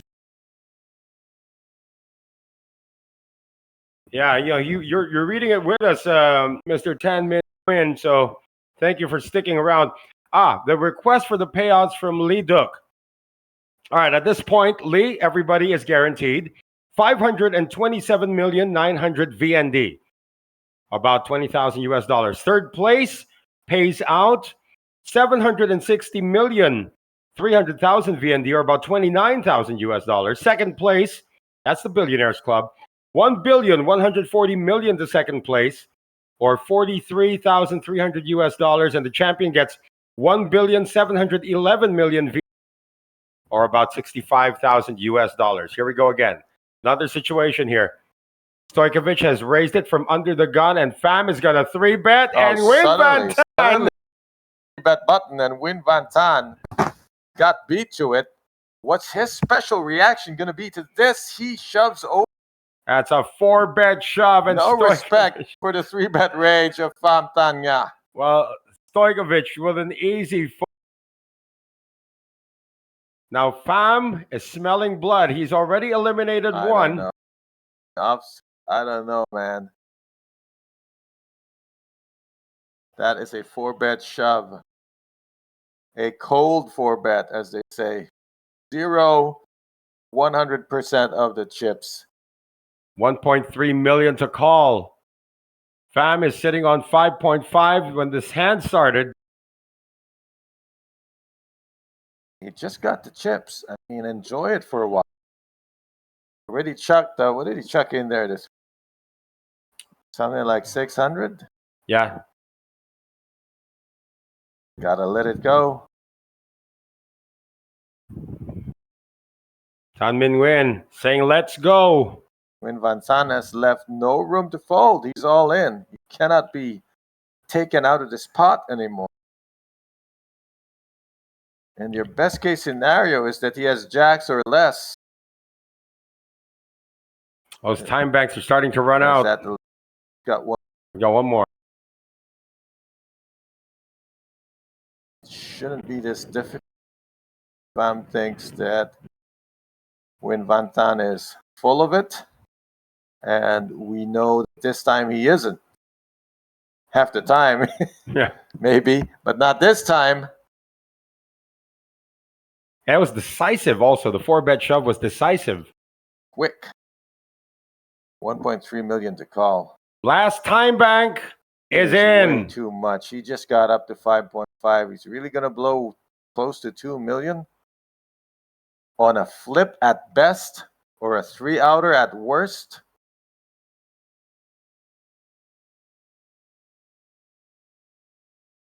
It's not blocking any aces.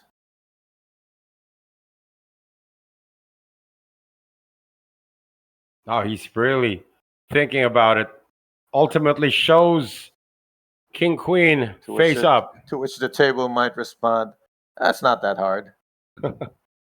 Cost him all his time banks, though. It's not like he folded pocket nines.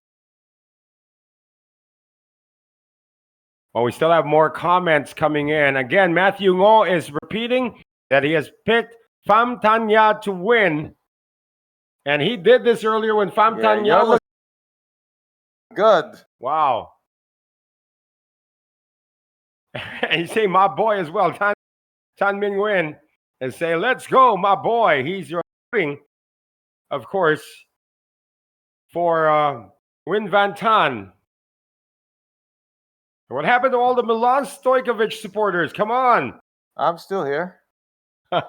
You picked him.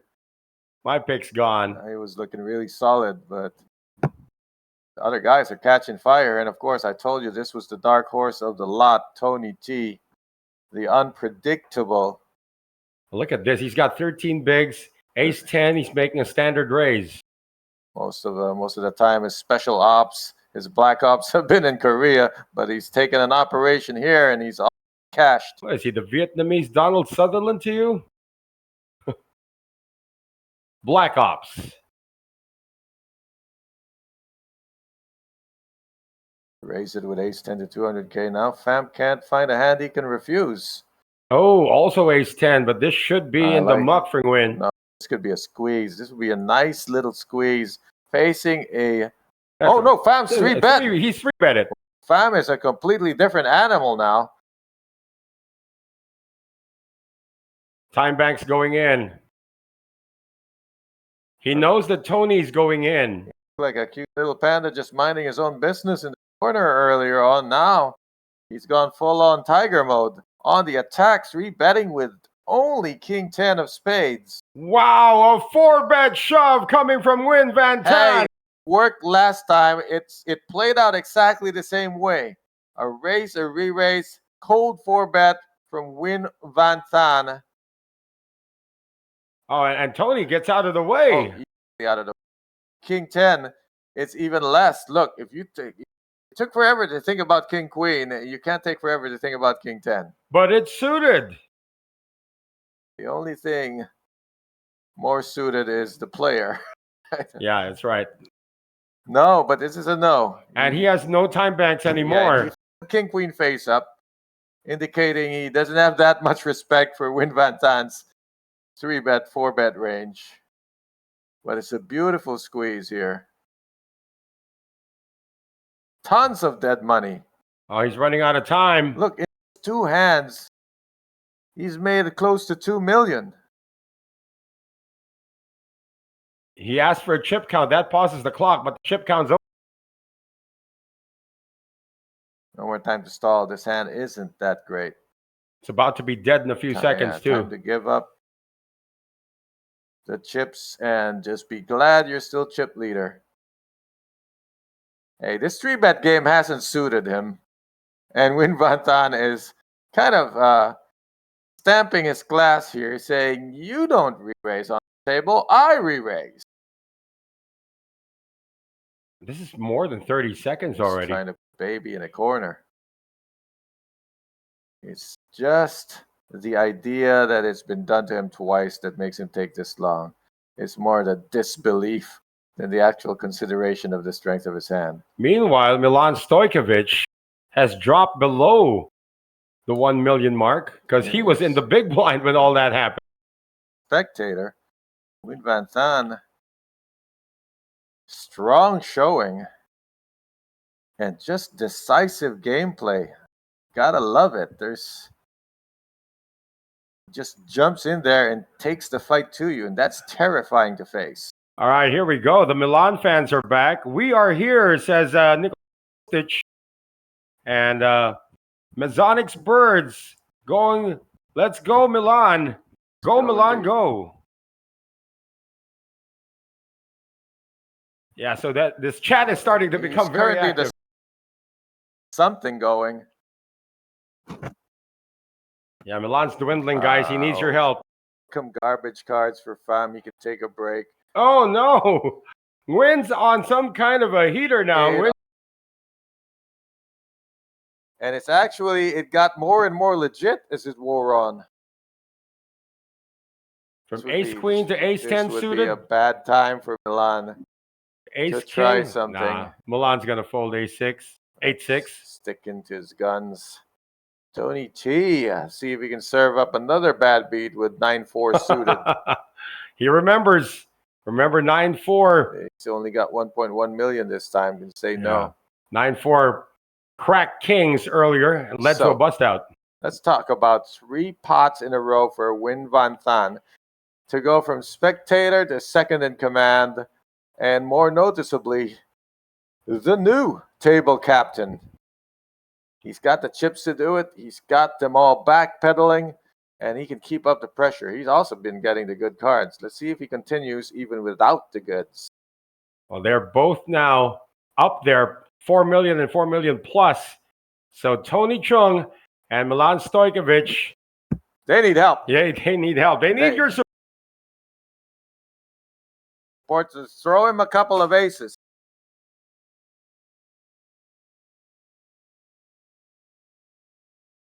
No, even that is aces are 4 and 1 today, by the way.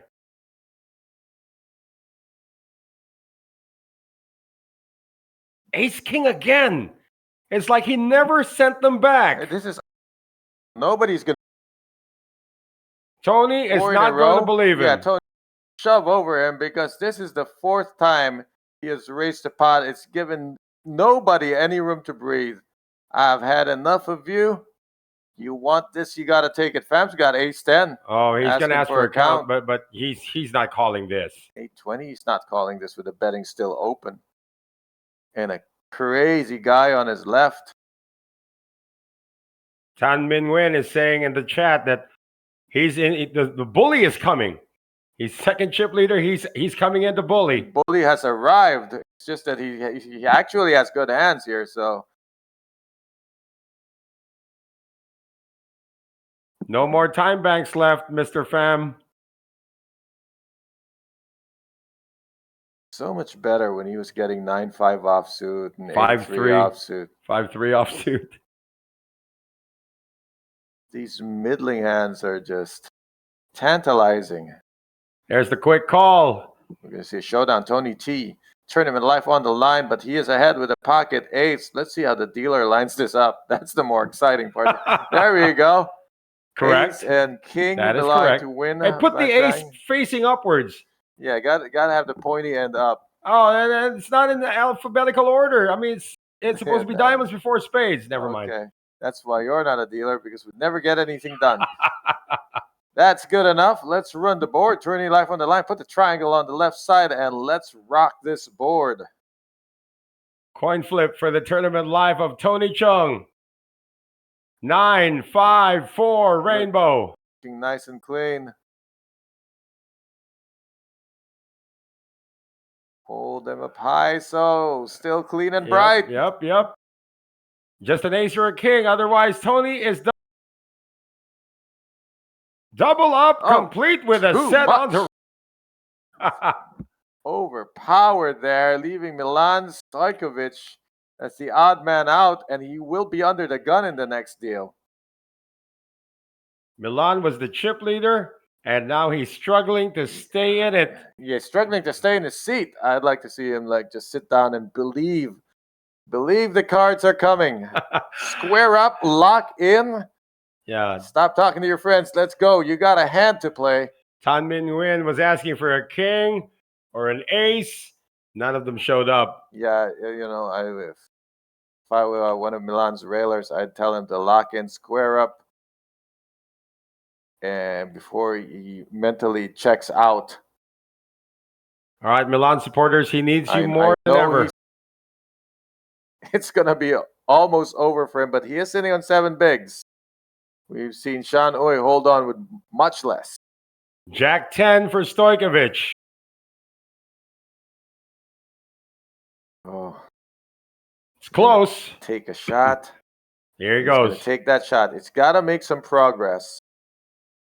And if he gets a pot, then he might recover some of that confidence and just square up at the table again and get ready for more. Tony's out. Fam with 5s. Well, this is full. He gets a call and survives. He'll double up. And it's going to be a pretty good 4-way fight. It's 645,000 to call. What are the chances Win Van Tan has aces here? The way he's running. We haven't seen his cards. Neither has he. If he's got kings, he's better folded, right? Because kings haven't won today. Win. Kings are the new jacks. Got to make this call. There's the call. It's too close to the end to be very nitty. 10-8. Not going to do it. So, for the tournament life of the Australian, Jack 10, a coin flip. It's like ace king versus. Oh, no, don't do that. 10 jack. There you go. Good girl. Jack. And the 5s. H. S. Correct. Sorted out. Well, the Australians going to need a jack or a 10 initially. Yeah, it might as well be ace king, like you said. It could be 6-7, jack 10, ace king, 2 overs versus the small pocket pair. It's what it comes down to. Gotta win your flips. Oh, that's open-ended, though. Way more outs now. He has 14 outs now. And if the board pairs, he's going to have 3 extra outs. Well, the board doesn't pair, so just the 14 outs. The open-ender, ace, 9, jack, or 10. None of the above. Of them happen. The 5s hold for the chip leader. We have our 4th placer, Milan Stojkovic of Australia. My last man standing is out, but he outlasted your pick. That's going to be good for something. That's a burger for me. Milan Stojkovic will take down 4th place and 527,900,000 VND, or about 20,000 US dollars. It's an all Vietnamese affair now. And the final 3, all of them guaranteed 760,300,000 VND, or 29,000 US dollars, thereabouts. And Tony Chung has outlasted them all. At least all the short stacks. Well, if you had to pick a winner right now, I would not allow you to pick Win Van Tan. He looks like the most capable. He would be actually my first choice. Yeah, I would not allow you to pick him. Well, down to 3-handed. Well, very interesting setup here. You got the chip leader, Pham Tan, who's the tightest player here, one to make least likely to make the big mistakes.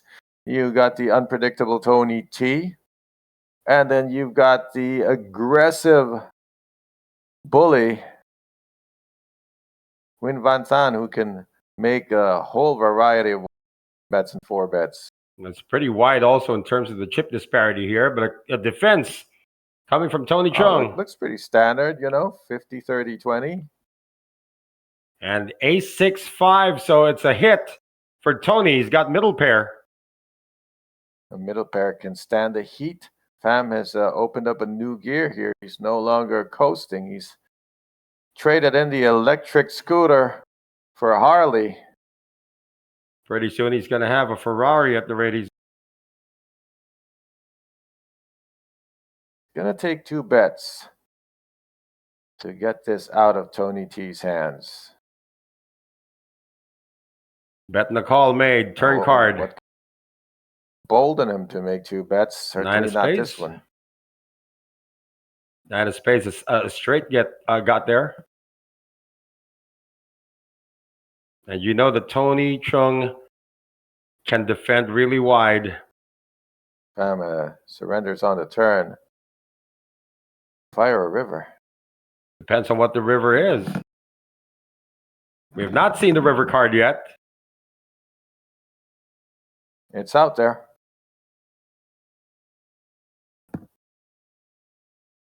There it is. The 3 of clubs. Knock. 3 of clubs. Tony's spot, you can make a real quick check call here. Most hands with a showdown value are going to check behind, and only the bluffs are going to. Tony bets the river and gets it done. 355,000 him. And Pham Tanya, once again, if you're just joining us, he stack 7-handed. Waited and he waited and he waited. Got dealt more number cards than this guy. But now he is driving the bus. I actually saw the memo in the dealer's locker room. It said, "Do not deal any paint cards to Pham Tanya." Yeah, well, he doubled up with 5-3. How about? Yeah, and then got a good deal with aces. Still not paint cards. Then 10s. He knocked somebody out with 10s.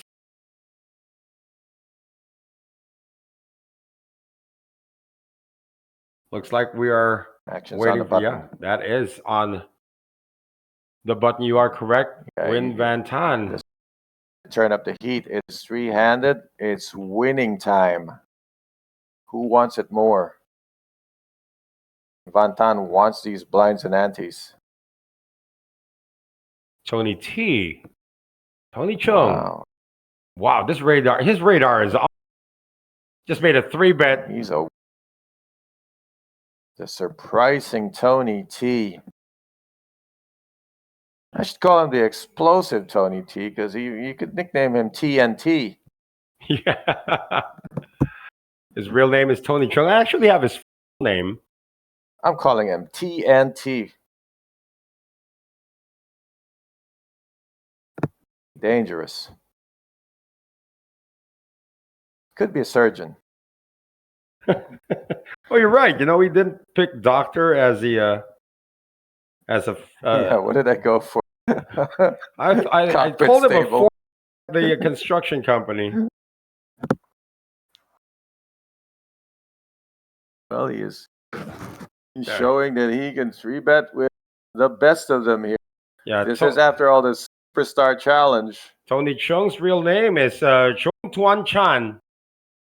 We still call him Tony. He likes Tony T. I like TNT from now on. Well, it's to the blinds now. Pham Tanya. Ace-3 offsuit. I remember I was calling this guy the president. It looks like it, the way he's dressed. I nicknamed him the president back in October because respectable. So presidential. He's about to give a State of the Nation address and then got dragged into this poker game. Ooh, look at this. Win Van Tan going into bully mode. After the completion from Pham, he raises it wide open, all guns blazing, pressure everywhere. If they can't 4-bet, then I'm 3-betting everything. This one was a completion in a race. Win Van Tan has a position, initiative, and all the options. Continue here, especially when you flop a nut straight. Yeah, always helps when you flop the straight. See how he plans to go for this throat. The objective here, when you flop the nuts, How do you get all 2.6 million into the middle as soon as possible without overbetting? That good enough for you? Just about half the pot. What he wants to do is get raced at some point, but that's going to be a tall order. There's the perplexed look once again for the chip leader. Is he the kind who floats out of position? I don't think so. Remember, this was raised. Maybe in hindsight, he should have gone for the standard quarter pot C bet because he just lost a customer here. I can't blame him for going for it. Trying to get stacks in, you got to build that pot. And Mizonix Birds is saying, well done, Milan. I mean, he outlasted 46 other entries. Yeah, literally ran out of gas there. Just couldn't get anything going. Even the way his Jack 10 played out, it was so hopeful. 14 outs with 2 cards to come.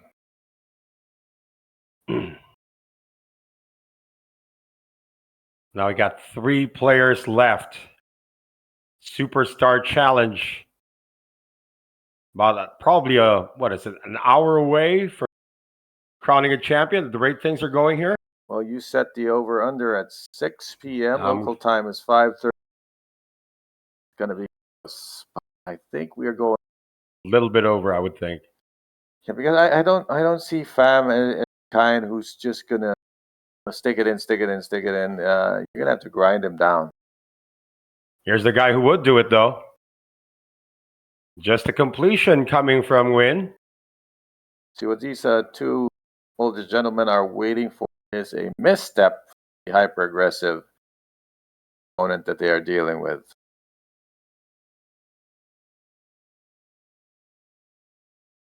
Tony checks. Takes a free look. Jack 8 offsuit against Queen offsuit. Better hand is ahead. Well, not anymore. 9-8-7, pair of 8s, and a gut shot from Nguyen Van Tan.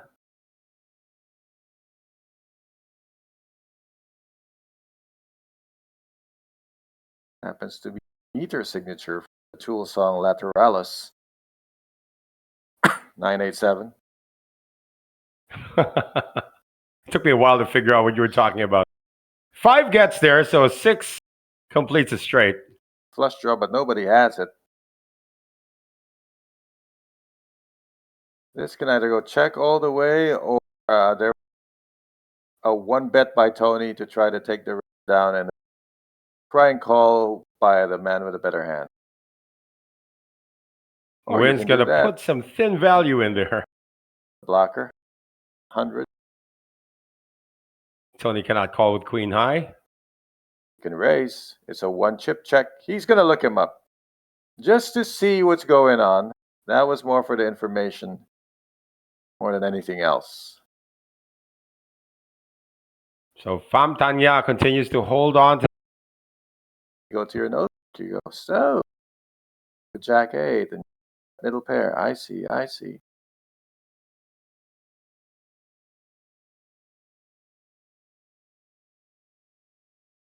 Not sure if this is going to grind down to a halt right now. Looks like these 3 players know each other. A good amount of BBs, but probably not grind down to a halt, because if they slow down, when Guantran's gonna bring his name, Win Van Chan. There you go.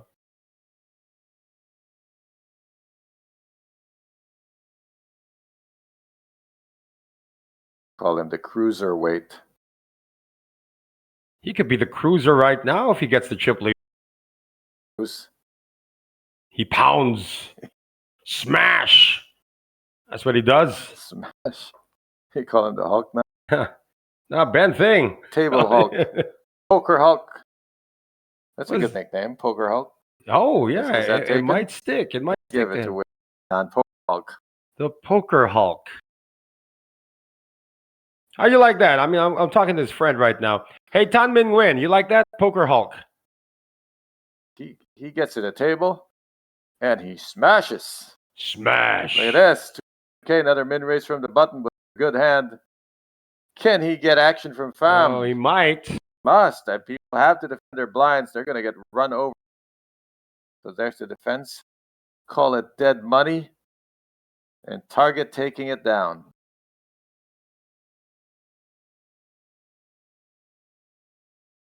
9-8-6. Gut shot. Got a gut shot for both, yeah. Neither clubs. of them want to hit that side card. Nobody has a pair. Action to check to Poker Hulk. Yep. 7 gives Nguyen a straight. Checked. He's got the 2 overs and a gut shot. 5 there. Somebody got there. It was actually an open ender for That's Pham. Pham, yeah. Sneaky little straight made now. I used to call him the president, but I'll call him the prime minister. And The prime minister. He's about to administer some pain. The 3 outs you see up there, the 3 sevens, those chop out for Nguyen. Yeah, there are no winning outs. Gonna He look still him calls. up. Yep. He's drawing semi-dead. He can only chop.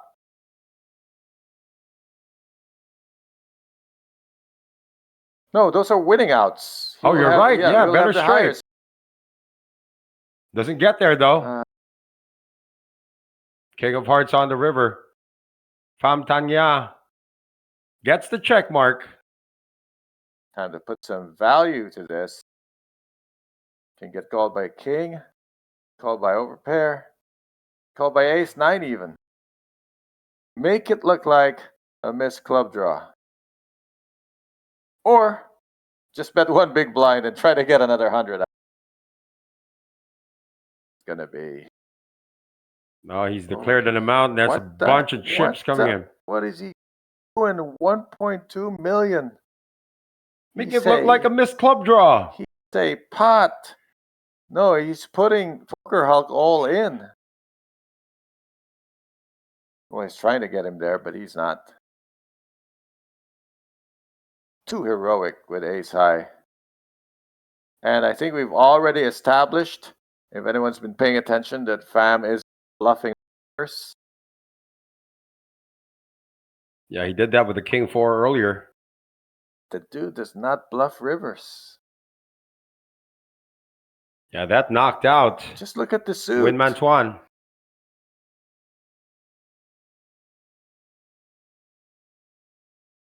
Most people in suits play tight, straightforward. They do not lie unless they're lawyers. Oh, I've played against some lawyers, man. They really convince you they've got it.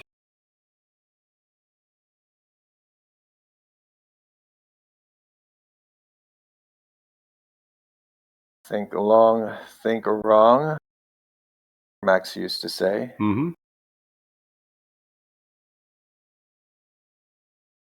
Thankfully, he's out of time banks. Yeah, what can you beat there, though?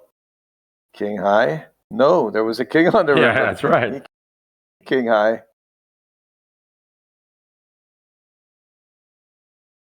Even if the guy says he has nothing, it's nothing. Ace high is not really a nothing. Go straight, he could have hit any of that. Even pocket 2s was ahead. And a pot-sized river bet.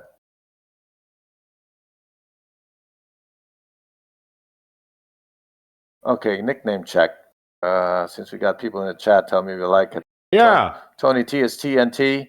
Pham is the Prime Minister, and Win Van Tan is Poker Hulk. I love Poker Hulk. It's really cool. We got a new commenter here, Nguyen Hai, saying something in Vietnamese with a smiley face, at least.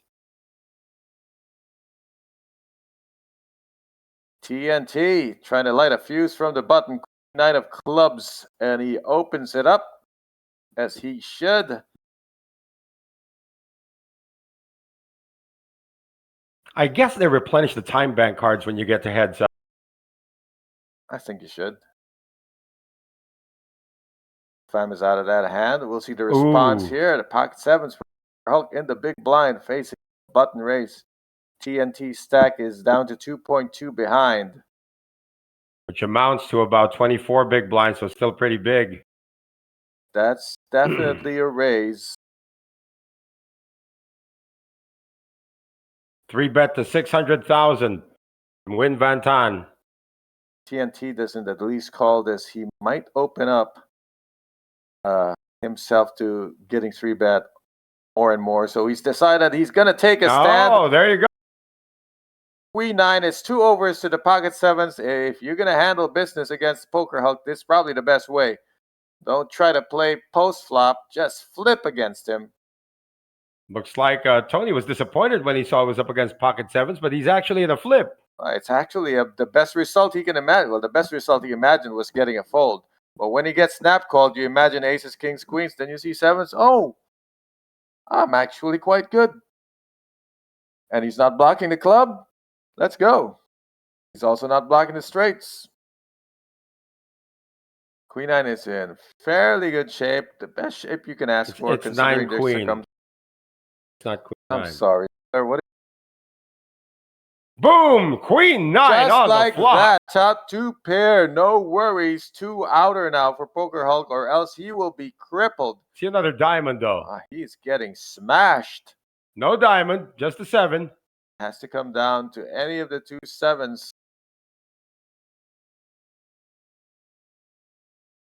And the river's a 6. It's a 3-liner. A 3-liner. That's going to be a double up for Tony. An explosive pot that was for TNT. Double up, and more importantly, cripples the most dangerous player at the table, who's down to 85,000. 85,000. That's not even one big blind. Yep. Oh, you got to win your flips. And TNT won his. Just like that. Initially, he looked disappointed when he saw he's got a mate. Disappointed when you get snap called like that. You're thinking the worst. And then he table 7s. That's not the worst at all. Oh, look at all these chips that Win Van Tan worked very hard to obtain. Massive credit to Tony T for sticking to it and finding that 4-bet. Taking a stand, and it pays off.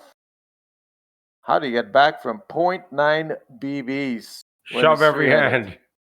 Close your eyes. 3 consecutive shoves. Yeah, he's on the small blind. The first one's going to...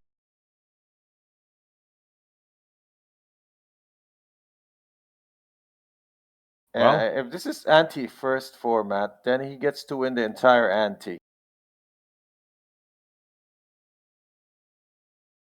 Let's see what happens. He got 85K. I want him to win this one just to satisfy my curiosity of, does he get the whole ante? By rights, he can only win 80K out of the big blind. So the most, if barring if Fam does not come along for this ride, they're definitely. We've been following this stream. Look at the 2 chip leaders. They were the 2 shortest stacks when it was 7-handed and 6-handed. Took them forever to find their groove, but once they found it, those chips started to move right into their real estate. So anyway, if Poker Hulk manages to double up here, he'll take 85 from the big blind. He has a small blind, so he won't take anything there, but he might take the 100K ante, so he could end up with 270. And he'll have to rinse and repeat. Here we go. This is automatically them being all in. There's no scenario where TNT will fold, so he will try to finish what he started. Finish him. We haven't seen the cards yet, though. We'll table the cards. Looks like that's either an ace or it's a no-line looking card on the right side there. Let's see the cards then. Poker Hulk looks like all the blood has drained from his arms and have entered his face. It's an ace something. It looks just a top shot at least. All right, give us a top shot. Of course, the cameras are linked to the graphic display, so until the graphics resolve, we're not going to get the camera. 9-4 at least. 9-7. Oh, there you go. A lot of chops can happen here, or you just win with a 4. So hang on. Do something here that worked the last time I did it, and this is for Poker Hulk. Motlan.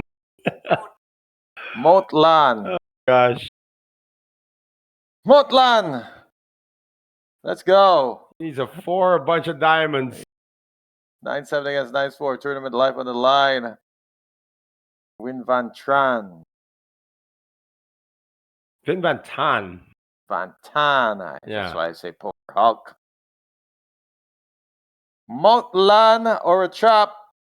No chop. Ace 10-5 so far 2 high cards. If they keep it high and the 7 doesn't play, then they can get away with chopping this. There we go. Now we need a card higher than a 7, or else we're going to lose Poker Hulk.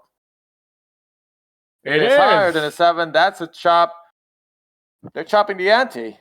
So he gets his 85K back, and I think he'll get 50K out of the ante. 235? How does he get 235? If he had 85 and they chop, where did he get the money? No, I think 135 should have been his.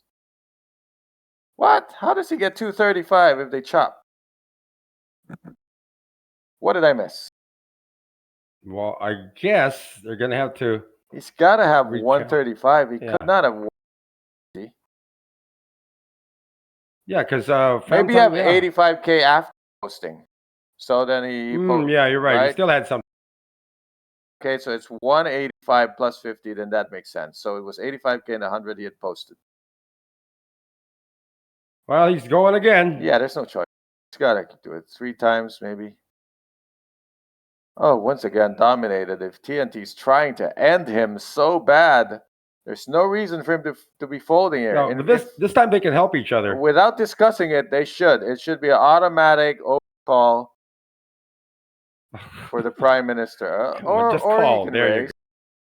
Call is fine. Wait till you hit it, and then try to make a side pot. Wow. It was a chop pot. Does that mean we already used the one time? No, right? Come on. He needs an 8. It hasn't been used. An 8 and only an 8. So that means Queen, 4. It's got to be check. Stay on it. 8 on the turn. Win is going to double up unless something higher comes out. Nothing higher comes out. That's it. That's going to be a triple up. Actually, that's the downside when they try to cooperate. What? 800,000? Let's go. Feeling good about that. Chopped the first time, now triples up on the second one. I mean, he had the lowest of the low there. It was Jack 10, Ace King, and he had Jack 8. Spike that 8 and get over with. You know what? I think I'm 2-0 with Motlan. That's not one time anymore. That's 2 times. Hey, the chop doesn't count. It doesn't count if you didn't get the pair, you know. So he got away without using his one time. Used it over there, got the 8, triple up, 800,000 now. And look out, we might have a card game. Well, he has just posted the big blind and the big blind ante talk about. It's all back in there. What, did you have to throw 400,000 back in? Let's see if he does it. Tony's got to sit this one 120K. Famtanya, the chip leader. No, Tony's the chip leader now. Just shove over him. Blind versus blind. Just shove over him. That's what's going to happen here. It's not always going to have a hand, but he's going to take a stand with Jack 6. 3rd time. We told you he needed to do 3 in a row, and he's done 2 so far. Well, 1.5. Queen 8 of spades for the Prime Minister, and Jack 6 offsuit live cards. Tournament life once again for the 3rd time on the line for the Poker Hulk, Win Van Tan. What are the odds of winning 3 flips in a row? Well, he's live now. Well, first one, No. Oh, he gets hit now. Needs jack. Jack and Jack. Turn card's an ace. Still one card to go. Does he hit the jack on the river or forever hold his peace? Smash. No.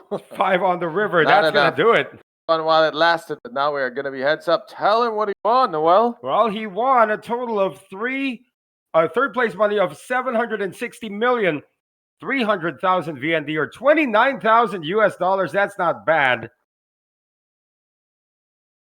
for a few days' work or a couple of days' work. Yeah, Win yesterday and Van today, Tan. pretty much day and a half. We are now officially at heads up, and the Superstar Challenge final table, it will be a battle between Tony Chung and Pham Tanya. Yeah, We'll have the action. Comment section knows how to pick them. We don't. Right. And we're going to have the action on our heads up battle when we return. I think she's going to keep going. Is she going to keep going? If Okay. you see her deal. If you see her spade a deck, we can take a break. But looks like she's about to pitch. No, she's spading the deck. Okay. We're going to take this short break. Heads up for the championship of the Superstar Challenge when we return.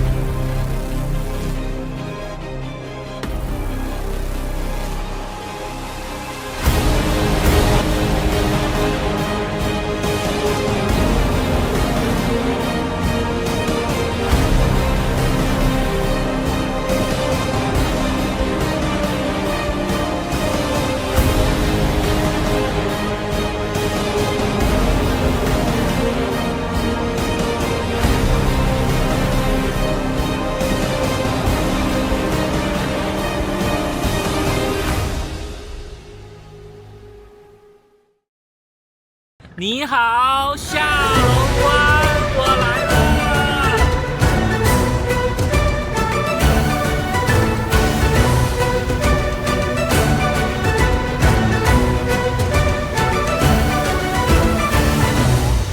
Hello， 各位小伙伴，我是杨鹏 ，USOP 的形象大使。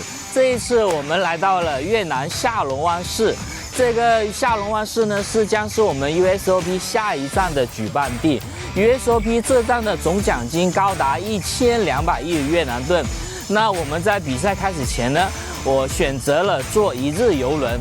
那一日游轮呢，我们将会带领大家看到这个被称为世界新7大自然奇观之一的下龙湾市。那我们坐一日游轮呢，可以近距离的体验下龙湾市的自然景观，比如它的岩洞，还有迷人的小岛。我们随着镜头一起去欣赏这美丽的风景吧。Let's go, baby, let's go！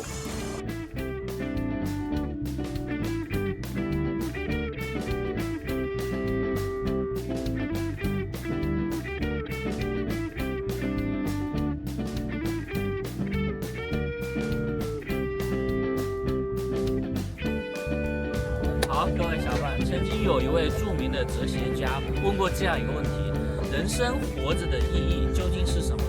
在他下面所有的回答里面有一个高赞的回答，就是你要去体验过未曾体验过的生活，还有未曾到过的远方。那这一刻，我已经感受到了这种魅力。那我们看着镜头。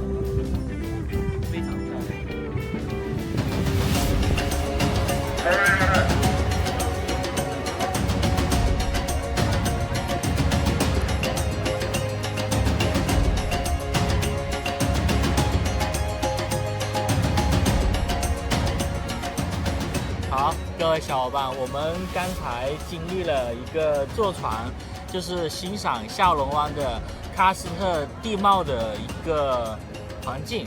然后我们经历过，就是我们选择的是坐在这个船上，这种感觉其实挺好的。但是呢，有另一种选择就是那个滑艇的。我觉得下一次的话，我会选择自己就是坐下那个滑艇的。我们镜头里面有。那如果你们到了下龙湾、哈龙贝的话，可以来体验一下这样的一种经历，就是欣赏一下喀斯特地貌。OK。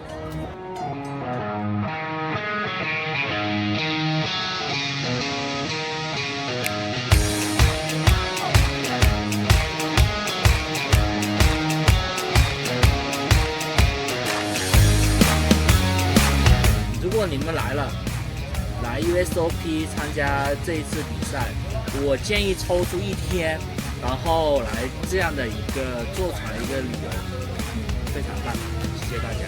我们随着镜头，我们现在要回去了 ，OK。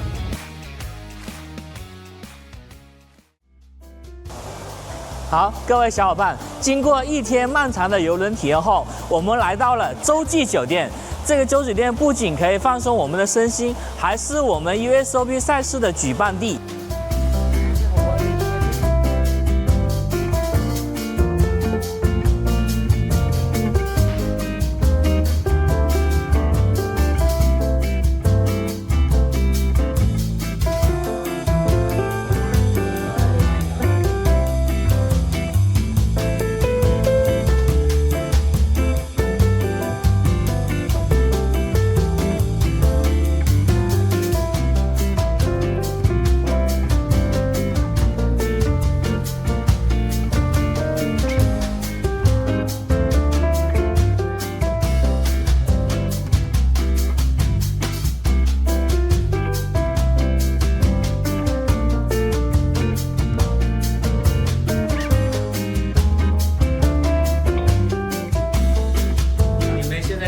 是我们这边酒店的经典大床房，它这里总共有42个平方，整个装修的感觉是非常高档奢华的，是我觉得追求高品质住宿的不二选择。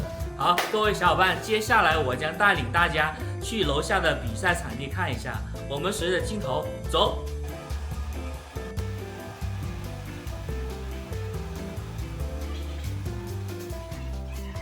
我们 USOP 的赛事将在酒店最大的宴会厅——东京大宴会厅。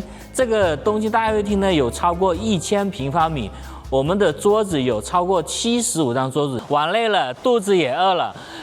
下龙湾作为一个著名的旅游城市，我们去体验一下它的现捞海鲜吧。Let's go！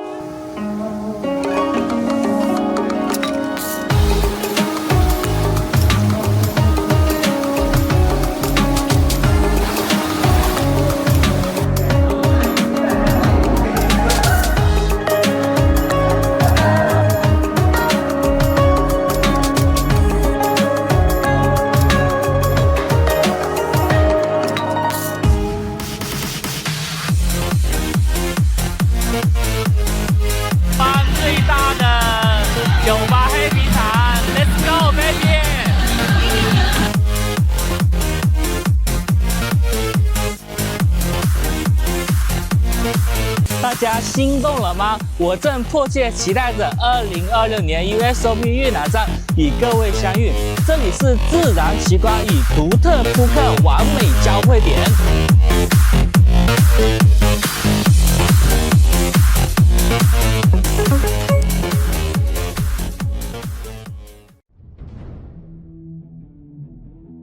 Welcome to the U Series Championship live from Osaka, Japan. We're here at the iconic Umeda Sky Building, right in the heart of the city's busiest business district. And what a stage we have set for the main event. It's incredible, Noel. You walk into this room and immediately you can feel it coming in the air tonight.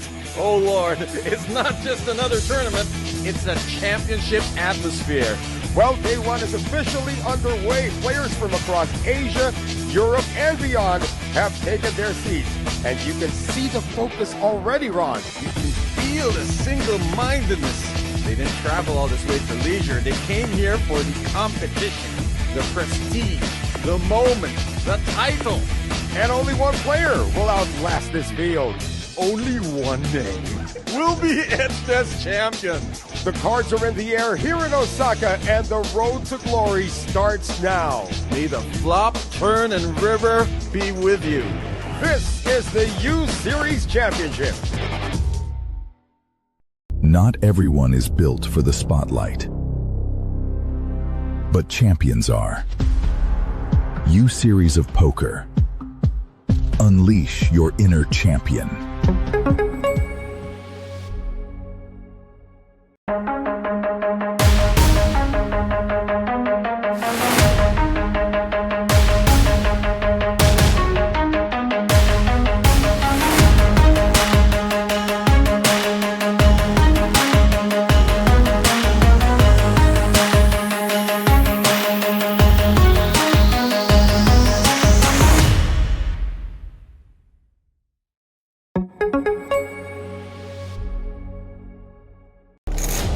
每段旅程都从一个瞬间开始，一个选择，去坚持，去学习，去成长。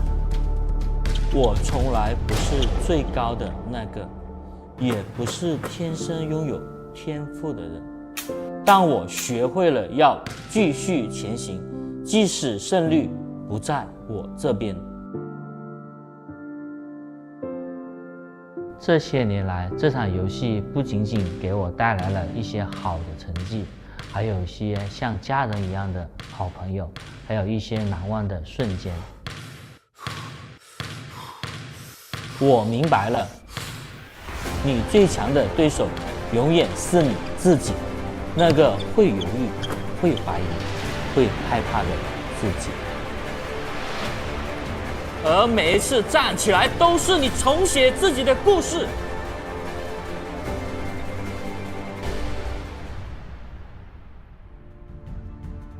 今天，我很荣幸能够继续走下去，成为更大团队的一部分。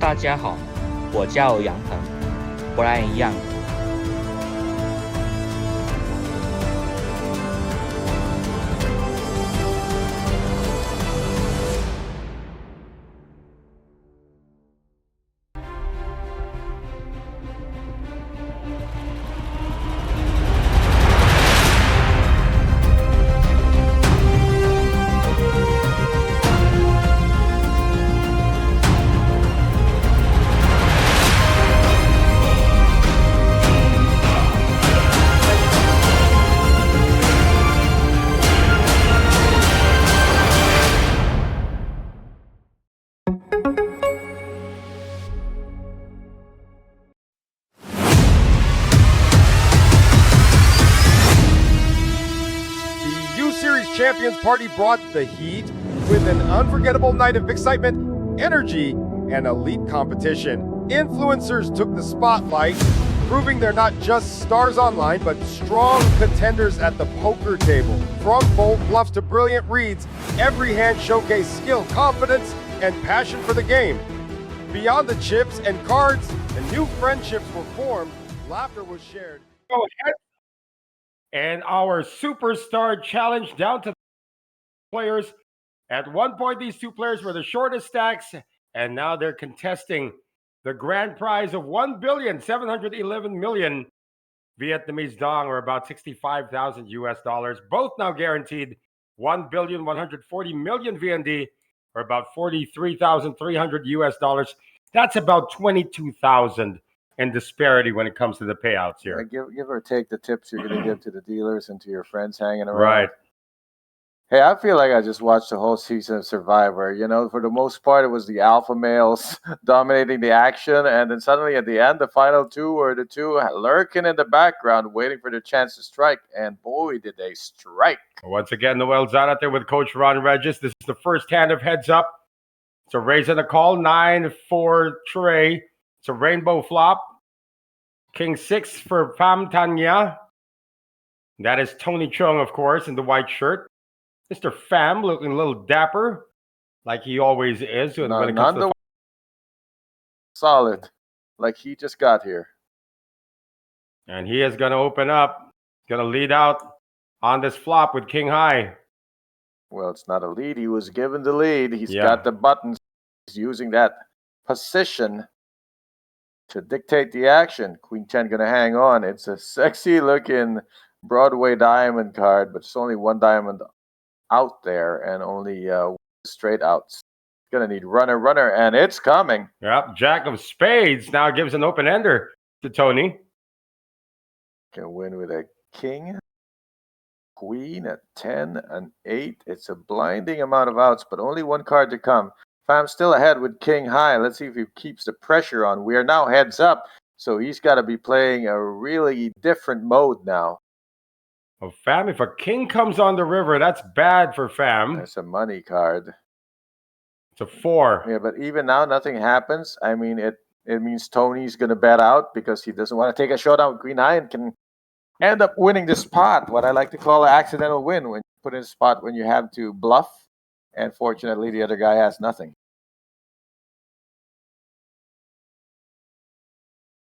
He checks it. Oh, Pham Goes taking check. a showdown with king high and taking the W. First blood. First win so far. This could be a long one. I mean, it's even stacked when we came in. Pham had a slight advantage. Yeah, and these two characters aren't likely to just have these massive meltdowns. Their playing style is quite measured. Yeah, I know TNT is more likely to get in there with some poisonous hands, but he doesn't really blow pots with a bunch of spewy bluffs. 6.1 million to Pham, 3.9 million to Tony. That doesn't say much yet at this point. No. Bigs against 30 bigs. It doesn't indicate any significant advantage. Tony Chung. King 6 of clubs. Raises.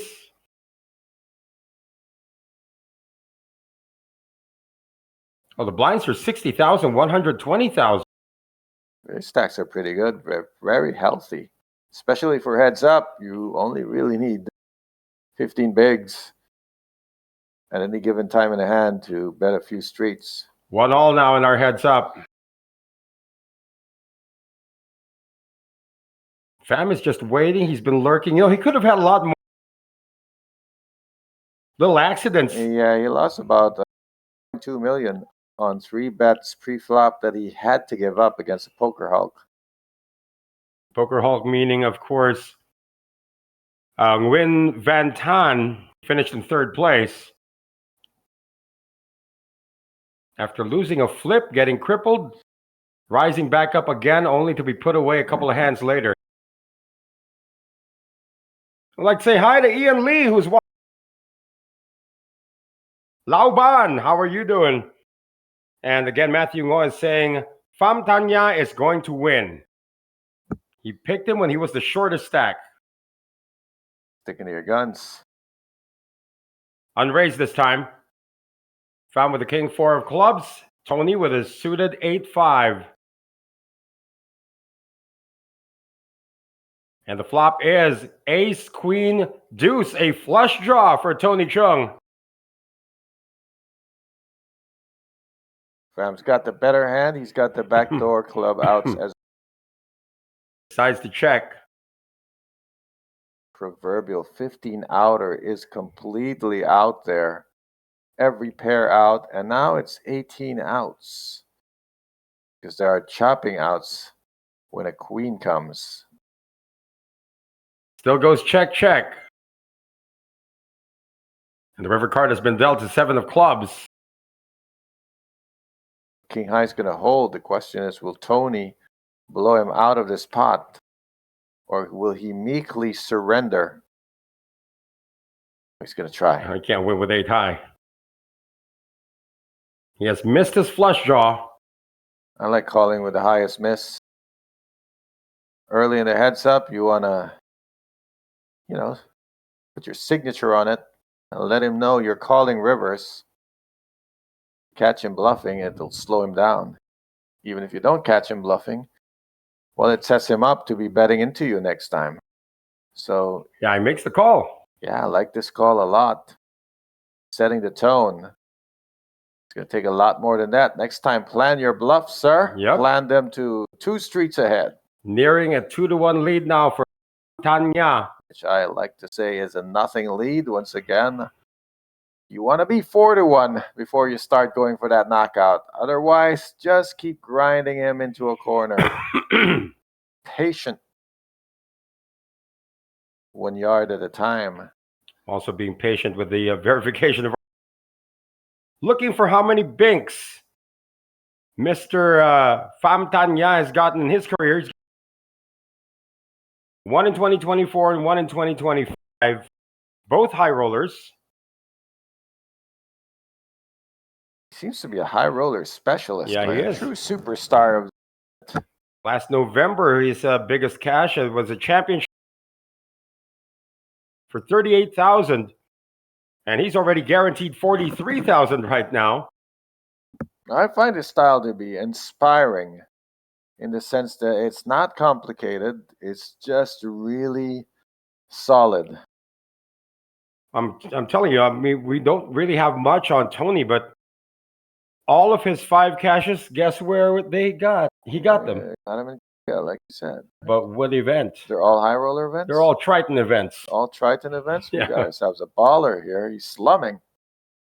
He's got a flush draw, talking about Pham, but a hit coming. This is the superstar event, so he Right. does belong here, and he's showing that he belongs. Tony's got a hit, but so does Pham. This time they both got something, but what a hit by Pham. Mid-pair flush draw.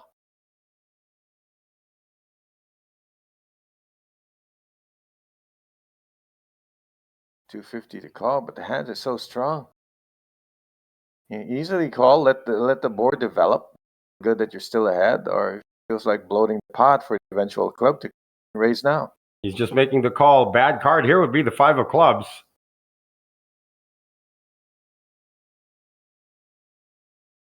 A king would be neutral. A 10 slows them down.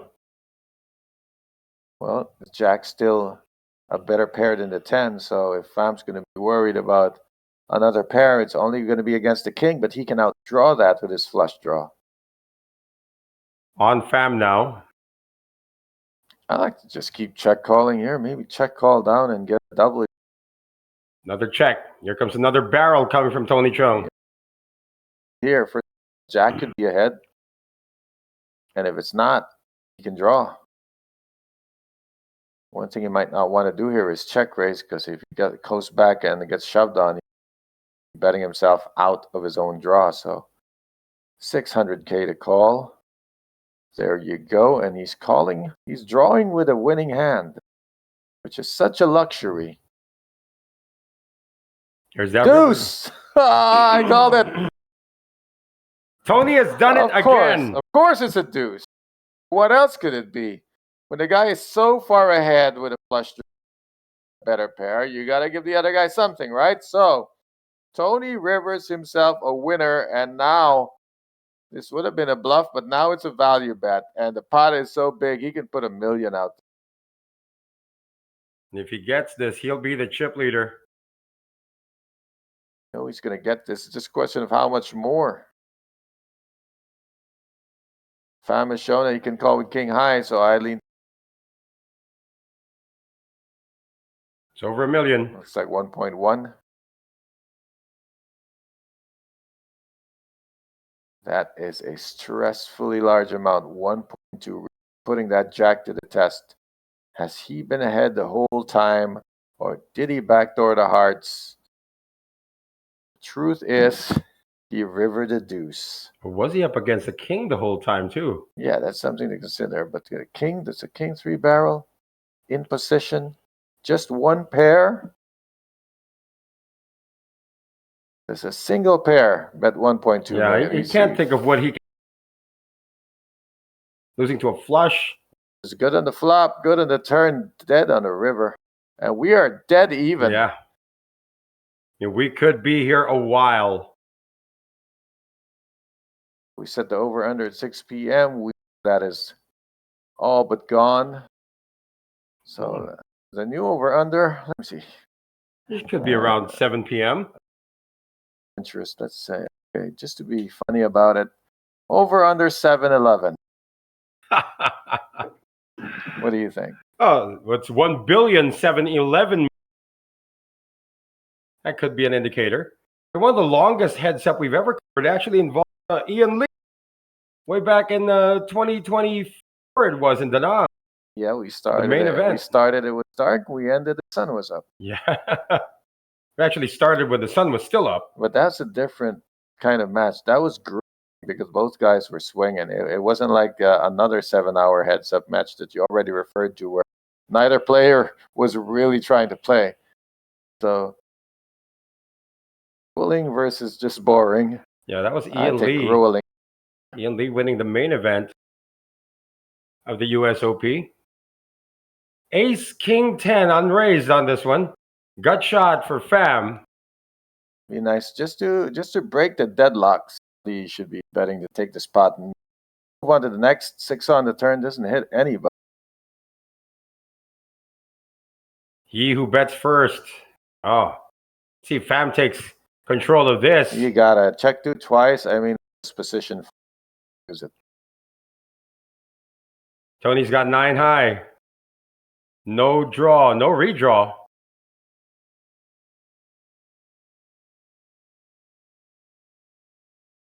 And lets it go.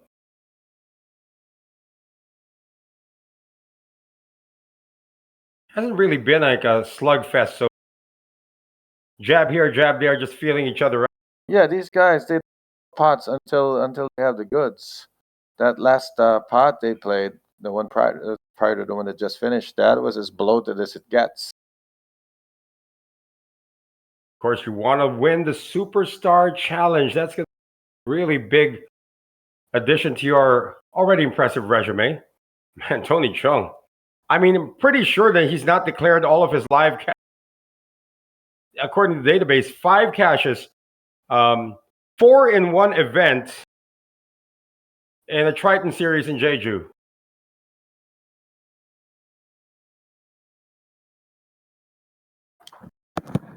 All of them in March.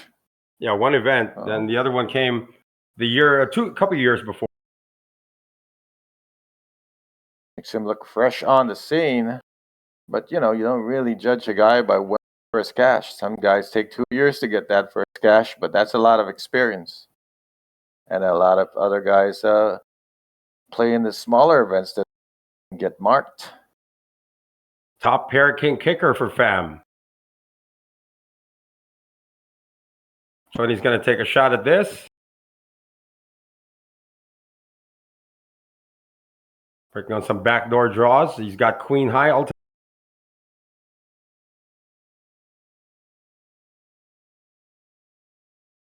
Do you call or check raise it's now? It's a horrible backdoor. It's a check raise.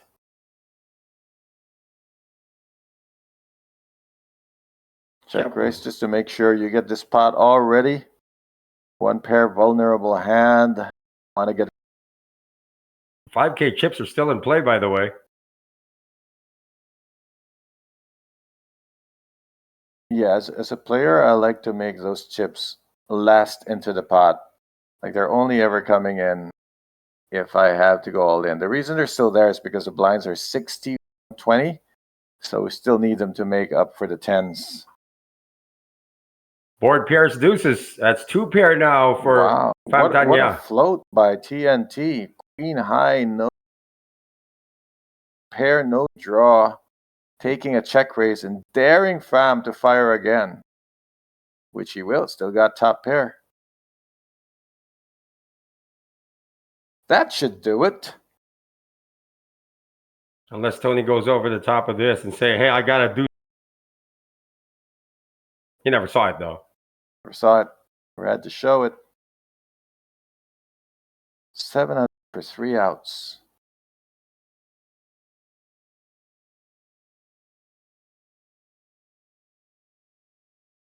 So the chip lead stays with Pham Thanh Nha. Tony pulled up right alongside him. They were side by side. And then Fam just jams the accelerator and pulls ahead again.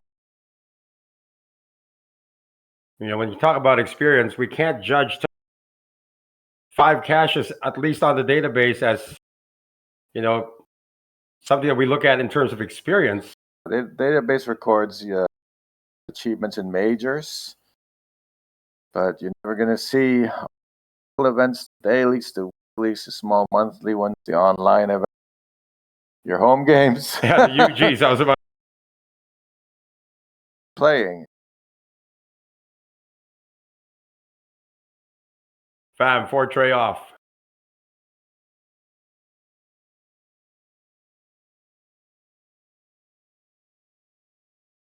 Has he been given more time banks again? See any? Right. That graphic box is blocking and partially. Yeah, usually they replenish these time bank cards to heads up. What did they get? 2 more each? I think 3 more each.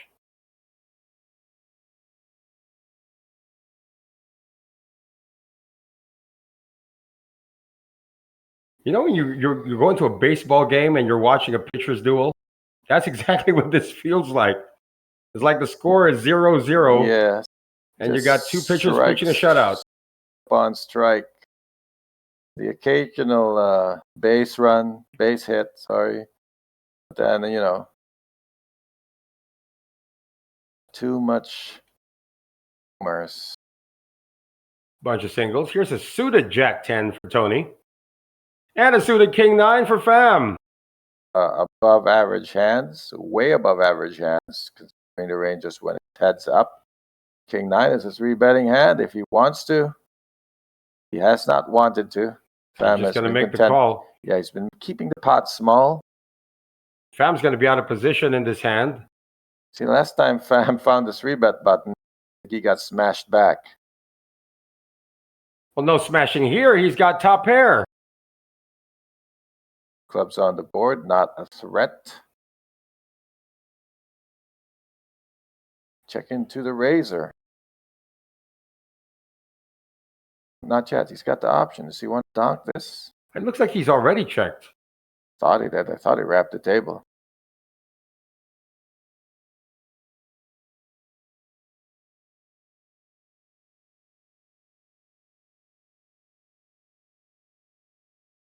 Here we go.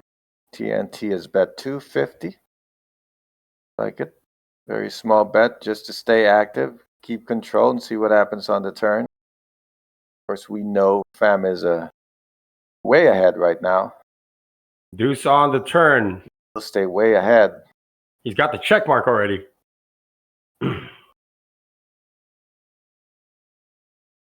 Checking to see what Tony Chung does. Win a showdown. Jack shows up.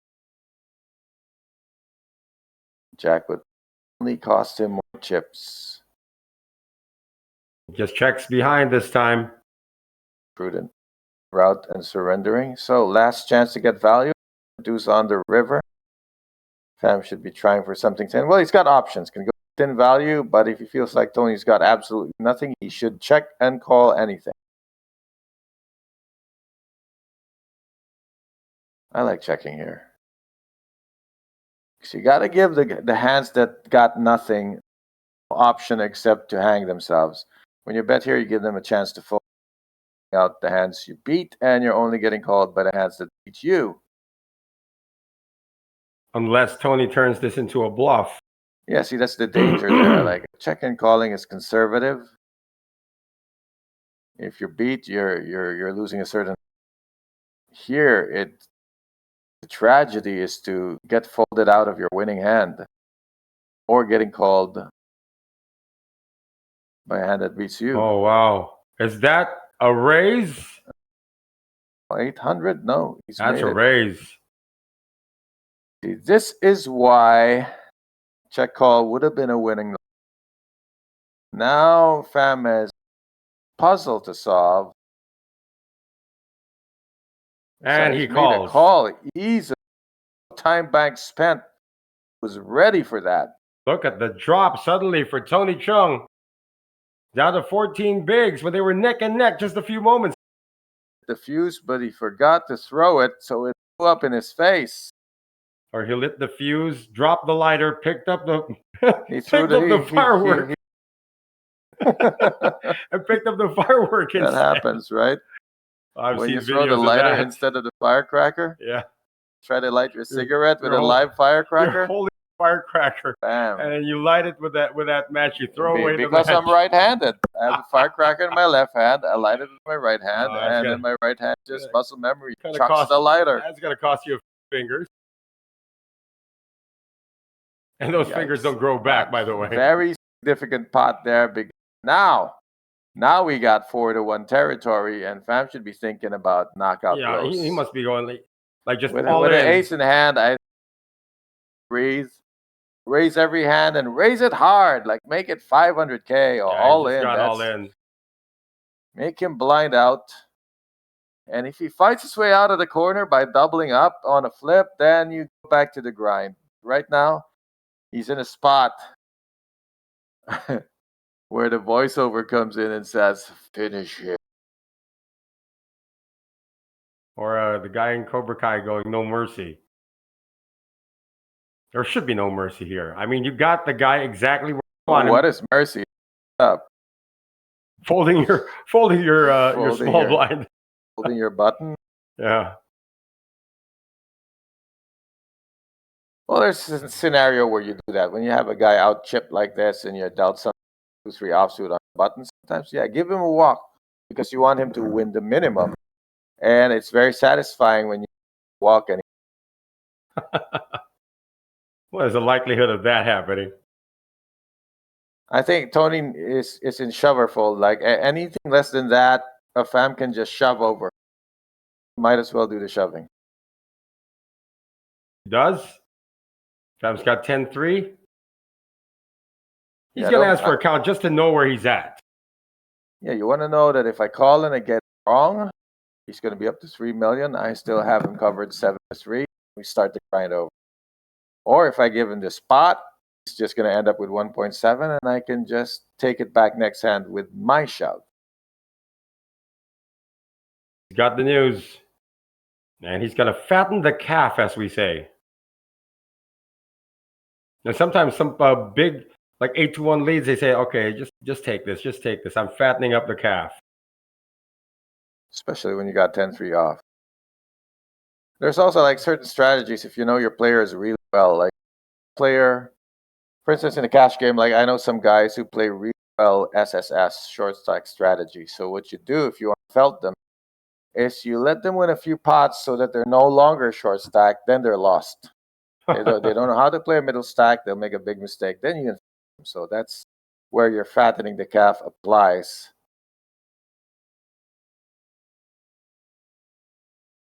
Because right now with Tony's stack, there really isn't a mistake that he can make. He's either pushing or taking a stand or not.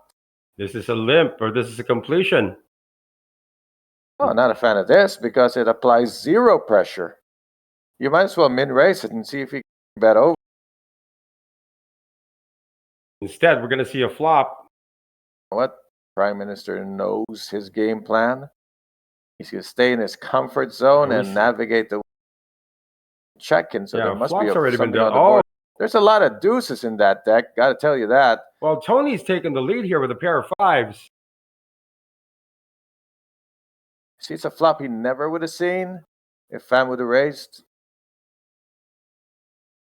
As it is, Fam has given a little bit of extra dead money to take home.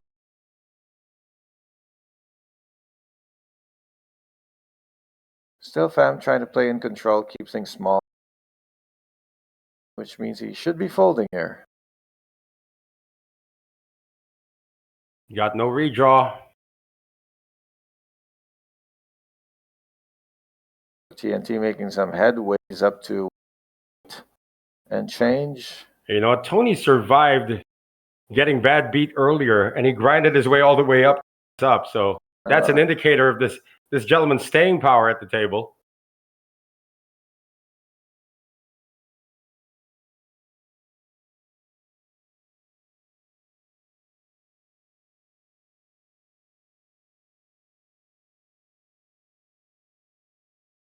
But again, we're talking about serious money. Both of them billionaires already. Family got all night, just chilling. 1.140 billion, 140 million already guaranteed for these two gentlemen. Here in heads up are $43,300. The champion, $1,711,000,000 VND, or $65,000. Reminds me, our over under for this match is 7. Uh-huh.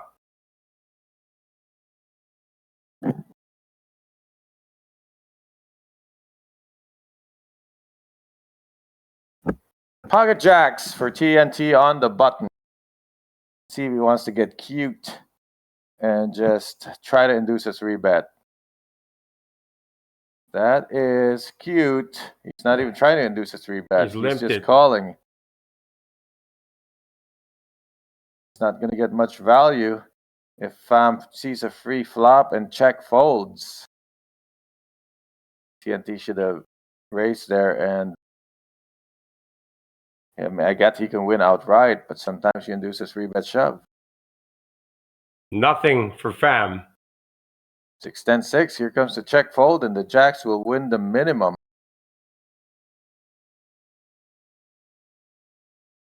Tony check behind is really waiting. Well, he's got the radar on. There's no way. It's like he knows for sure that Fam wants to induce any kind of bet. Fam's not buying it.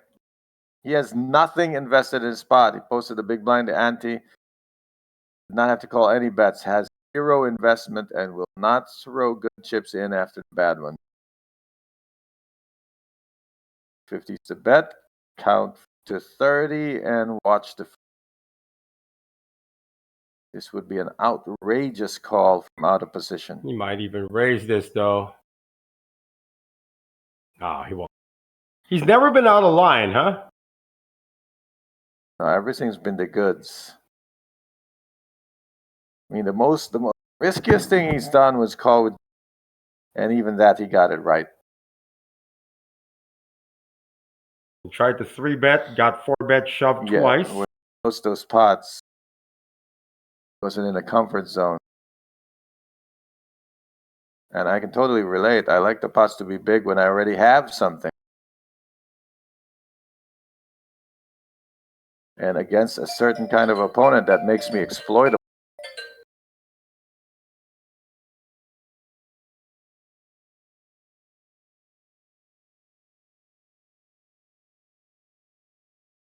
Queen 5, suited for Pham Thanh Nha. He needs to go back to raising. Tony T is clambering back into position. He's less than 4-1 now. Got back, push him back to a corner. 17 big blinds. Can't let the guy get momentum. King Deuce. Wow, that race is 3x. It's designed to shorten his stack. Tony T. Yeah, he's picked up some spectacular reads because he's gone all in on top of. He saw the 3x and he somehow read it for weakness. Fam can't call this. He can't take a flip right now. It's less.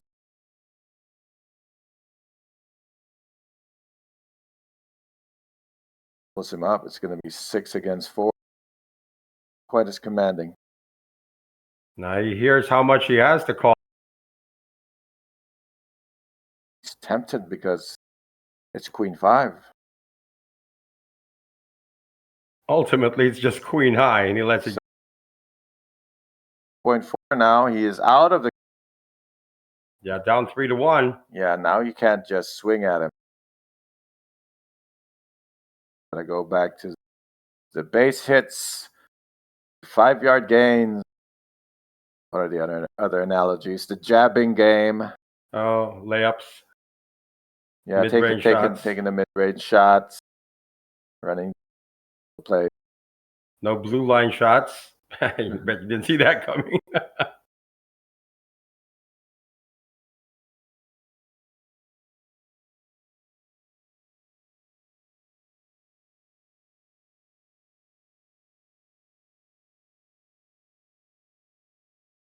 So 3-1. Ever been running around an oval? You thought last lap, so you turn and you sprint, and then they tell you there's one more 400 meters more to go, and you already used your sprint. Want that to happen, so keep it in jog mode. Tony T. That's just a raise, though. Yeah, That's a big just one. all the white chips. Sitting on 2.4, but he's pretty much indicating that he's ready to get the rest of it. Raise and take. Tony T grinding himself out of the corner, working towards the middle of the ring now. He's doing this slowly. He was down 8-1 after that debacle earlier. Lowest point was 6-1. He had a 1.6 million, 0.5 and change.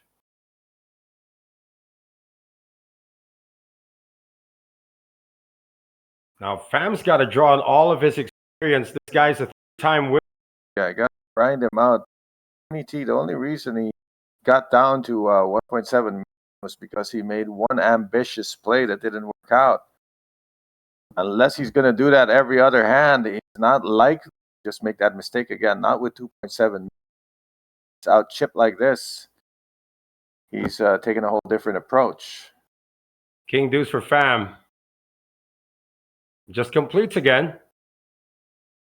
Tony's going to see a free flop. Unless... Yeah, this is... If Tony is picking up these patterns, completing weak, raising strong, then it's abusable. Flop is Jack 9-9. Goes check, check. Turn cards of 5. Check the chat, because I'm about to ask them if Fam being too careful. Well, it's a gut shot now for Tony. Doesn't get there.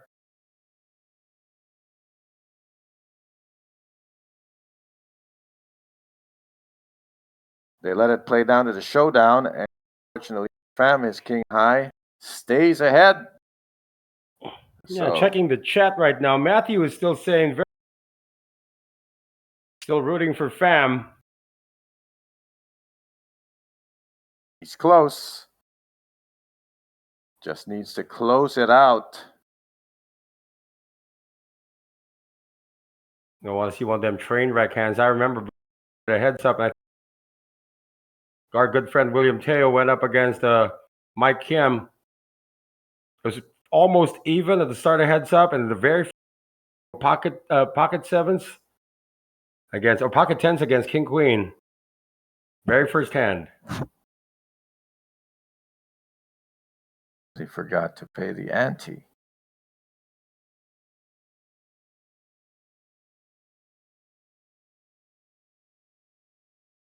TNT's got the button, going to be first to act. What's he got? 8-6 again. Starting to believe that it doesn't matter what he's got. Well, he did limp the jacks. He's limping 8-6. They both adapted to each other's button limping game, and that favors Tony T. So it's almost like he's training Fam to keep it this way. Check coming from Fam.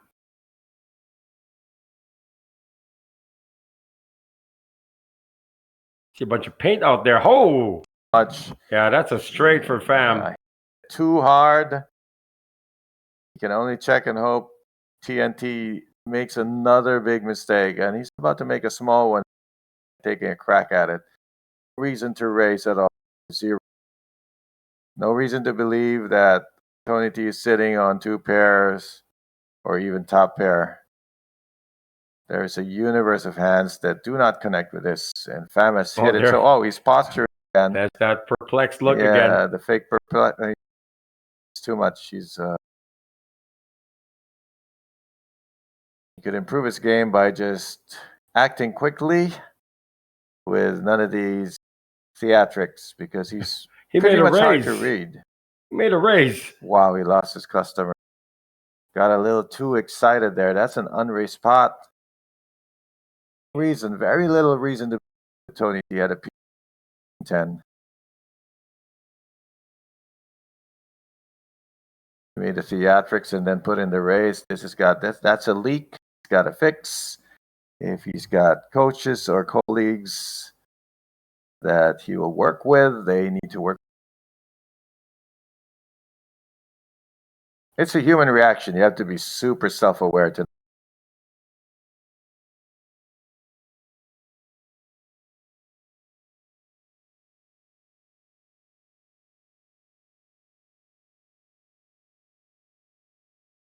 Ten four for Fam. I have a lot of screenshots of the face videos. I call. Or the what? Oh, the eyebrow kind of raise. Like they got a big problem. Got a race here. Let's see if Tony goes over the top of this. I like this race. Put pressure on him. He's down to 2.1 million. Of course, he's got a hand. He's going to take a stand with. Queen 9 has served him well. Practically busted Poker Hulk with it. What happened here? It looks like we skipped ahead to a feed. Wonder what's happening, Jack. Yeah, obviously.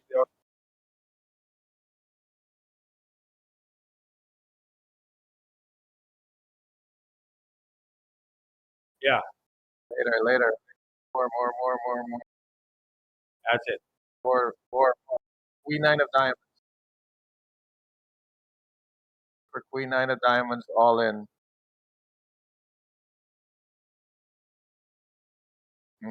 Yeah, he raises. Queen 9 of diamonds goes all in. So let him raise first. Forward.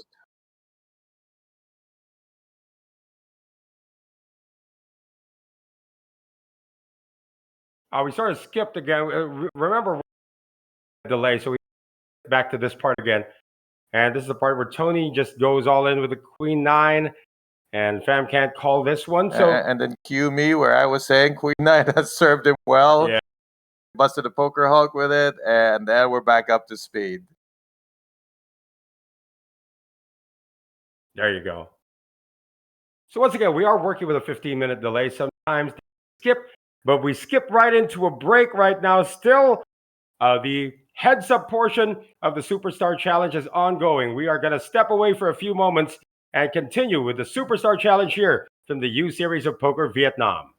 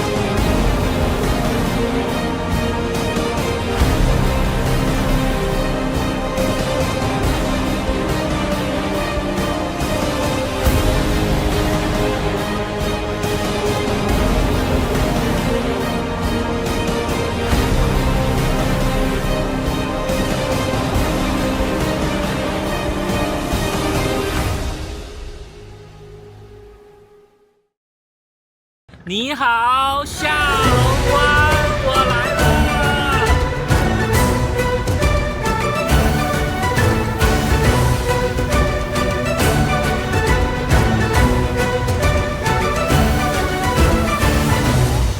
Hello， 各位小伙伴，我是杨鹏 ，USOP 的形象大使。这一次我们来到了越南下龙湾市。这个下龙湾市呢，将是我们 USOP 下一站的举办地。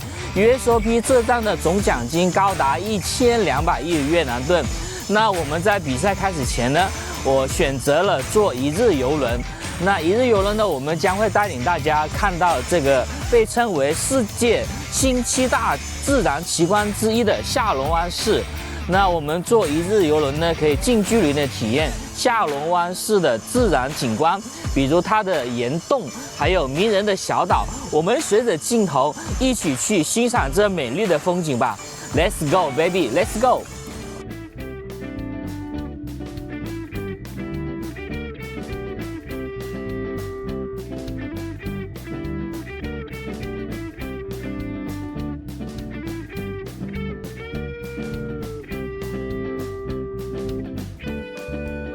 好，各位小伙伴，曾经有一位著名的哲学家问过这样一个问题：人生活着的意义究竟是什么？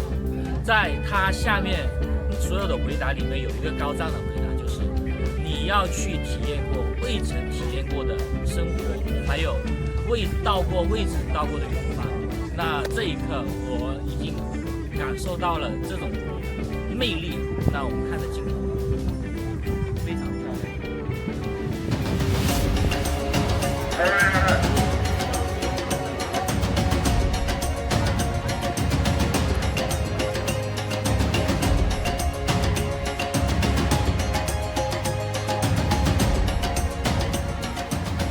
好，各位小伙伴，我们刚才经历了一个坐船，就是欣赏下龙湾的喀斯特地貌的一个环境。然后我们经历过，就是我们选择的是坐在这个船上，这种感觉其实挺好的。但是呢，有另一种选择就是那个滑艇的。我觉得下一次的话，我会选择自己就是坐下那个滑艇的。我们镜头里面有。那如果你们到了下龙湾、哈龙贝的话，可以来体验一下这样的一种经历，就是欣赏一下喀斯特地貌。OK。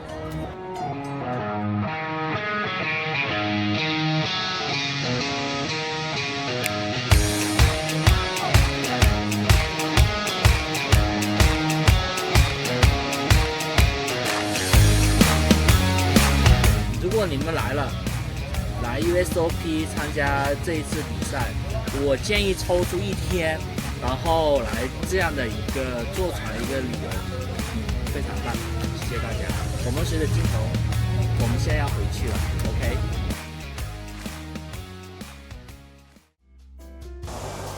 好，各位小伙伴，经过一天漫长的游轮体验后，我们来到了洲际酒店。这个洲酒店不仅可以放松我们的身心，还是我们 USOP 赛事的举办地。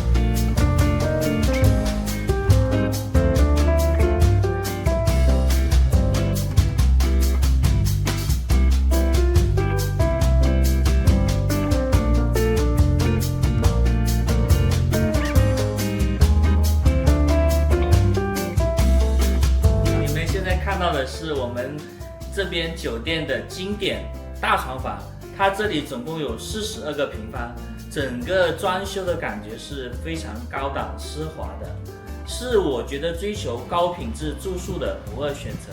好，各位小伙伴，接下来我将带领大家去楼下的比赛场地看一下，我们随着镜头走。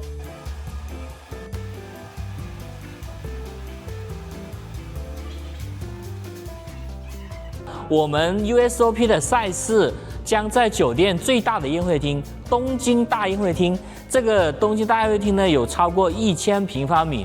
我们的桌子有超过75张桌子。玩累了，肚子也饿了。下龙湾作为一个著名的旅游城市，我们去体验一下它的现捞海鲜吧。Let's go！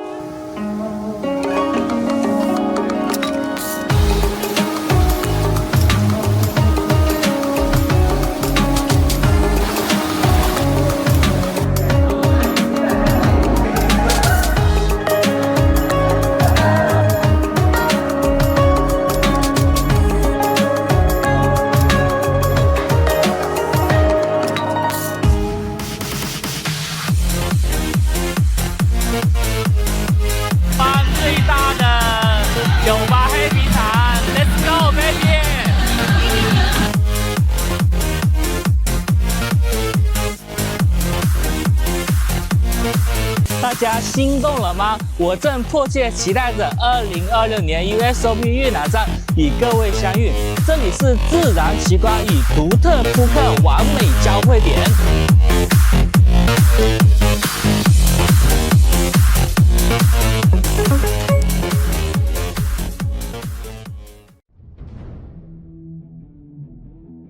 Welcome to the U Series Championship live from Osaka, Japan. We're here at the iconic Umeda Sky Building, right in the heart of the city's busiest business district. And what a stage we have set for the main event. We're coming off a scheduled break here in the Superstar Challenge, event number 13. And we rejoined the action with Pham Thanh rather, taking a 3-1 lead over Tony Chung in this heads-up battle. Once again, both guaranteed $1,100,000,000 Vietnamese dong, or $43,300. The champion gets $1,711,000,000 VND for $65,000. And well, Zanate still with Coach Ron Regis.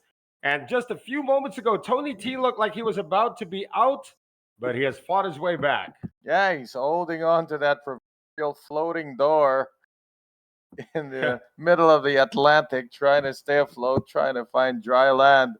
And he can do it with his hand. Before break, he took down a nice pot with dead money. He shoved Queen 9 on top of the opener. This time, he's just flatting with Ace 8. I guess going to try to induce some kind of action before shoving over it anyway. Too strong a hand to limping here. There must be some bad intentions. Bad news would be if there's an 8 on the flop. Let's see how it works. How about an 8 and a 6? None of the above.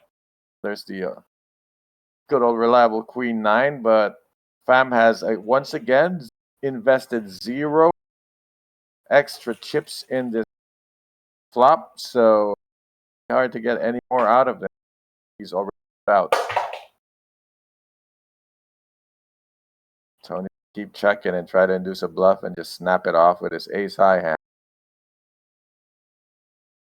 Value is too thin to be betting himself here unless he just wants to get down. He's looks like already checked.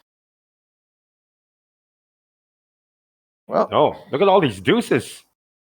It's 8 high versus ace high. I think Pham's just going to surrender here. Which is a good conservative decision because he has had exactly no interest in this pot. Tony's the climb. Up. Yeah, the climb continues here for Tony. Be a moral victory. Back up to 3.5 million. Essentially doubling slowly where he was after he made that huge misstep and found himself down to 1.7. He's still down though. That's the good news. Well, you know, they started out pretty much even, 55-45, 58-42, got even to 50. Pham cruised ahead a little bit, and then Tony swung for the fences and missed.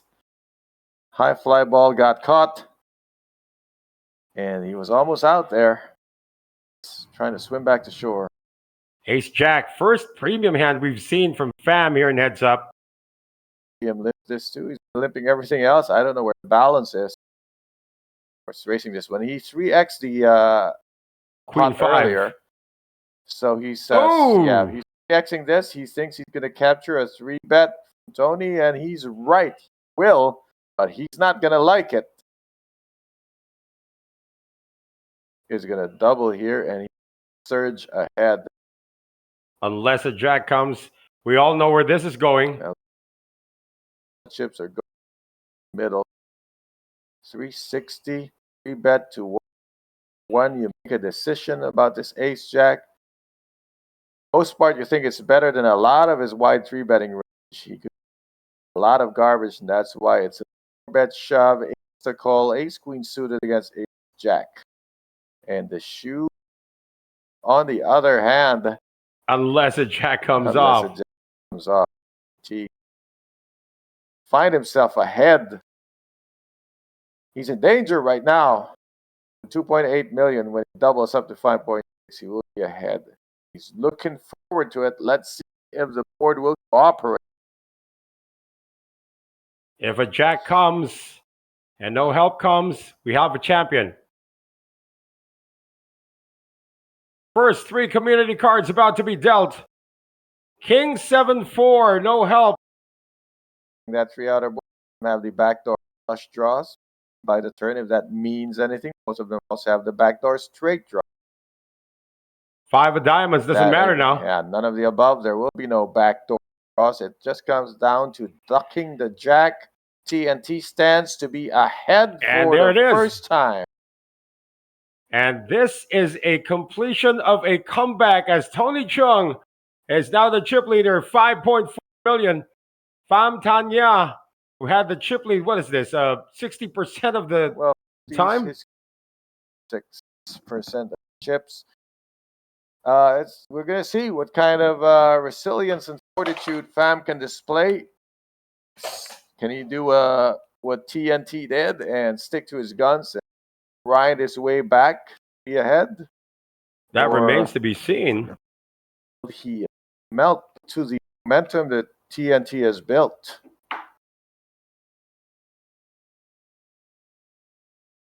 Expecting Pham to stay solid and stay patient. That's how he got here. That's how he stayed.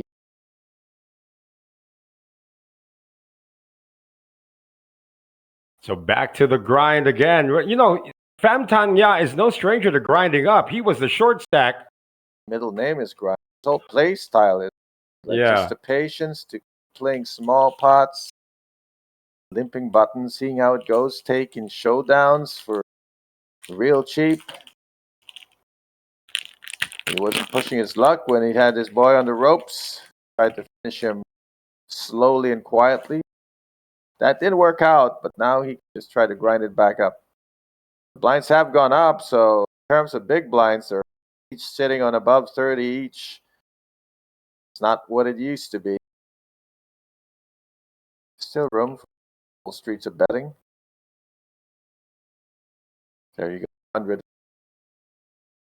Sounds like a song. It's not how it used to be.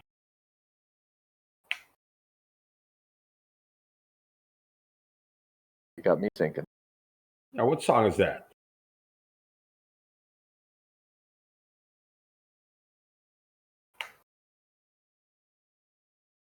That escapes me right now. We're going to see a flop. Both of them. They both have hit the 5. One's got a 7. Got a kicker. Pham's got the superior kicker. See how he chooses to play this. Will he play the check calling game? Or he's going.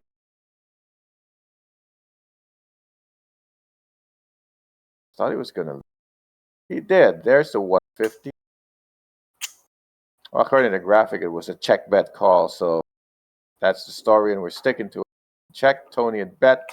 So now he checks again with the top card having paired.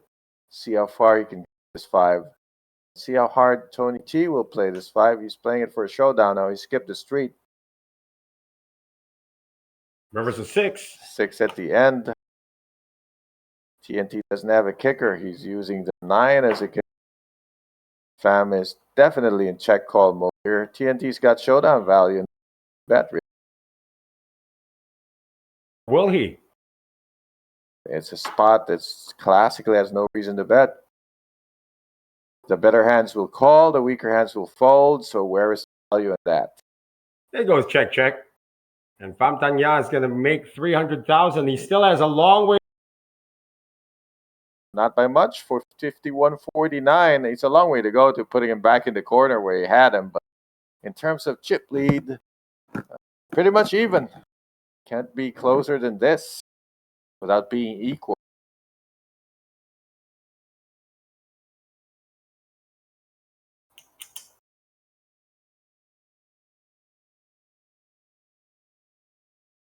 Well, equal again. You know, they were equal. 5 million each.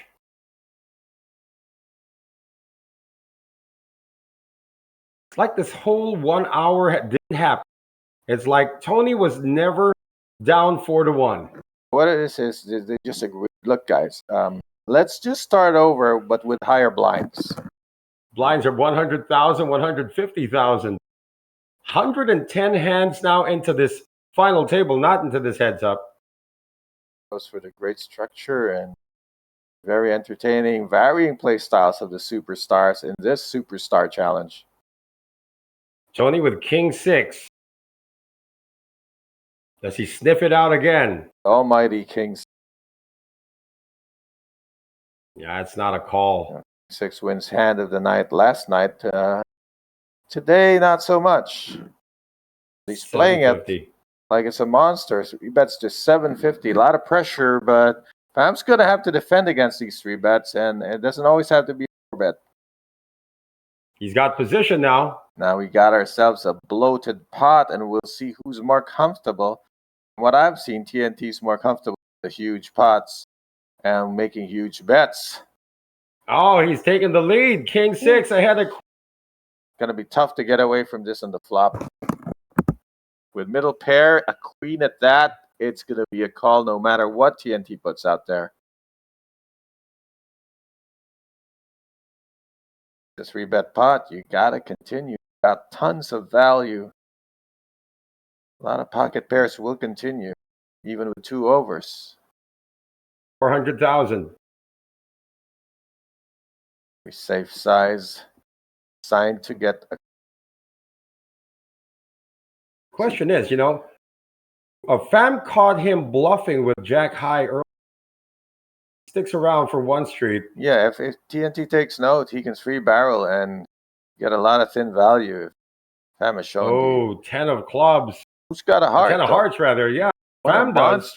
Turn card for Fam. That's a royal flush draw. Look on top of your screens. 20 outs. All the hearts, the queens, the jacks, 9s, the aces, all live.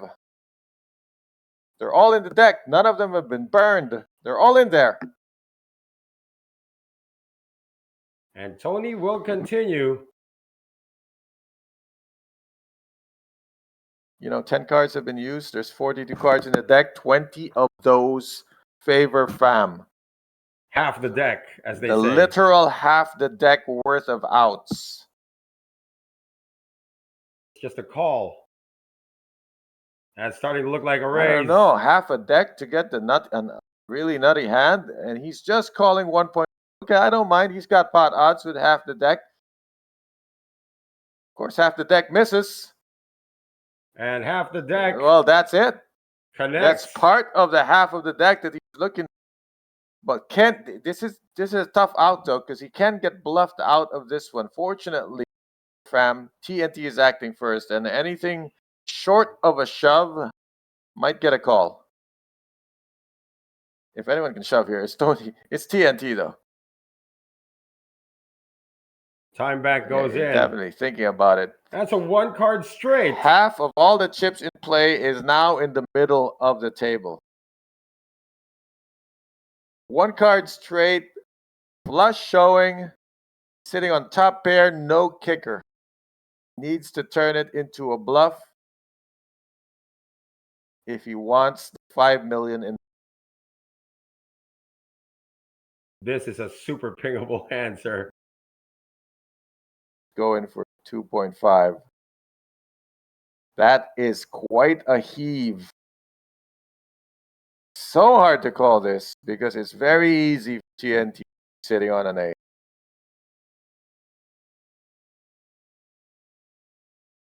I mean, I know he had 20 outs. but That's not one of the ones he wanted yeah, to the hit. jack is the hardest one to call with. The queen would have been easier. This is the toughest out to pick up. All right, I should have said he had 17 cleaner outs. This is dirty.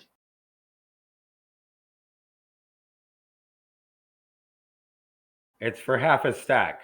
See, that's why I like playing the turn real aggressive. Like if I just shove over him on the turn. Oh, he makes it fold. He makes him fold. I'm never in a spot where I fold my winning hand. So what a pickup by TNT. Tony Chung. I think Pham made a little bit of a mistake on the turn, not taking matters into his own hands when his hand was at peak strength. Wow, look at this. Earlier, just coming off the break, it was a 3-1 lead for Pham Tan Nga. Yeah, that is a disaster. This is what I was curious about. Because Pham had to have that fight back in him. And he played his monstrous hand pretty passively. And there was a huge pot in the middle. Did not want to be down 4-1. Even Now when he's he down 3-1. Play it. That's how much of a bind. No, I like when you said dirty out. Yeah. When you have 20 perceived outs, left out, you gotta go. Pocket eights for Chung. Can't really deal the knockout blow yet.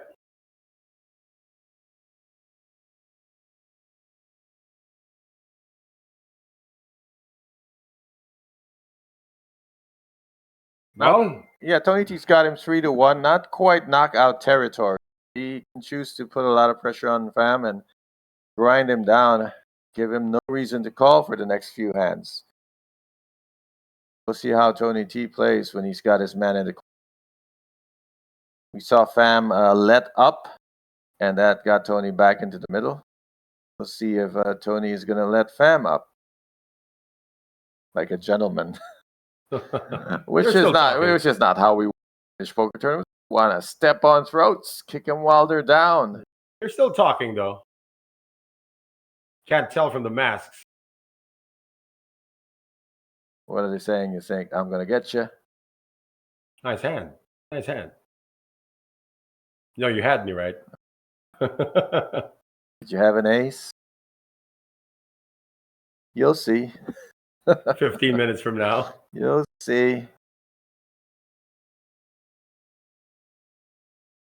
Now, Pham's going to go to a point where he's going to start playing cards. I think he has been playing cards. I think that has been the weakness.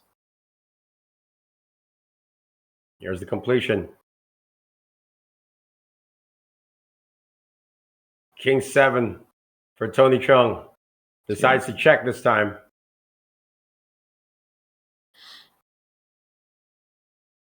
Can get out of this, punch his way out. Bob and weave. Oh, gosh, really? Heads up, it's Ace, King, Queen on the... Well, it's an unraised spot. What are the chances anybody has... Pham has got the minimum draw. That's not a baby flush draw. Like a preteen flush draw. A grade school flush draw. Middle pair, though, for Tony. Yeah, can't give up to 200. Can't just give away pots. If Pham had any piece of ace king flop, I like to think he would have raised it. This is a raise. He's just calling. Oh, he's raised to 500. Didn't see the white chips there. Yeah, he has figured out there's no way you got one of the big cards and raise the button or shove pre. No way. Thing is, it's callable. Because with a flush draw, you got getting 4-1 on his money here. So exactly the right odds. Whoa, now he decides to bet. And I don't know what he's left behind. A very small amount. Pham sees the dead money. He says, I'd like to take that right now. You have 9 outs with 2 cards to come. That king is not feeling good right now. You have an ace. Remember, he 10 just jack. limped. He just completed. TNT's got to think about this. Fam coming alive.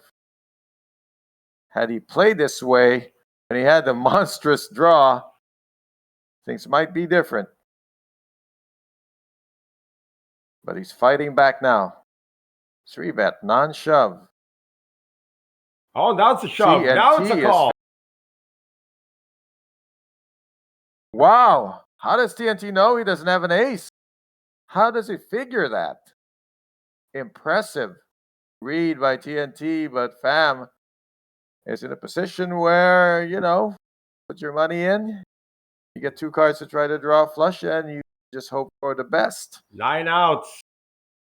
TNT on the cusp of being the superstar of the night. Fam has 9 outs twice to even this out. Missed on the first one.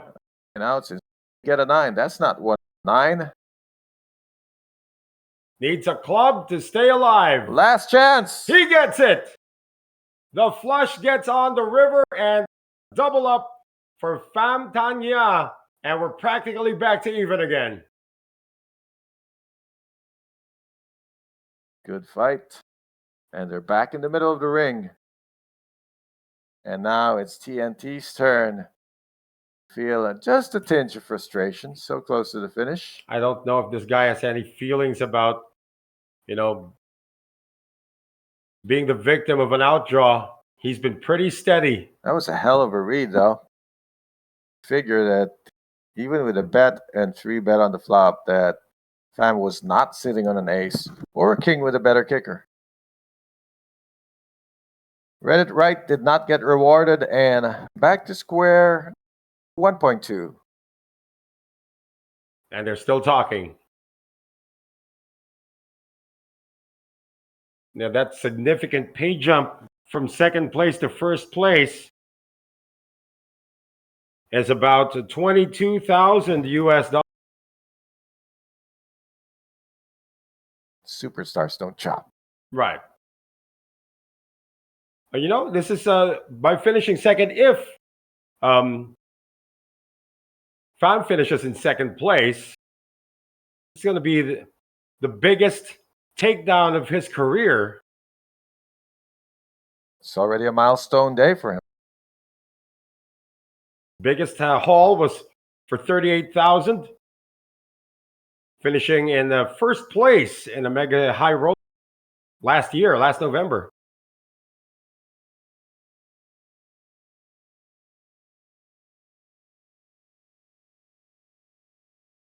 $7-5 of diamonds for Tony Chung.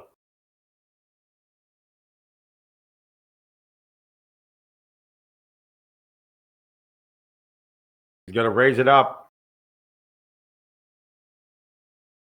Ace Jack for Pham Thanh Nha.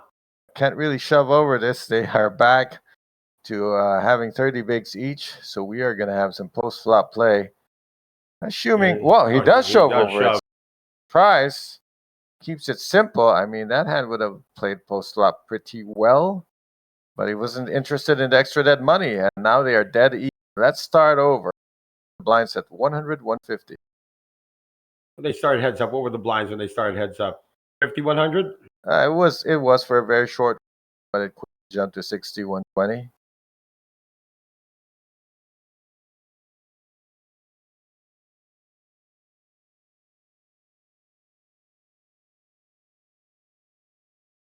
Well, now it's just a matter of who is going to want it more. Keep on it, but this has been a slugfest of epic proportions going back and forth. When you say who wants it more, is what are you willing to do? Willing to lie, cheat, and steal? Well, this is the game for it. Except for the cheating part.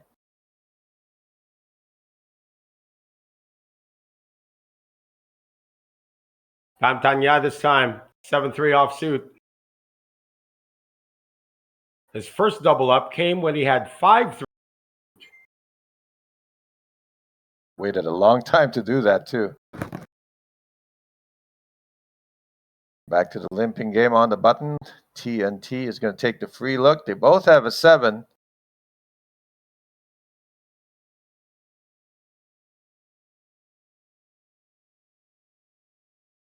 Ace-6 deuce.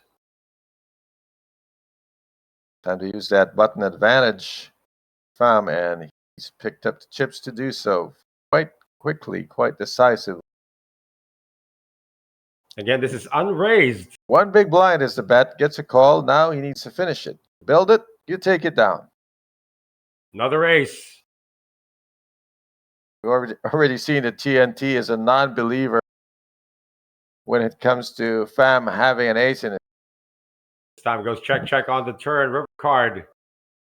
Like an that ace. check. I like to make one more bet, try to win it there. It goes check. And Tony's going to take it down with queen high. Gave up too soon. He put one big blind out there. I think he could have fired another 3 or 4 big blinds.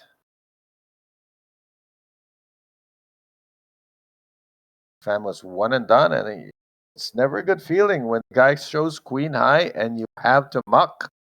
Feeling is I was one bet away from taking that pot. Did we see that last year from Win Van Sang? Who was barreling, and then checked the river. Wasn't it Jack high was the winning hand? Right? 9 high, I think.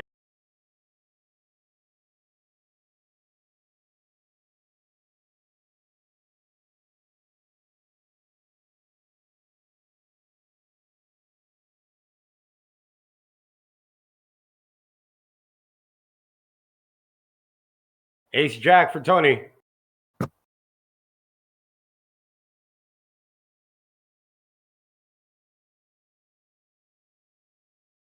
Blinds are 150, 100, 150. Stacks are still plenty playable. 30 bigs each. This Queen could 10, be. it plays well. Yeah, it's an action hand now. Yeah, just defend it. And so it's live. Whoever hits will get the guy straight. Hit. Not good. Both of them flopping like the OKC Thunder.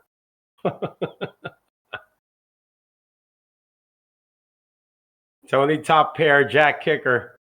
Pham queen, which is the middle pair. Which you can't fold it. He's going to get a bit of value from this. Be a godly fold if he went check fold. So it's the turn. He might. He's still in the tank. He might be considering. He made the call, and there's a deuce of clubs. Very innocent, hapless, irrelevant deuce of clubs, which means another check call could come in. This is gonna hurt.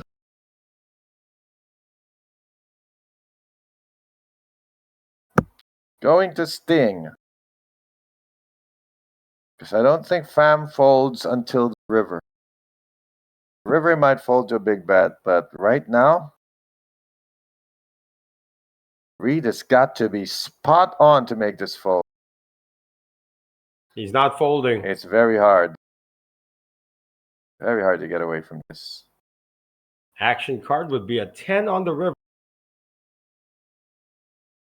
It's a 7 of hearts. Can you really check 3 barrels? Is TNT going to fire 3 barrels? It is a 1-pair hand. He might be happy to take the showdown. Thinks he's up against a weaker ace, then by all means, squeeze for value. Only a 3-4 got there. Spade draw missed. 3 would not have checked the unless they have something against getting max value. So he's squeezing for value. He's seen 600 get called. What about 800? 1.1. Yikes. And the fact that Pham has caught him with king high before is why he makes this call. Is going to hurt. I thought it was sting, but it actually cuts. Yikes. 3 streets of value. What a dream that is. How often do And it never went the other way. You know how it goes sometimes? You try to get 3 streets of value, but the river gives the other guy what he wants. Yeah. You end up value over yourself. Well, not this time. That was pure value. Selling the hand on every street. Look at the lead. It's back to a 3-1 for Tony Chung. I hate to say this, but Fam's looking a little bit outclassed here by the relentless TNT. It's twice he folded the winning hand. Fam's going to have to make an adjustment. The adjustment I recommend is to be hyper aggressive. I don't think that's in his playbook, though. Something you need to pick up just to round out his arsenal. You know, even just as a gear change, just to do it for a few rounds and then go back to your comfort zone, just to explode out of it every now and then. It's just completed once again. TNT's got him in a spot. He hasn't done anything yet. There you go. TNT's got him in a spot where he can just keep pushing him to the corner. Anytime he's got a halfway decent hand. Well, that was a gotta raise. be. Raise and a call. Yeah, it's got to be a big raise now. I like a quarter of Fam stack every just to push him back. Tony likes more. Yeah, he does like more. Easy win there. Dead money. Slowly pulling away once again, Tony Chung against Pham Tanya. Again, what's at stake at this point? Both gentlemen guaranteed or $43,300 US. The champion takes down $1,711,000 Vietnamese dong, or $63,000 US.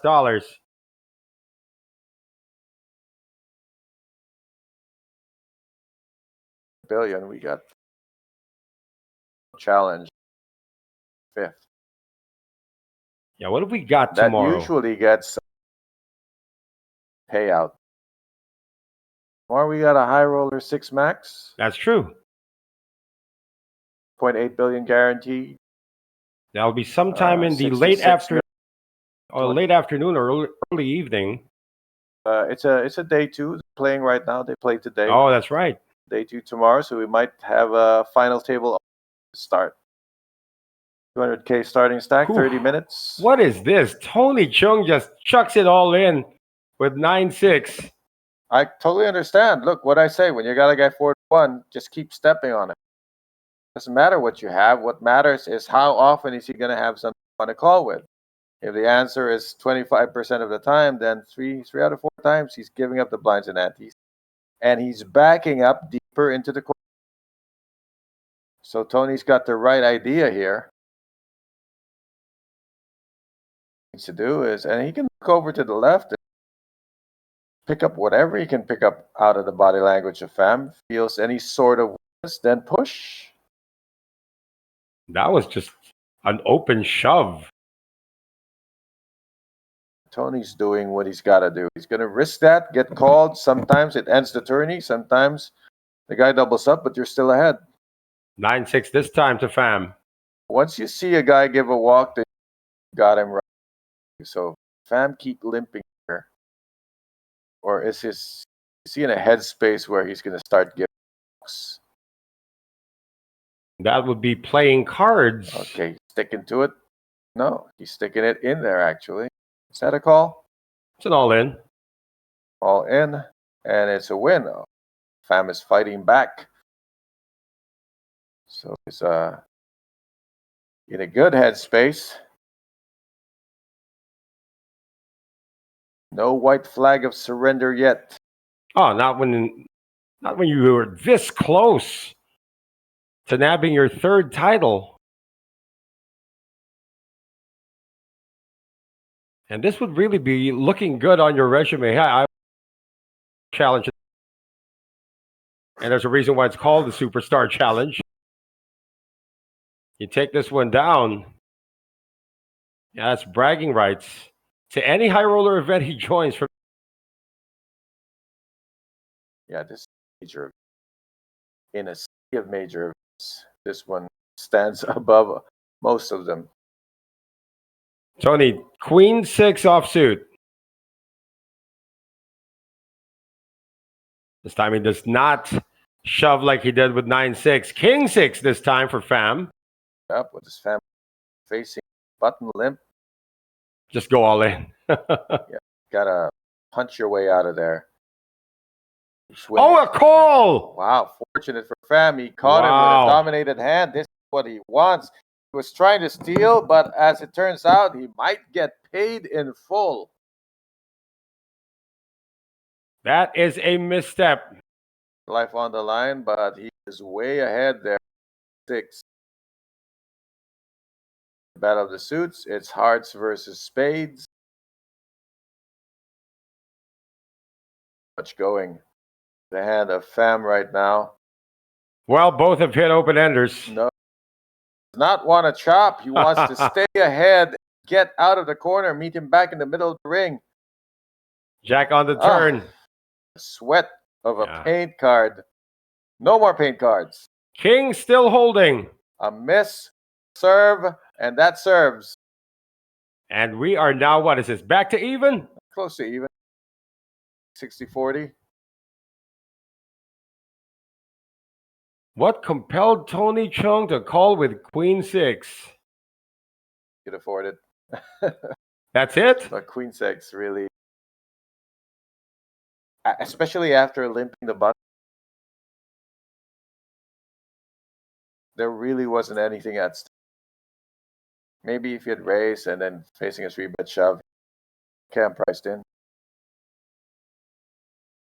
That was more of a, you're right about the whim portion of this game when you feel you should be folding, but his hand might win it.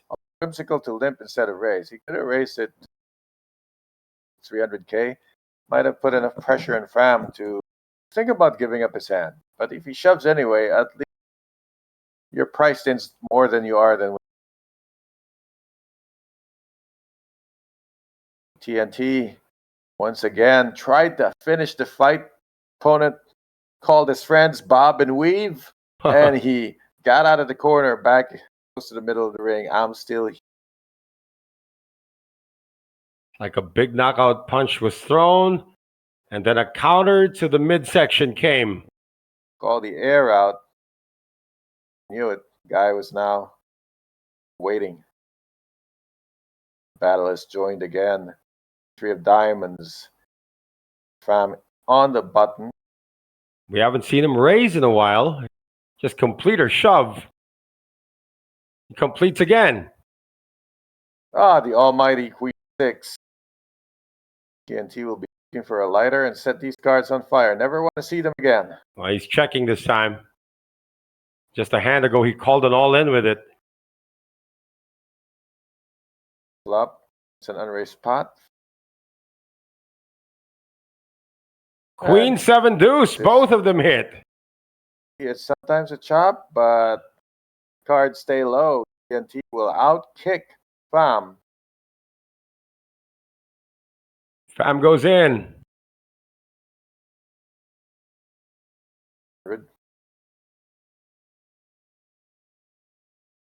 TNT wants to play this fast. If he check raises here.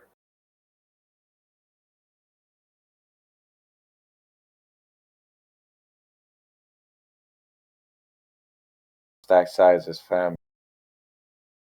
Effectively 3.5 million. This is a check raise. He is playing it fast. Does not want any disasters.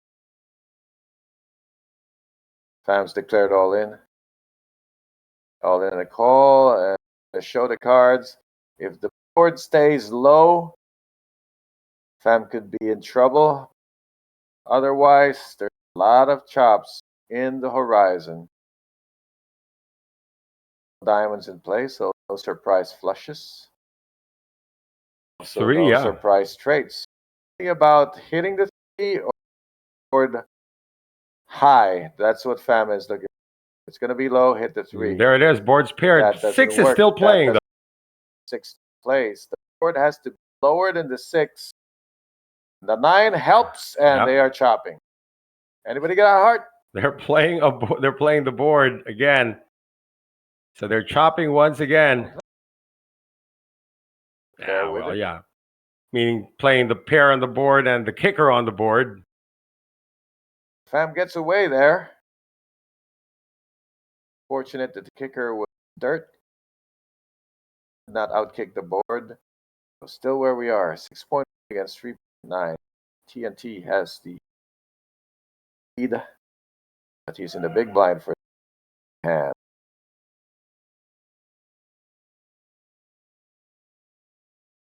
Even if a 3 showed up there, no, the 3, even if it was 2 pair, the 6 would have still played. Too late. That 7 pairs up. 3 stops mattering.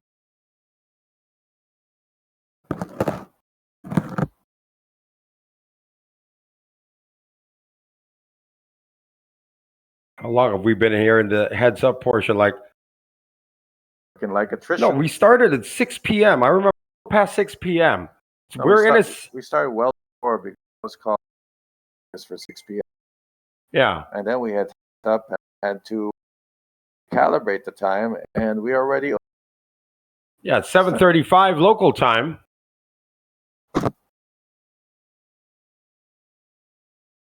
TNT letting the out button.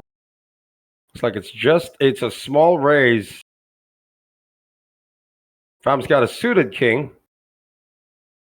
Makes the call.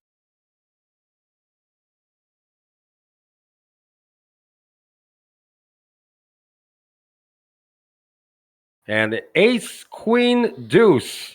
How about that? Fam connecting with the deuce. King or 9 when Fam's got the bottom pair. Decent kicker.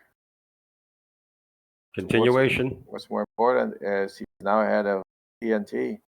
He's going to need to spike that 9 to come out ahead. It low.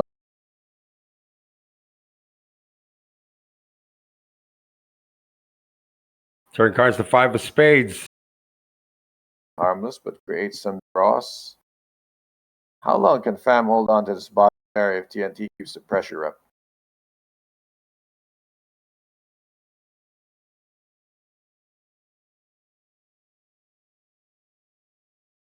Here comes the pressure. Certainly constant. We are going from a small pot to a medium 500. Quick bet and a quick fold. Took him right off his hand, not the first time he's. And TNT is starting to put Fam back in the corner. 2-1 lead for Tony Chung.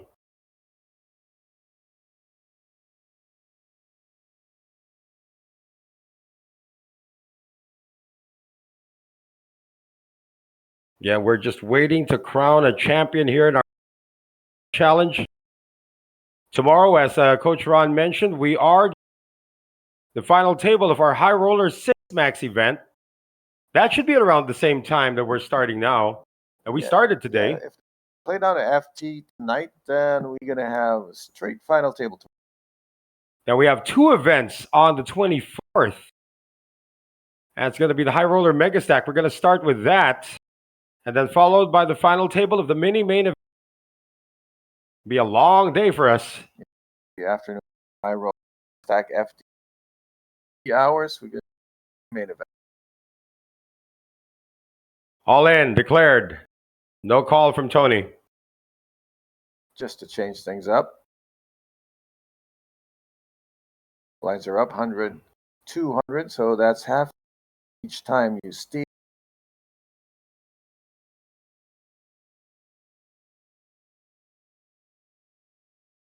It's been a roller coaster in this heads-up battle. It was a roller coaster to get here in the first place. Again, folks, if you're just joining us, the 2 gentlemen participating in heads-up at one point in the final table were number 7 and number 6 in chips. Quite a while. Battle out of there.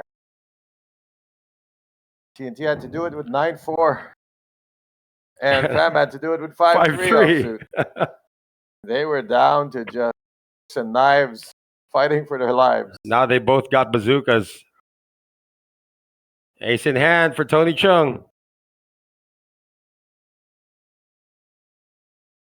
All in. No, he's just limped Yeah, it. he's playing. Oh, let's see. Pham, he shoved with the king earlier. He's doing it again. And a quick call coming from Tony. Got Pham covered, so here we go again. TNT trying to light that fuse and blow his opponent right out of this table. Pham's got live cards in their suit. King 8 is the hand of Pham. He's at busting, finishing second. Potential champ there, holding AC Deucey. This works out. We see a lot of comebacks before. Queen 5 deuce gives a gut shot. No, it's a hit, actually. Yeah, Not that he needs the it. deuce doesn't matter. Change anything. As long as there's no king or 8 on board. Or running spades. There's the king! Wow. We're going to swap positions again. If this stays clean, Pham stands to double up. Oh, river down. And they both shake hands, and what an epic battle that was. Tony Chung is the champion of the Superstar Challenge, but it wasn't easy against a game opponent in Pham Tanya. What a way to end things in our Superstar Challenge, ladies. Pham Tanya is going to take down second place money of $1,140,000,000 BND, or 43,300 US dollars thereabouts. And the champion, of course, is Tony Chung, also Vietnam, 1,711,000 Vietnamese dong, or 65,000 US dollars. And once again, thank you for sharing that stream with us, folks. We will be back tomorrow for more action from the U Series of Poker Vietnam. For my partner, Coach Ron Regis, my name is Noel Zarate. It's good night from Ha Long Bay in Vietnam. See you tomorrow. More action from the USOP.